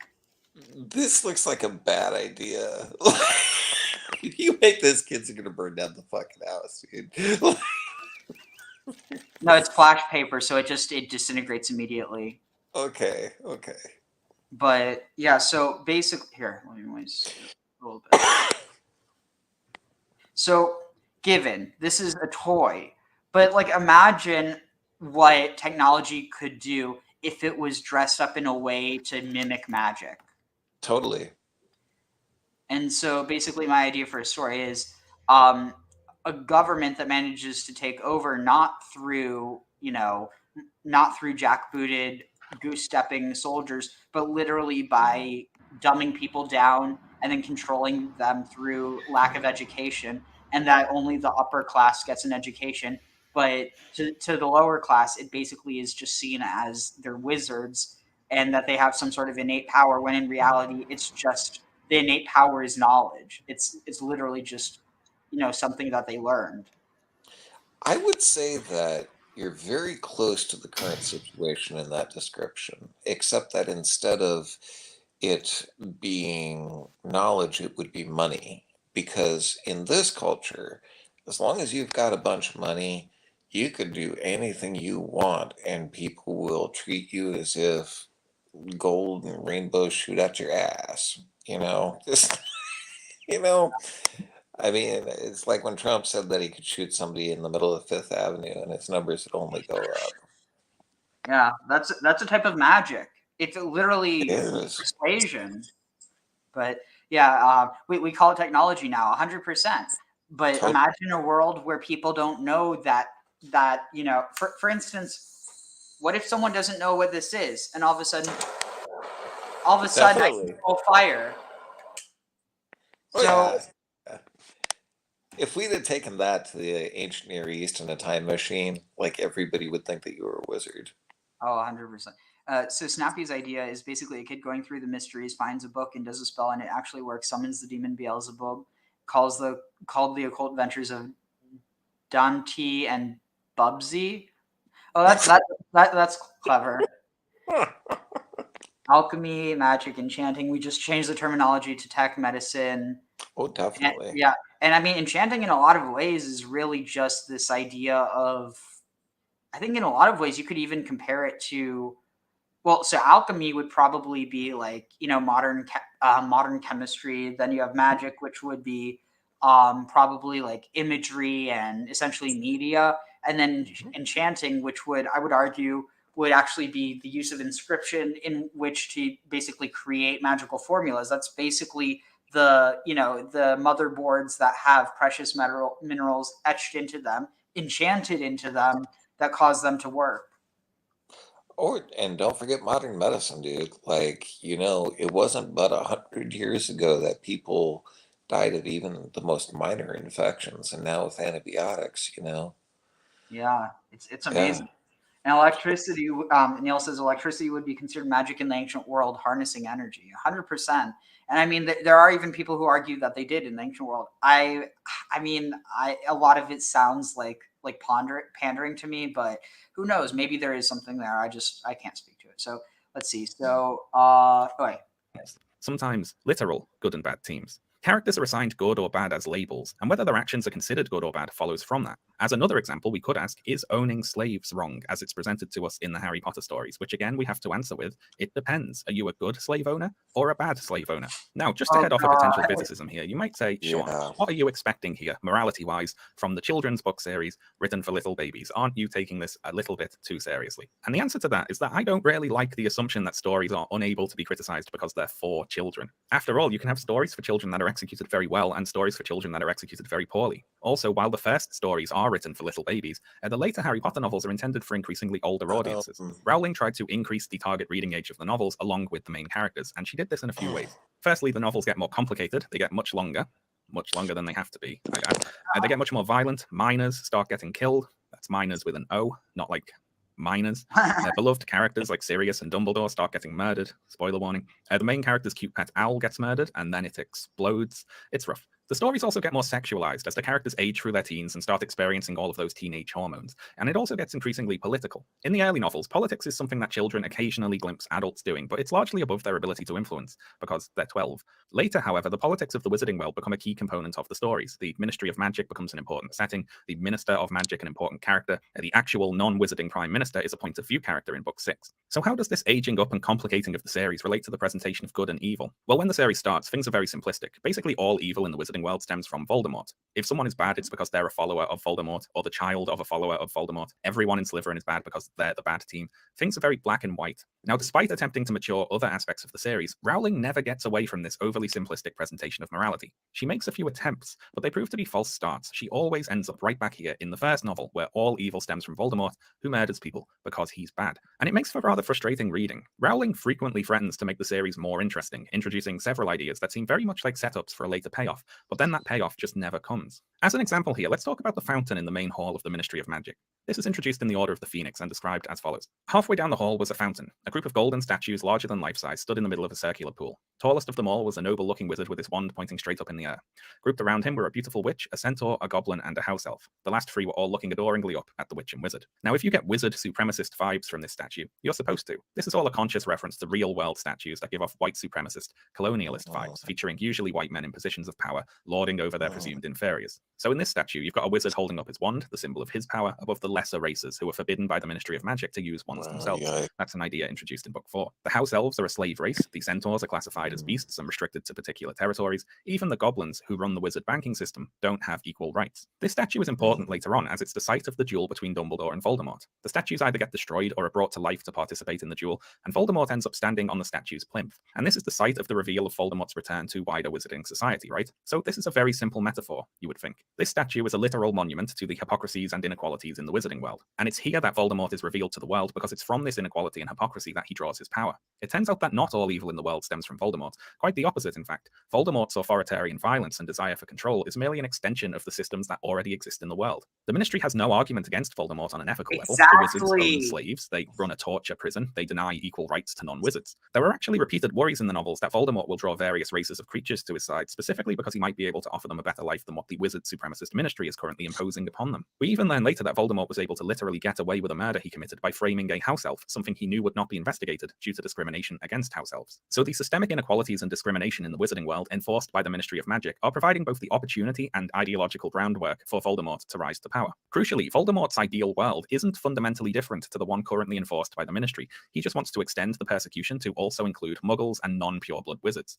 He wants to discriminate against certain humans, like the wizards as a whole already discriminate against the other races. This is seen when Voldemort gets to redecorate the Ministry in the last novel, and he puts his own statue in place which has a witch and a wizard sitting on a throne of muggles. Unless you think I'm reading into these statues too much, Dumbledore explicitly states after his duel with Voldemort, "The fountain we destroyed tonight told a lie. We wizards have mistreated and abused our fellows for too long, and we are now reaping our reward." Now, having set all of this up, you might expect Rowling to then do something with it. Go on to tell a story in which the various systemic problems treated and abused our fellows for too long, and we are now reaping our reward. Now, having set all of this up, you might expect Rowling to then do something with it. Go on to tell a story in which the various systemic problems in the wizarding world are resolved or at least addressed in some way. After the addition of all of these elements, the story can't simply be about defeating Voldemort anymore. Defeating Voldemort at this point should mean defeating his supremacist ideology, which by necessity means defeating the supremacist ideology inherent to the wider wizarding world. Merely defeating Voldemort in a contest of power can't be a satisfying ending anymore, because after how horrible the status quo has been made to seem, simply beating Voldemort in a fight and then returning to the status quo must be seen as a... It's kind of like America after World War II. People act like we suddenly became anti-fascist, but no, we never did. No, we didn't. It's really eerie when you think about it. Yeah. I'll address. Neil has a really good question a bit. Kind of going on what we were talking about before, but I just want to take a stab real quick. Totally. Failure. Anyway, spoiler alert, none of this gets resolved. Voldemort's defeated despite it all, and the final sentence of the novels is all was well. All is well, but yes, we are keeping the slaves. We're the good guys. So you might be asking, why put in all of these elements if they're not going to be utilized? Why attempt to complicate your story beyond a simplistic tale of good versus evil if you're just going to unceremoniously drop all that to write an ending that contradicts it all? What is J.K. Rowling doing? One of Rowling's flaws as a writer relates to her not planning ahead, not just with the politics and morality of the series, but with everything. She often introduces elements to her world with apparently no thought as to the later consequences, and for a very fun example of this, let's talk about time turners. So time turners are little portable time machines that enable the user to go back in time. They're introduced in The Prisoner of Azkaban, and Harry and Hermione use one at the climax of the story to save and free Buckbeak the Hippogriff and Harry's godfather Sirius Black, which, is fine in and of itself. However, the potential problem with introducing time travel to your fantasy series is that your fantasy series has time travel in it now. So going forward, you have to account for the fact that characters can travel through time to resolve problems. Otherwise, anytime anything unfortunate happens, everyone will be asking why the characters aren't using their time machine to fix it. One way to do this is to make time travel difficult to accomplish somehow. So thinking ahead, you impose limits on the way the time travel mechanism can be used. So you have a time machine that only works in certain circles. This is more so about world building, so let's skip ahead to this. Prior to the fourth book, which is Dobby. Now, Dobby didn't like being enslaved, and he was happy to be freed, which becomes confusing once Rowling tries to... Right. Yeah, I almost forgot. So, also, so Snappy said, here. So, anything technology that's not understood appears as magic. Definitely. Still can't get over the black character named Shacklebolt. Yeah. Oh my God, I didn't know that. Oh, wow. Very basic batteries maybe did exist. There were huge water channels under the pyramids, just not as magical as most claim. 100%, yeah. So Neil asks, I wonder what Ariel thinks about the Elder Scrolls races and if they have a Jewish-inspired race or not. So, kind of. So I think in terms of what you could look to as being maybe connected, I'd say either the Regatta or the Red Guards. And part of this is because you have this idea of exile from the homeland and that there's multiple waves of it, as well as it basically being a parallel to Arabic and Muslim, like Arabic / obviously Arabs and Muslims aren't the same thing, but like, you know, Arabesque / Islamic culture, as well as like North African and even like Central African and like East and West African. Basically all of Africa and all of the Middle East, if that makes any sense. For not exclusively, but I'd say probably there might be some connection there.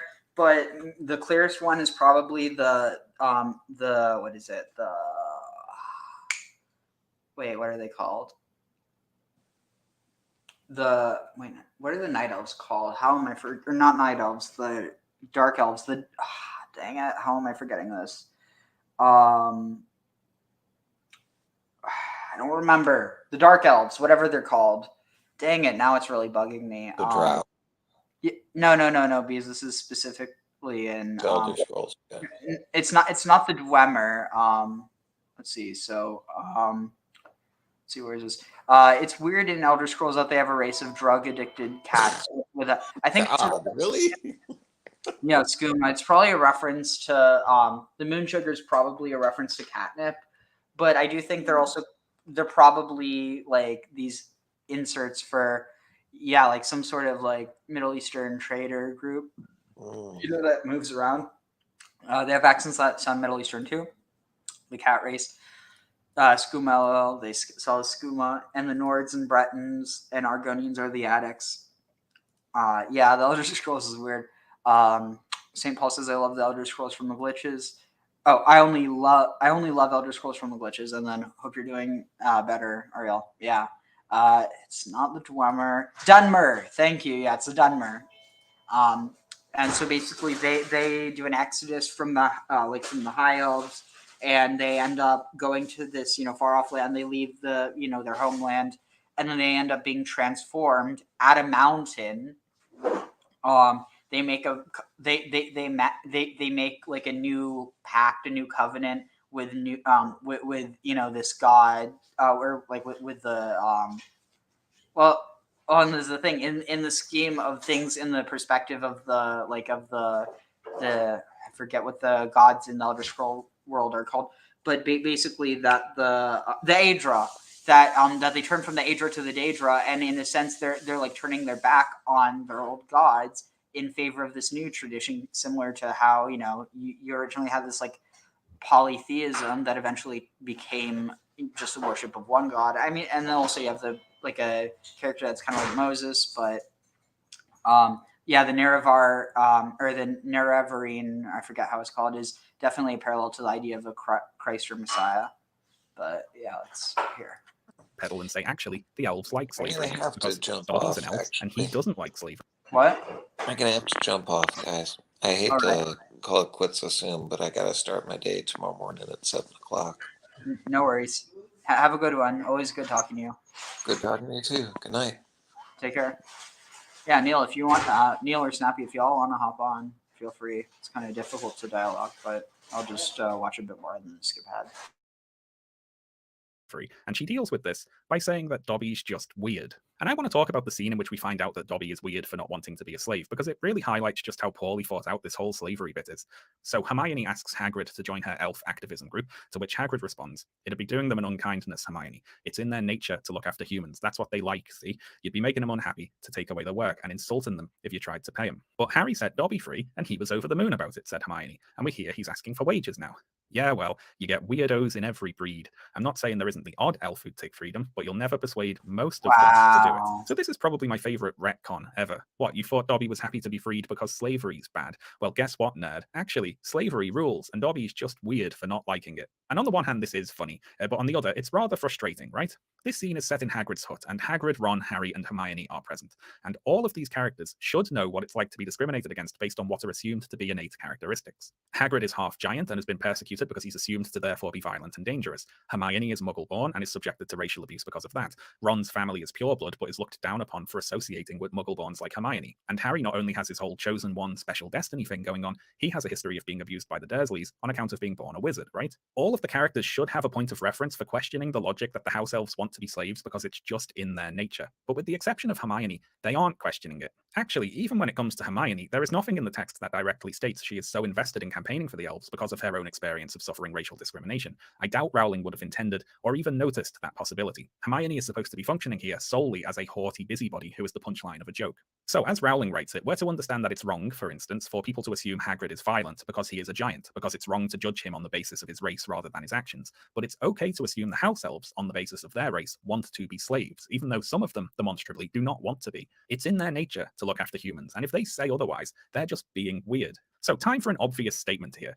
This assumption that the elves should be naturally subservient because of their race is racist, right? I mean, that's what racism is, isn't it? So are the characters who make that argument just racists? Now, the Harry Potter series has something of a limited understanding of racism, and I don't mean intentionally limited in that it's a series aimed at children and teens and therefore isn't going to be that complicated. No, I mean limited in that the author just doesn't really understand racism. Now, don't get me wrong, Rowling understands that racism is bad, and she often makes her characters who are the bad guys be racists. But where she trips up is when she tries to understand and counter that racism. And to show you what I mean, let's talk through a couple of instances of racism in the books. So Harry's first encounter with racism in the Wizard World is when he meets Malfoy in Diagon Alley in Book 1, and Malfoy states that he thinks Hogwarts shouldn't admit witches and wizards from Muggle families. And upset Harry tells Hagrid about this later, and Hagrid says, "You're not from a Muggle family, you're Harry Potter, everyone knows you belong here." Hagrid is saying basically, don't worry, that racist wasn't talking about you. Now, that's not too great of a reply, obviously, but Hagrid has another up his sleeve. He says, wait, I don't know where Snappy went, but I was going to say that if you're still listening, thank you so much for sending this video to me. It's like, wow, it's really in-depth. Anyway, what does he know about it? Some of the best I ever saw were the only ones with magic in them in a long line of muggles. Look at your mum. Look at what she had for a sister. And a similar scene takes place in Book 2 after Hermione is called a mudblood by Malfoy. Ron, explaining what mudblood means, says, "There are some wizards, like Malfoy's family, who think they're better than everyone else because they're what people call pure blood. The rest of us know it doesn't make any difference at all. Look at Neville Longbottom. He's pure blood and he can hardly stand the cauldron the right way up." And then Hagrid chimes in saying, "And they haven't invented a spell our Hermione can't do." This is Rowling's counter-argument to the racism in her books. Racists are technically incorrect on the facts, which is weak by itself. You see, when racists say they're better than other people, they don't actually mean more skilled. They mean fundamentally better. They are worth more as people by default. To a Wizard World racist, Neville Longbottom is worth more than 1,000 Hermiones because he is pure blood, so he is better. Whatever reasons racists give for their racism are not the actual reasons at all, they're the excuses for their racism. Racism, as presented by the Harry Potter series, is a conscious decision people make. A character will choose to be racist because they believe in some flawed idea. They have an incorrect belief about the world. Racists say Muggleborns are worse at magic, but look, Hermione is really good at magic, and Neville is rubbish. Therefore, racism is wrong. Now, this is a poor counter-argument because it accepts the logic of the racists. It just disagrees with their conclusion. And what does this say to Hermione exactly? You know, if you were bad at magic, Malfoy would be right to be racist about you. It's a good job you do your homework, Hermione. And in fact, when the good characters do agree with the logic of the racism, i.e. house elves are naturally subservient and slavery is the best thing for them, then it's not considered to be racism at all. It's just common sense. In J.K. Rowling's writing, the real bigotry is not, for example, believing in a hierarchical worldview with a natural slave race. Bigotry is more just being rudely incorrect. Racism is first and foremost a bad attitude. And I'd argue that this view of racism, in which it's a thing consciously engaged in with intentional rudeness, is why Rowling is ignorant of her own racism. Now, J.K. Rowling gets to racism not by conscious rude hatred, but by way of arrogant laziness. She writes about groups of people that she doesn't know anything about. She doesn't do any research or talk to anyone who knows more than her, and so she gets herself into trouble. For instance, a few years ago, Rowling came under fire for writing an article about Navajo skinwalkers on the website Pottermore, which was a site owned by J.K. Rowling that published supplementary material and news related to the Harry Potter universe before being rebranded to wizardingworld.com in 2019. Anyway, in this article, Rowling states that the legend of the Skinwalker was made up by Native American medicine men in order to demonize real wizards, and this is something that she repeated on Twitter. And Rowling was widely criticized for appropriating a real people's cultural and spiritual traditions to use as props in her wizard stories. And the way she uses them is basically to say that their historical beliefs were made up by people who were jealous of her real wizards. Rowling's laziness really takes center stage in the series of articles introducing the other schools of the wizarding world. For instance, the Japanese school is called Mahuta Koro. Now, that might not sound right to you, but that is the pronunciation guide given on the website. So this name is what you'll get if you used Google to translate the Japanese word for magic and the Japanese word for place, and then combined them with no regard for grammar and then pronounced it wrong. This article starts out, "This ancient Japanese school has the smallest student body of the 11 great wizarding schools." But does it? Because that's weird. About twice as many people live in Japan than in the UK, which also has its own wizard school, so why does their school have fewer students? Are Japanese people just genetically less magic than British people in Rowling's world? The South American wizard school is in Brazil, and its name is what you would get if you used Google to translate the Portuguese word for castle and the Portuguese word for wizard, and then combined them with no regard for grammar.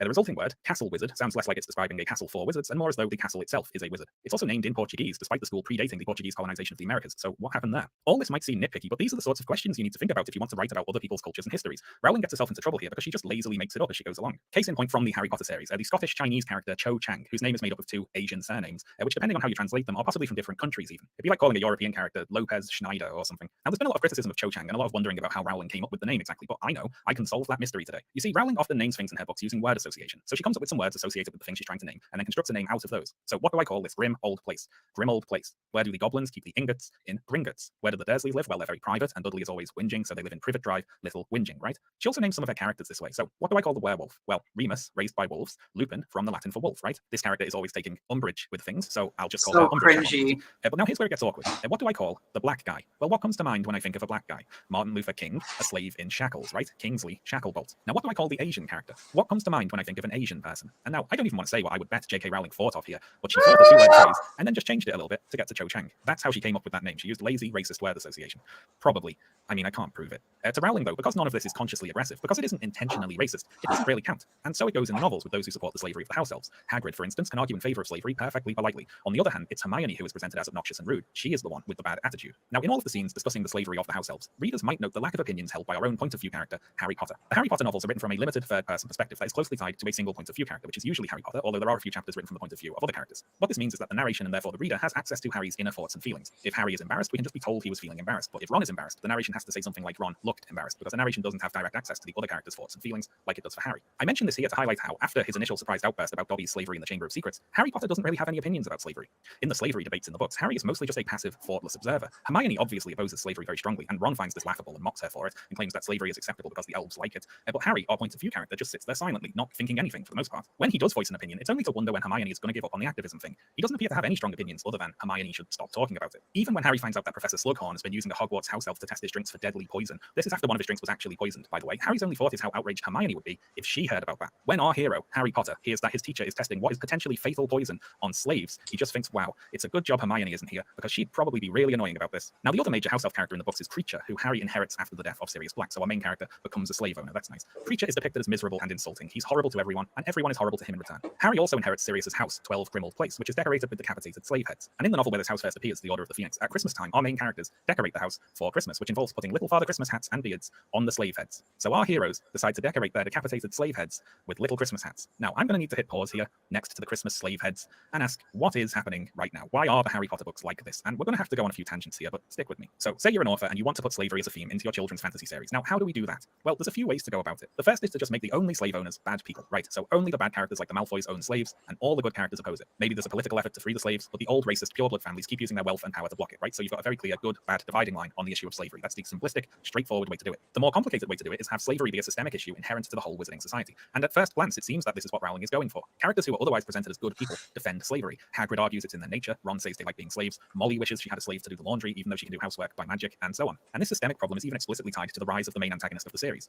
Now, you might expect the main character of this story to be an outsider, freshly introduced into the wizarding world, who can see through the inequalities that they take for granted, who can introduce a new perspective. But Harry is not given that role. It's given instead to Hermione, and only to mock how silly it is. Now, the real issue comes at the end of this story, because if you want to have a happy ending where your characters triumph, where evil is conquered, where all is well, then the systemic problem of slavery requires a systemic resolution, i.e. the slaves have to be freed, or all is not well, is it? But what we need to understand here is that J.K. Rowling can't free the slaves in her story. This is the reason she has to backpedal slavery into not being that bad, because after she introduces it, she can't fundamentally change it, and she can't do that because of her real-world political beliefs. And to understand those, we need to talk about neoliberalism. Now, whenever the politics of Harry Potter are brought up online, someone will post this screen cap from an image board where the author of the post lays what they see as the failings of the Harry Potter story at the feet of J.K. Rowling being, quote, a liberal, centrist Blairite who doesn't really believe in anything. But is this accurate, and what does it mean exactly? So, very quick. In 1979, Margaret Thatcher came to power in the UK. Yes, sorry, we're doing this. Her government was in power throughout the 80s, but fair of J.K. Rowling being, quote, in line. Someone will post this screen cap from an image board where the author of the post lays what they see as the failings of the Harry Potter story at the feet of J.K. Rowling being, quote, a liberal, centrist Blairite who doesn't really believe in anything. But is this accurate, and what does it mean exactly? So, very quick. In 1979, Margaret Thatcher came to power in the UK. Yes, sorry, we're doing this. Her government was in power throughout the 80s and enforced and oversaw a national political realignment. Previously, in the period after World War II, the UK instituted various welfare reforms paid for by high taxes, a national healthcare service was established, there was wide support for trade unions, and various industries and services were nationalised, that is, brought into public ownership. Now, Thatcher's government can be characterised as a total shift away from all of this. Of humans. These were arguments once. So yeah, I'm going to skip ahead a bit more. Yeah, I mean, I don't mean to skip it. It's just because, you know, I'm trying to get the core points of it, but definitely everyone should watch this in full. This is really interesting. Just trying to get the highlights based on where people watch the most. made about the supposed dangers of freeing enslaved black people in the United States, for instance. Now, Rowling would argue that the elves in her books are not supposed to be a commentary on any real-world instances of slavery, but my question is, does it matter what the intention was here? And I'd argue no, it doesn't. If the similarities exist, they exist regardless of what the author's intent was. And with that said, I think it's time to talk about Rowling's goblins. Now, Rowling's goblins have been widely criticized as anti-Semitic, appearing as they do similar to anti-Semitic stereotypes of Jewish people. They're greedy, they're untrustworthy, they run the banking system, and the Harry Potter people didn't do themselves any favors in this regard by having a large six-pointed star appear on the floor of Gringotts in the first movie. That was unfortunate, wasn't it? You didn't want to edit that out? No, throw a rug over it or something? Now, of course, many fantasy stories use fantasy races. That's literally what I said. I talked in a recent video. I feel like we're on the same wavelength, 100%. About the Discworld's dwarves, for instance, being used to both explore LGBT issues and conflicts between the moderately religious and the more hardline religious. Star Trek, as another example, uses fantasy races to comment on particular real-world issues. Think of the alien race who are half white and half black, but still discriminate against one another and are used in a rather heavy-handed way to highlight the absurdity of racism. Star Trek also uses real-world cultures as a basis for many of its races. The Romulans are based on ancient Rome, for example. The Klingons, in their various incarnations, draw from several cultures. The Mongol Empire, there's some ancient Japan, there's some Vikings. But I want to talk about the Ferengi here. I want to compare the Ferengi to Rowling's goblins. Now, the Ferengi are portrayed as a culture driven primarily by material wealth, profit, and exploitation. They are capitalists, basically. They're used to represent and parody us, humans as we exist now, before we became utopian space communists. But it's also not hard to imagine the same criticisms aimed at Rowling's goblins being also aimed at the Ferengi with their oversized facial features and obsessive greed. And indeed, over the years, people have accused the Ferengi of being similar to anti-Semitic stereotypes. So is there a difference here? Now, to start, I should say that it's not my place to say whether or not anyone can or cannot get offended by the way the Ferengi are depicted. That's not up to me. But I think we can use the Ferengi here to show what I'd argue is a big problem with not only Rowling's goblins, but her handling of fantasy races in general. So in their first few appearances on The Next Generation, the Ferengi were used as recurring villains, essentially. They're a contrast to the humans of the Federation in that they're greedy and duplicitous and very misogynistic. And if this is how the Ferengi remained, I'd have nothing more to say here. They would be like Rowling's goblins. What complicates the Ferengi is their later appearances, particularly on the show Deep Space Nine, which introduces several Ferengi characters to the main cast, principal among these being Quark, the owner of the space station's bar. And what we see in this show are Ferengi who grow to differ from their society's expectation of what a good Ferengi should be. We see Quark's nephew Nog insisting he wants to join Starfleet rather than go into business. We see Quark's brother Rom organize a labor strike in protest of how he treats his employees. Even Quark himself occasionally passes up profit in favor of doing the right thing. And we see that wider Ferengi society in protest of how we see Quark's nephew Nog insisting he wants to join Starfleet rather than go into business. We see Quark's brother Rom organize a labor strike in protest of how he treats his employees. Even Quark himself occasionally passes up profit in favor of organize a labor strike in protest of insisting he wants to join Starfleet rather than go into business. We see Quark's brother Rom organize a labor strike in protest of how he treats his employees. Even Quark himself occasionally passes up profit in favor of doing the right thing. And we see of how he treats his employees. Starfleet rather than go into business. We see Quark's brother Rom organize a labor strike in protest of how he treats his employees. Even Quark himself occasionally passes up profit in favor of doing the right thing. And we see that wider Ferengi society is also subject to change. Ferengi women, previously forbidden from even wearing clothes, are granted rights over the course of the series, among other political changes.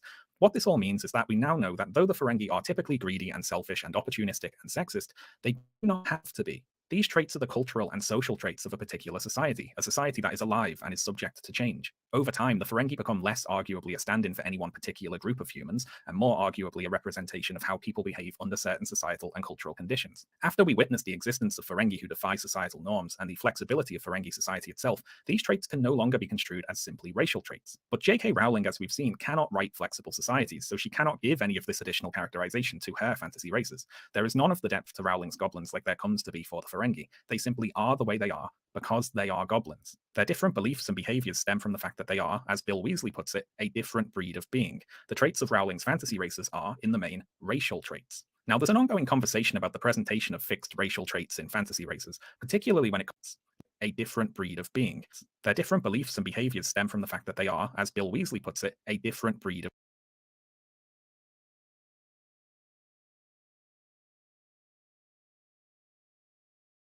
Wow, even the use of snake imagery. Harry felt a slight squirm of discomfort as though a small snake had stirred inside him. So interesting. It's like it's so baked in, and I don't know if she really doesn't know it or if it's deliberate. Of being. The traits of Rowling's fantasy races are, in the main, racial traits. Now, there's an ongoing conversation about the presentation of fixed Rowling's fantasy races are, in the main, racial traits. Now, there's an ongoing conversation about the presentation of fixed racial traits in fantasy races, particularly when it comes to questions of morality, of a race being inherently good or evil. Wizards of the Coast recently removed the racial alignments from the fantasy races of Dungeons & Dragons, for instance, and I agree with that move. I think it's a good one. Not only does it create the opportunity for more interesting stories, a fantasy world having certain races who are just evil by default obviously has some problematic real-world parallels. But back to Rowling's goblins. The principal goblin character in the Harry Potter story is Griphook, who is the goblin from Book 1 who takes Harry to see his giant pile of gold for the first time. And then he returns in the final book to help, who is the goblin from book 1 who takes Harry to see his giant pile of gold for the first time. And then he returns in the final book to help Harry and his friends break into Gringotts in order to retrieve one of Voldemort's Horcruxes. Potentially troublesome for this alliance is the history of animosity between wizards and goblins. Goblins are remaining neutral in the conflict with Voldemort. They see it as a wizard matter for wizards to deal with. Griphook and Ron have an argument. Griphook complains about the fact that wizards treat goblins as second-class citizens, and Ron counters that the goblins aren't perfect either, and have metalworking secrets they refuse to share with the wizards or whatever. Also complicating things is that goblins have a different idea about the concept of ownership than wizards do. For goblins, whoever first creates an object is the owner, and subsequent purchases are basically rentals, meaning the goblins see goblin-made objects like the Sword of Gryffindor as belonging to the goblins. So what a tricky situation our heroes find themselves in. However, are they going to convince Griphook to ally with them, considering all their differences and the history of division between goblins and wizards? And the answer is, they don't. Harry gets Griphook to work with them temporarily by promising to give him the Sword of Gryffindor, but intends to betray him and keep the sword until Voldemort is gone. Griphook likewise betrays Harry and steals the sword midway through the mission before abandoning him, and then despite that, Harry and his friends successfully attain the Horcrux and escape anyway. So what was the point, we might wonder, of all that stuff about the division between goblins and wizards? You know, here's a history of racial conflict, some racial differences that prove to be irreconcilable, and then it doesn't matter anyway. It's set up like Harry and his friends are going to have to find some way to navigate this conflict in their world, but then they don't. They fail at that, but then they still succeed at their ultimate goal anyway, so it didn't matter. It's almost like Rowling's in two minds about the politics of the fantasy races in her novels. She clearly wants those elements in there, otherwise they wouldn't be in there, but she doesn't want them to actually mean anything or affect the plot in any significant way. What Harry Potter is really missing is a good old council scene, right? So there's a big evil threat to the world, once thought defeated but recently resurgent, and to defeat it is going to take unity and cooperation. However, the peoples of the world are divided. They bicker amongst themselves, and their divisions are exploited by the evil antagonist in order to facilitate his return to power. Now, in Lord of the Rings, Sauron is defeated in a strictly mechanical sense by throwing the ring into Mount Doom, but that act is only possible after the story resolves those previous divisions that it set up. So Rohan needs to be saved. Rohan needs to answer Gondor's call for aid. Legolas and Gimli need to become friends. The Alliance needs to mount a last stand to draw Sauron's forces out of Mordor.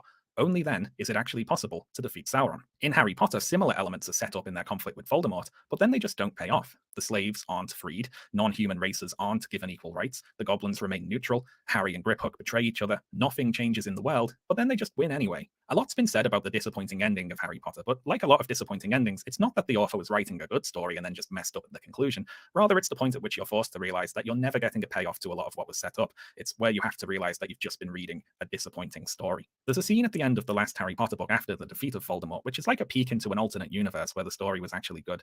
McGonagall had replaced the house tables, but nobody was sitting according to house anymore. All were jumbled together, teachers and pupils, ghosts and parents, centaurs and house elves. Now, this could have been a very powerful image. If defeating Voldemort had meant defeating his supremacist ideology and achieving equality, this scene with all the different people and races sitting where they like, unsegregated, would have been a fitting conclusion.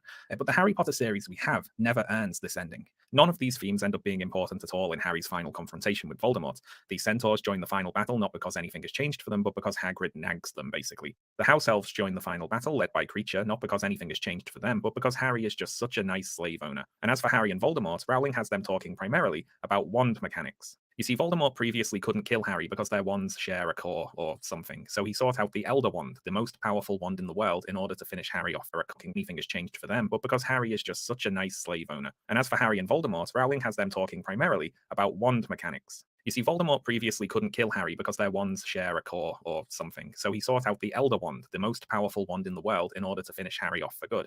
The problem is the Elder Wand will only obey its master, and that isn't the person who's holding it, that's the person who defeated its previous owner. Voldemort thinks he is the master of the wand because he killed Snape, who killed Dumbledore, who was the previous master of the wand.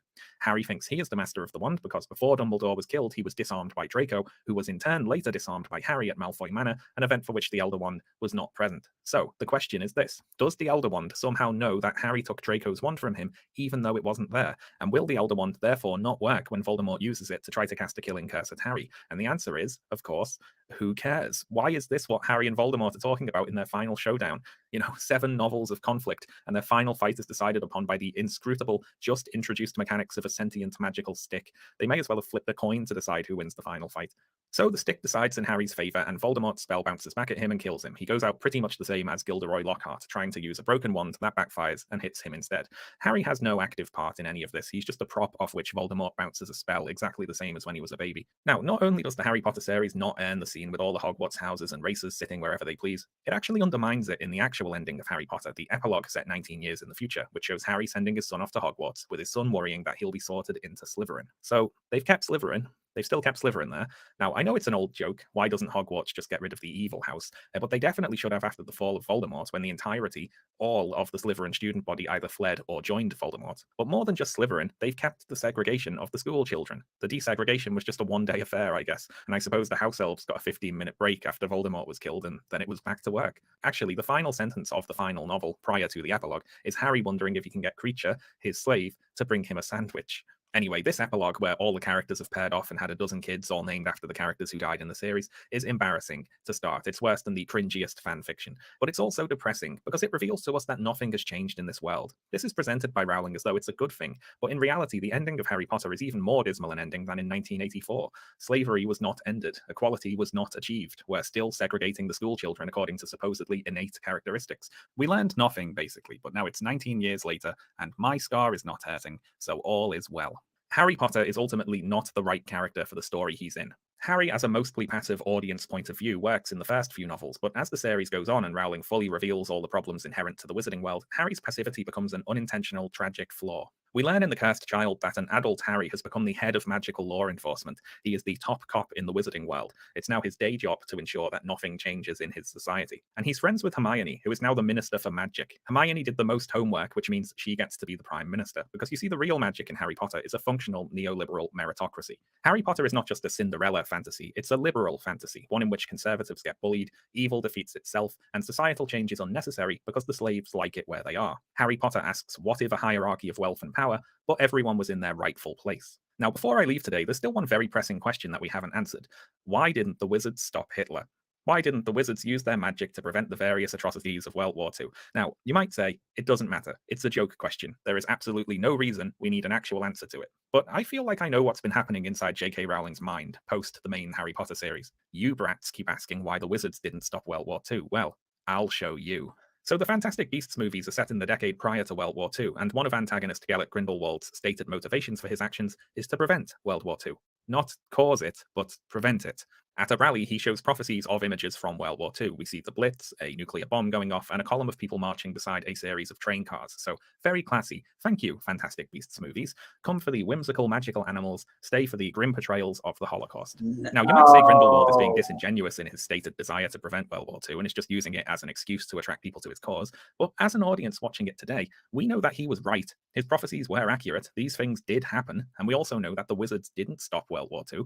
And this isn't some dangerous butterfly effect messing about with a time machine stuff. These events are future events for the characters in the story. There's no reason they shouldn't want to prevent this, but the only person who even claims to want to prevent it is the bad guy. Now, what this means is that when Dumbledore and Newt Scamander and their Fantastic Beasts are fighting against Grindelwald, they're fighting to save World War II and make sure that it happens. This is the anti-change ideology of the Harry Potter series taken to its logical endpoint, right?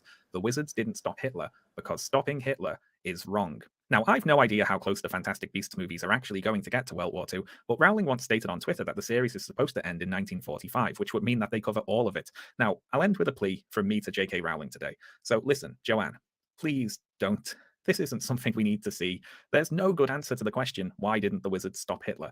You can't write your way out of this. You're not good enough. Just accept it. The best case scenario here is that this series gets cancelled before we see what you're planning. Now, before I go today, I'm going to wrap up with a few clarifications. Firstly, this video is not meant to be an exhaustive list of everything wrong with Harry Potter. There's plenty I didn't mention. For instance, Rowling once stated that her werewolves were supposed to be a metaphor for having HIV, and then she made one of her main werewolf characters a predator who attacks children to purposely infect them with werewolfism. I didn't mention that. Well, I did right now as an example of something I didn't mention, but you know what I mean.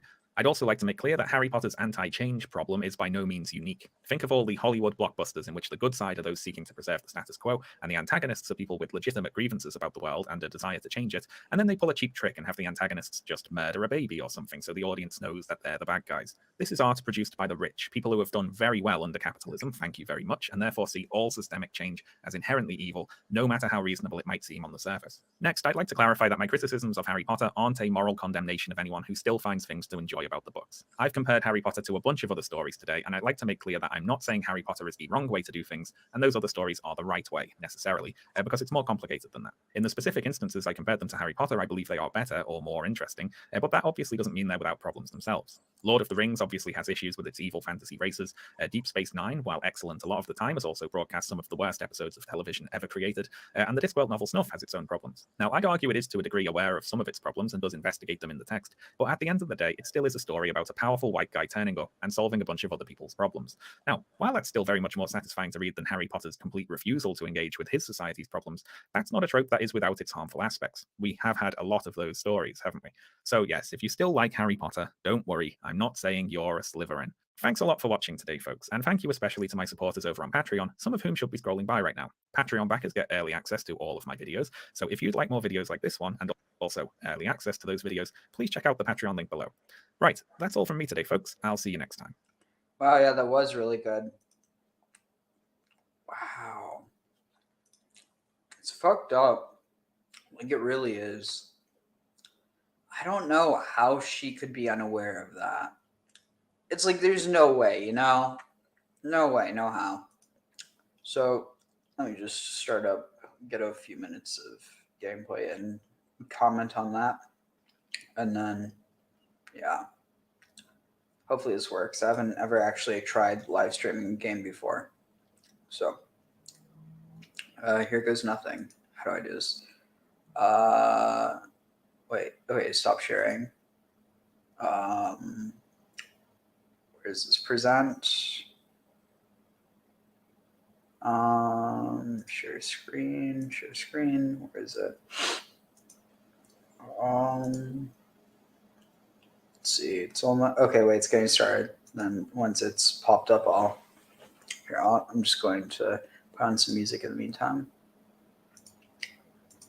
Let's see, where's music? Here.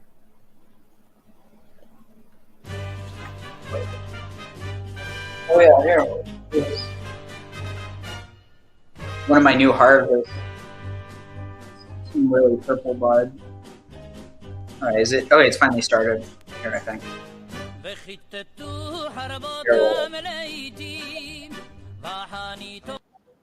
Alright, yeah, here. Present, share screen, window.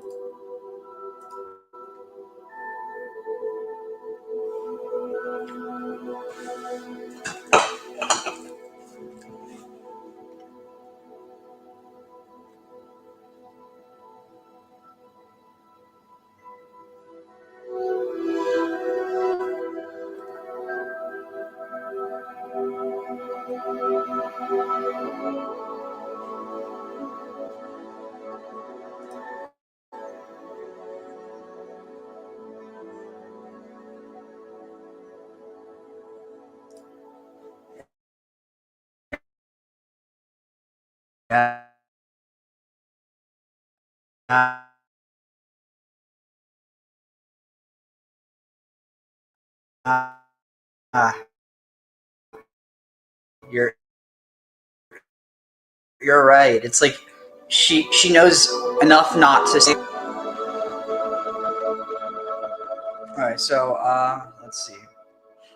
So yeah, we could talk about the plot, I guess. So the main plot of this game is basically you're supposed to stop a mounting goblin rebellion, and this is understood as something that is just, you know, natural and normal, and, you know, you're totally in the right to do that. So let's see. Actually, I'll be right back. I need to get something to drink. I have to use the restroom.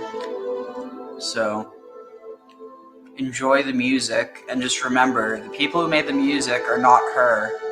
I mean, like, there are people who are making money off of this that aren't her. The only downside is the narratives. Like, if the narrative was turned into a progressive one, that would be one thing, but it's just total propaganda through and through.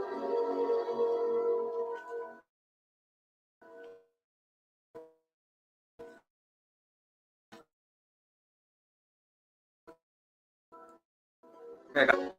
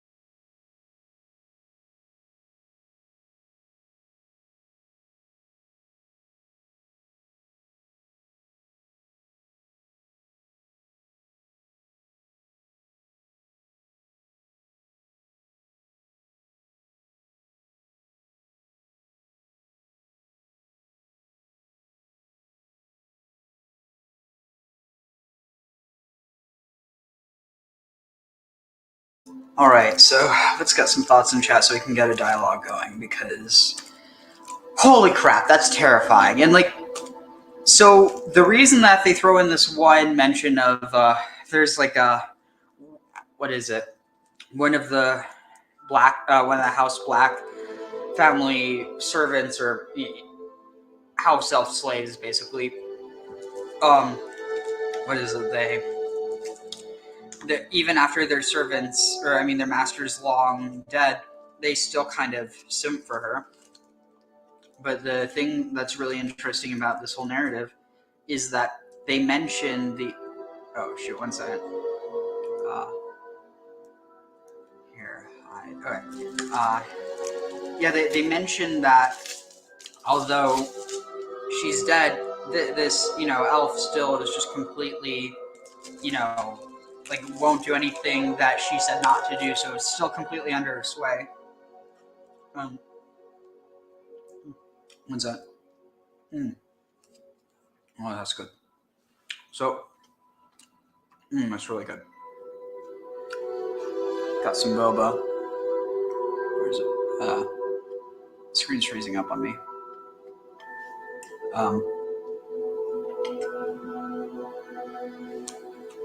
Are y'all able to see all right, or is it laggy, or what's up?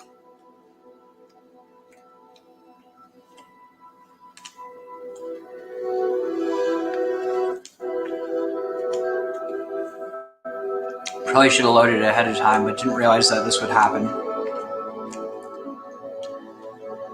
So,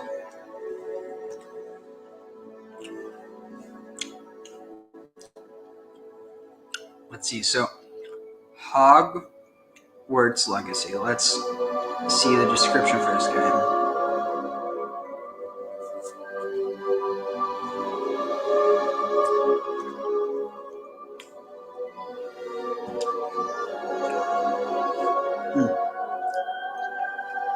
Wait, here it is. Hogwarts Legacy. Oh, okay, wait. Plot. Hogwarts Legacy is set in the late 1800s and follows a student starting at Hogwarts in the 5th year. Players take control of a new Hogwarts student, voiced by Sebastian Croft or Amelia Gathing. As the player is starting at the school later than other students, the Ministry of Magic provides them with a wizard field guide, completing sections of this guide through exploration. Okay, wait. Let's see. The player character who holds the key to an ancient secret that threatens to tear the wizarding world apart is capable of manipulating a mysterious ancient magic and will need help uncover why this forgotten magic has suddenly made a resurgence in the ones that are simultaneously trying to harness it. The new character, Professor Eleazar Fig. It's like Eleazar is not really that common as a non-Jewish name. Like Lazarus, that's one thing, but Eleazar, or wait, is that Eleazar? Eleazar. Yeah, that's Eleazar. But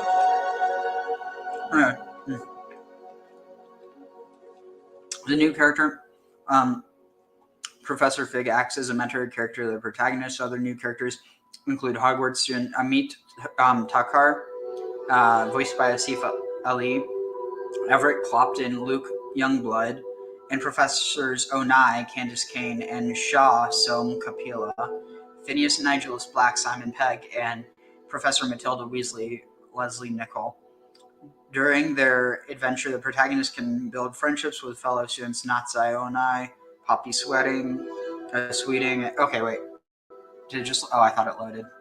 Poppy Sweeting and Sebastian Sallow, who accompany them on their adventure, on their journey as companion characters. Antagonists featured in the game include Ranrock, the leader of the Goblin Rebellion, and Victor Rookwood, the leader of a group of dark wizards. So I mean, it's interestingly it actually came out that the head developer of this game originally he got sacked because of this, but he was like a right-wing troll, like a far right-wing troll, and so it makes you wonder how much influence he had on this, even despite not being a member of the team anymore. which we would be able to know if this would, finally start. So, about to start. Any comments? I'm going to have to use my phone to look at. Oh my god! Especially after that nut job in Ireland, did a fake live stream or whatever. But I legitimately can't look at things on my computer, so I'm going to have to look at it on my phone. So if anyone has any comments, just going to be. Let's see. Hello. Okay. Should be ready in like 2 minutes.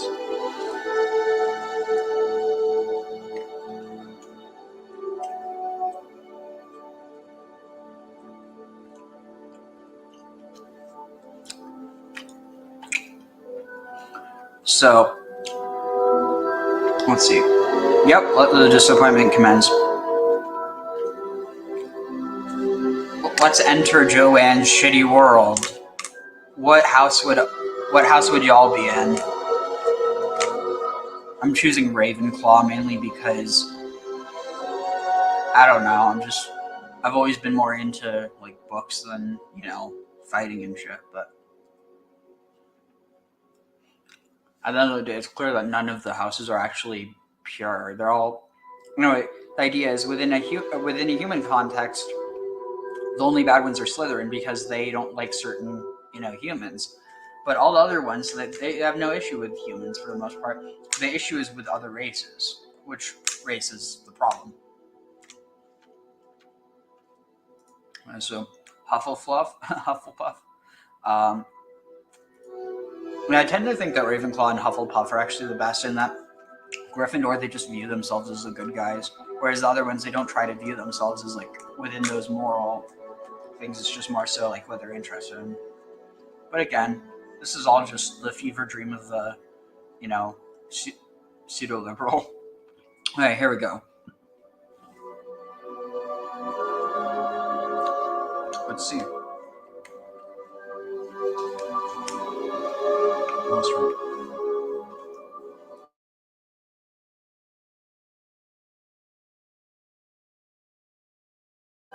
Alright, where is it? It's finally loaded?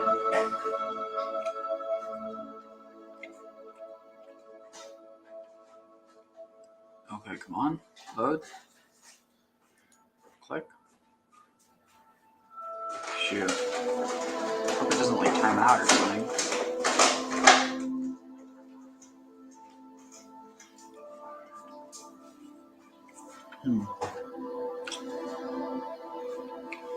Maybe I have to manually alt.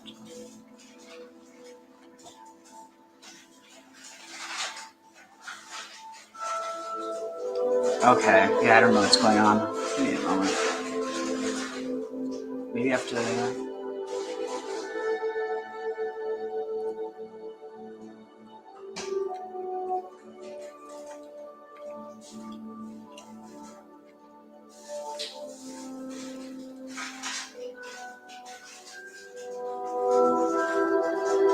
Alright, here we go. Menu reader. Accessibility options.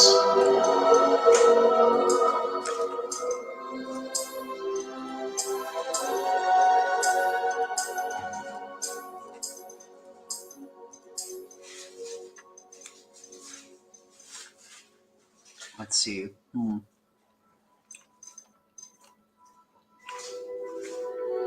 Shoot. What's that? I think it froze. Alright, so let's see.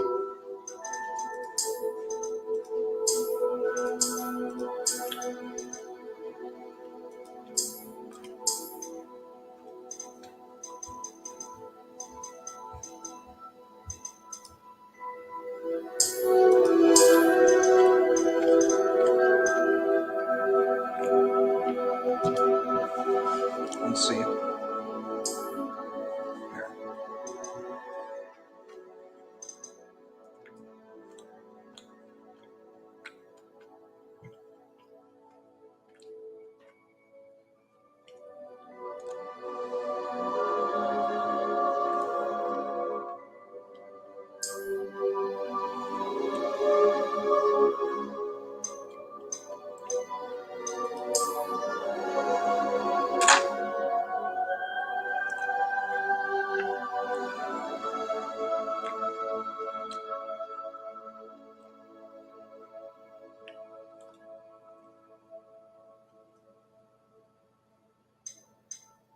just go and try this. If it doesn't work, then I'll always skip this part.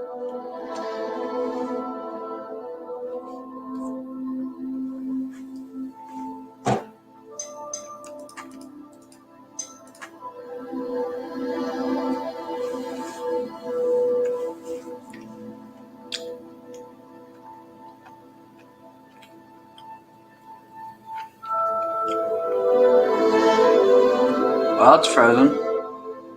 Wonderful. Very magical.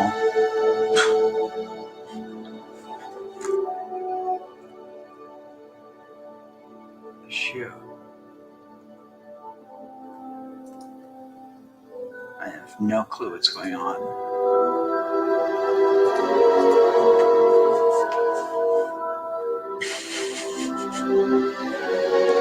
Oh god, I just put myself in the nose. Shit. I'm not having fun yet. Wait, seriously, what is going on with this? Okay, what? Did it do something? Huh? What's that? What's this? Can you feel the magic yet, Mr. Krabs?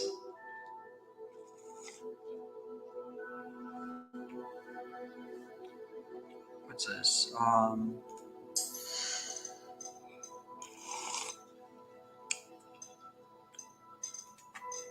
Population quality, what's this? Is there a way that I can... Here. Escape. Benchmark. Wait. Is there even a benchmark option?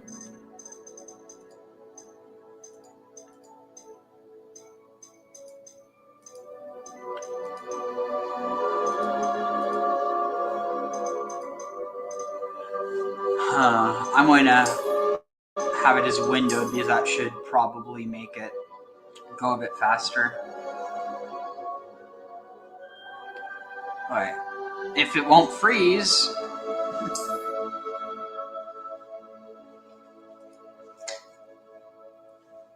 Let's see. I thought... Did I not just do it? I swear. Piece of shit game.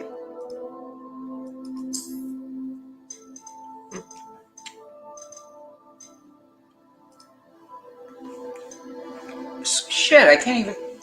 Well, I can't have it as windowed without it being tiny. Shit.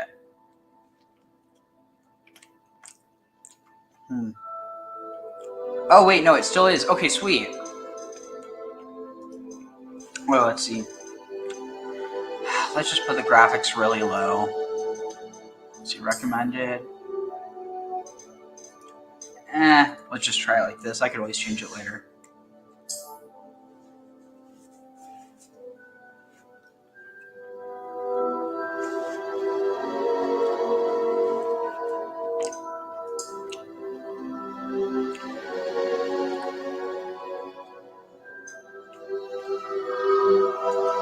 Lion, serpent, badger, raven, or eagle, whatever.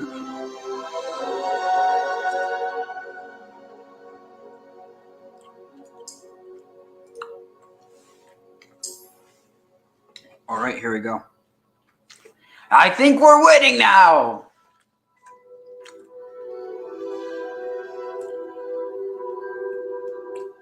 Darkness. There's nothing but Nyx.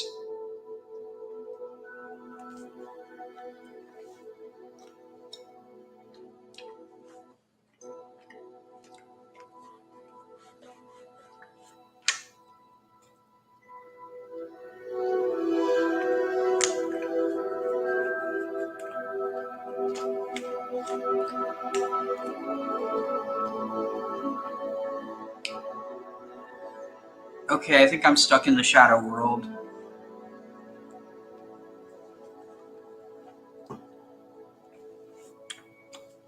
No, what's this? Fingers crossed, come on, don't crash, don't crash, don't crash.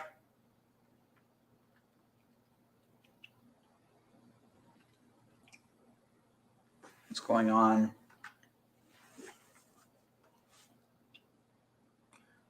I'm not having fun. What is this?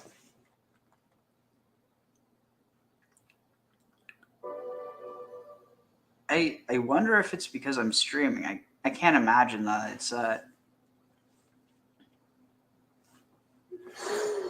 there we go.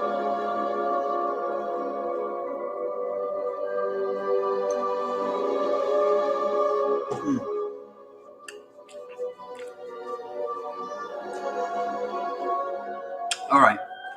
We are pleased to inform you that you have been accepted at Hogwarts School of Witchcraft and Wizardry as a 5th-year student. Term begins on 1st of September. Yeah, I'm not going to do that. It's too cringy. Preliminary supplies have been collected for you and will accompany you on your journey to the castle. As you may be aware, the decree for the reasonable restriction of underage sorcery prohibits the use of magic by those under the age of 17 outside school. Screw you, I'm 24! However, due to your unique circumstances, the ministry has graciously agreed to allow Professor Eleazar Fig to help you hone your spellcasting before escorting you from London to the castle for the start of term feast and the sorting ceremony. Yours sincerely, Professor M. Weasley, Deputy Headmistress. All right, let's start game. All right. Okay, so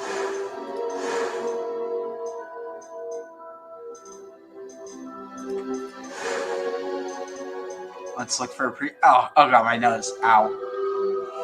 Oh god, my nose really hurts. Shit.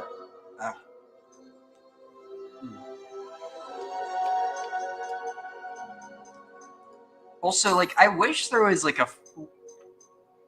What is it?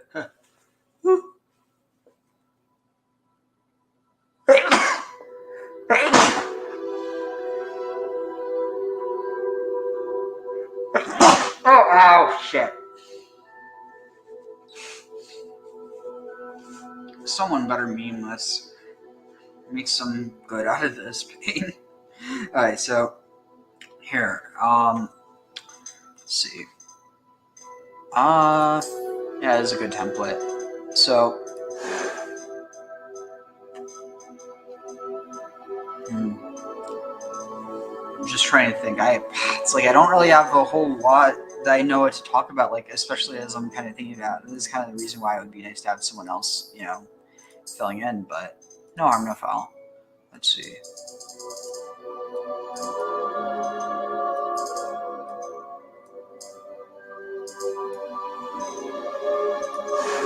Wait, is there...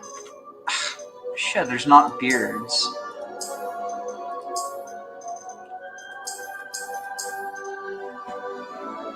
Here, I'm going to see if I can get something in the background. Oh, awesome. Thanks for clipping it. So let's see. Yeah, it definitely seems like it's kind of difficult to use StreamYard like simultaneously. I'll have to figure out what the best method of streaming is, but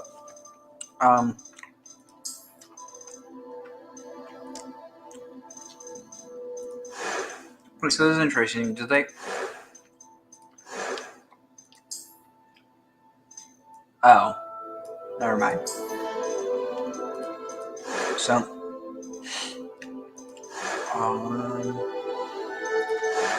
let's see, eye color. I wish it would just tell you the colors. Oh, wait, and I have to click. Wait, can I just... Here. Can I zoom in? Really not that helpful. So I don't have purple eyes, don't have green, don't have blue, don't have that color, don't have purple, don't have green, don't have green, don't have green, don't have... What's that, yellow? Yellow. Orange? Blue? Or silver? I don't know. Silver. Nope. No. No. No. No. Well, okay, wait, maybe. Let's see, that's this one here. Let's see what else there is. No, it was that. Dark brown. Eyebrow color.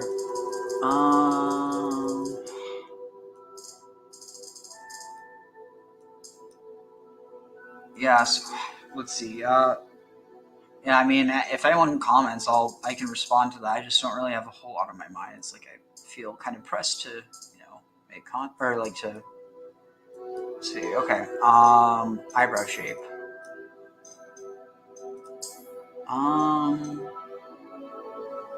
It's like I'm looking at myself on my phone, looking at the stream version of myself. That way I can see my face. This is really trippy.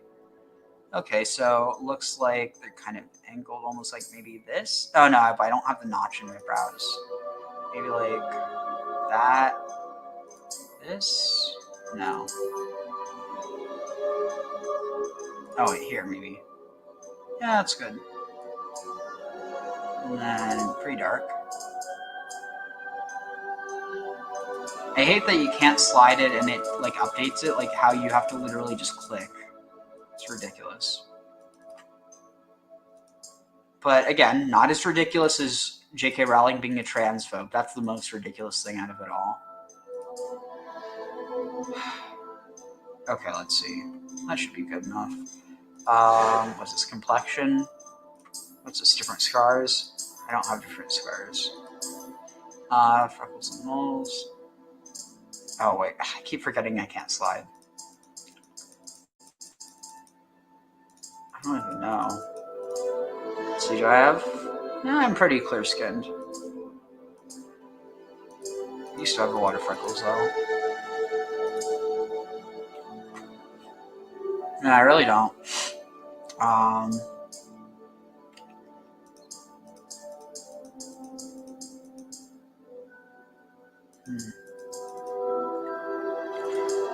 Those eyes. It feels like my eyes.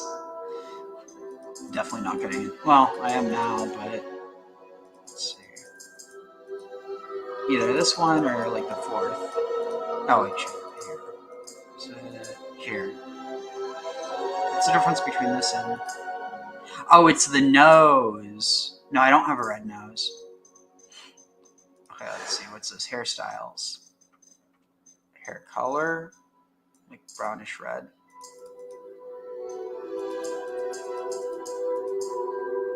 Either that or that, maybe? No. But shoot, what did it just do? Maybe like this. That looks like it. Okay, go ahead and check comments again, see if there's anything there. Okay, no comments yet. Yeah, so just working on this right now. This music's getting kind of, yeah, let's switch it up. Let's get some let's see. I'm trying to think. How am I going to do this? I have to turn down the audio on 1. Sorry, I'm not used to this slow response time here. Okay, open volume mixer. Okay, bring down Hogwarts Legacy all the way. Let's see, what's a good song for this?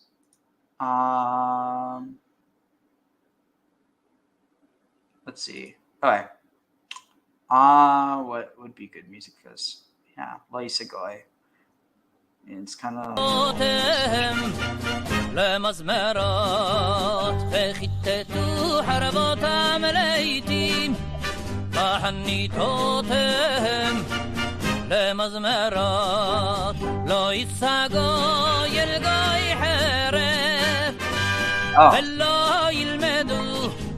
It's really amazing how hair has such an impact on how someone looks. I mean, speaking on the whole thing of it's Friday that they have the show. I'm not sure. I'm not. I might be watching it, so I might not be. Here, and I'll let them watch. What do I even look like? I swear, I'm probably the one person I know that spends the least time caring about this. I mean, it's like one thing if I'm going out,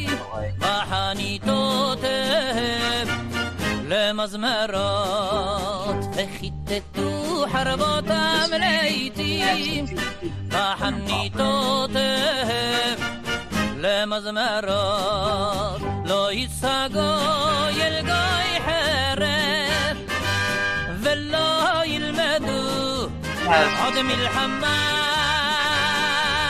لو يسقى يلقى يحارب ولا يلمدو عدم الحمام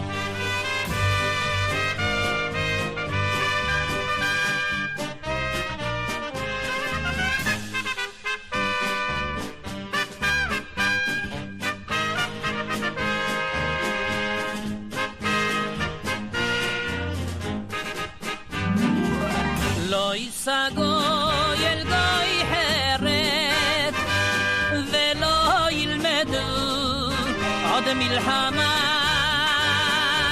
לא ייסגו ילגו יחרד ולא ילמדו עוד מלחמה ולא ילמדו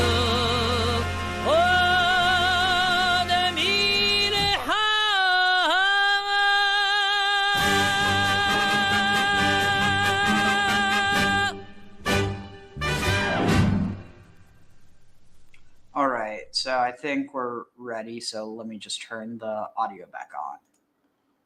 So it's interesting. I mean,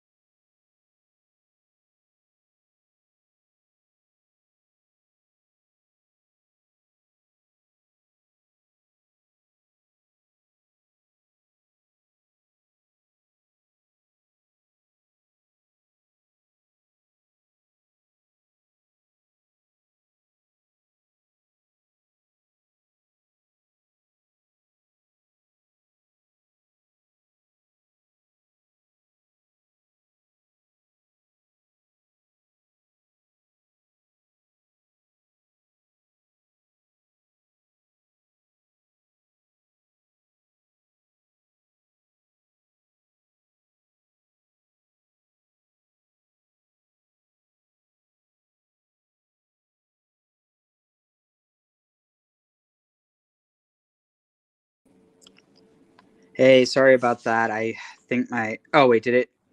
Yeah, I need to reload my page. I don't know what happened. So sorry about the interruption. Yeah, I'll have to, shit, what's up?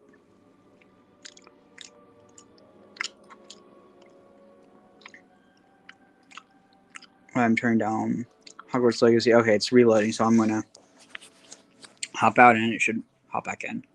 All right, here we go. Did it work? Oh shit, yep.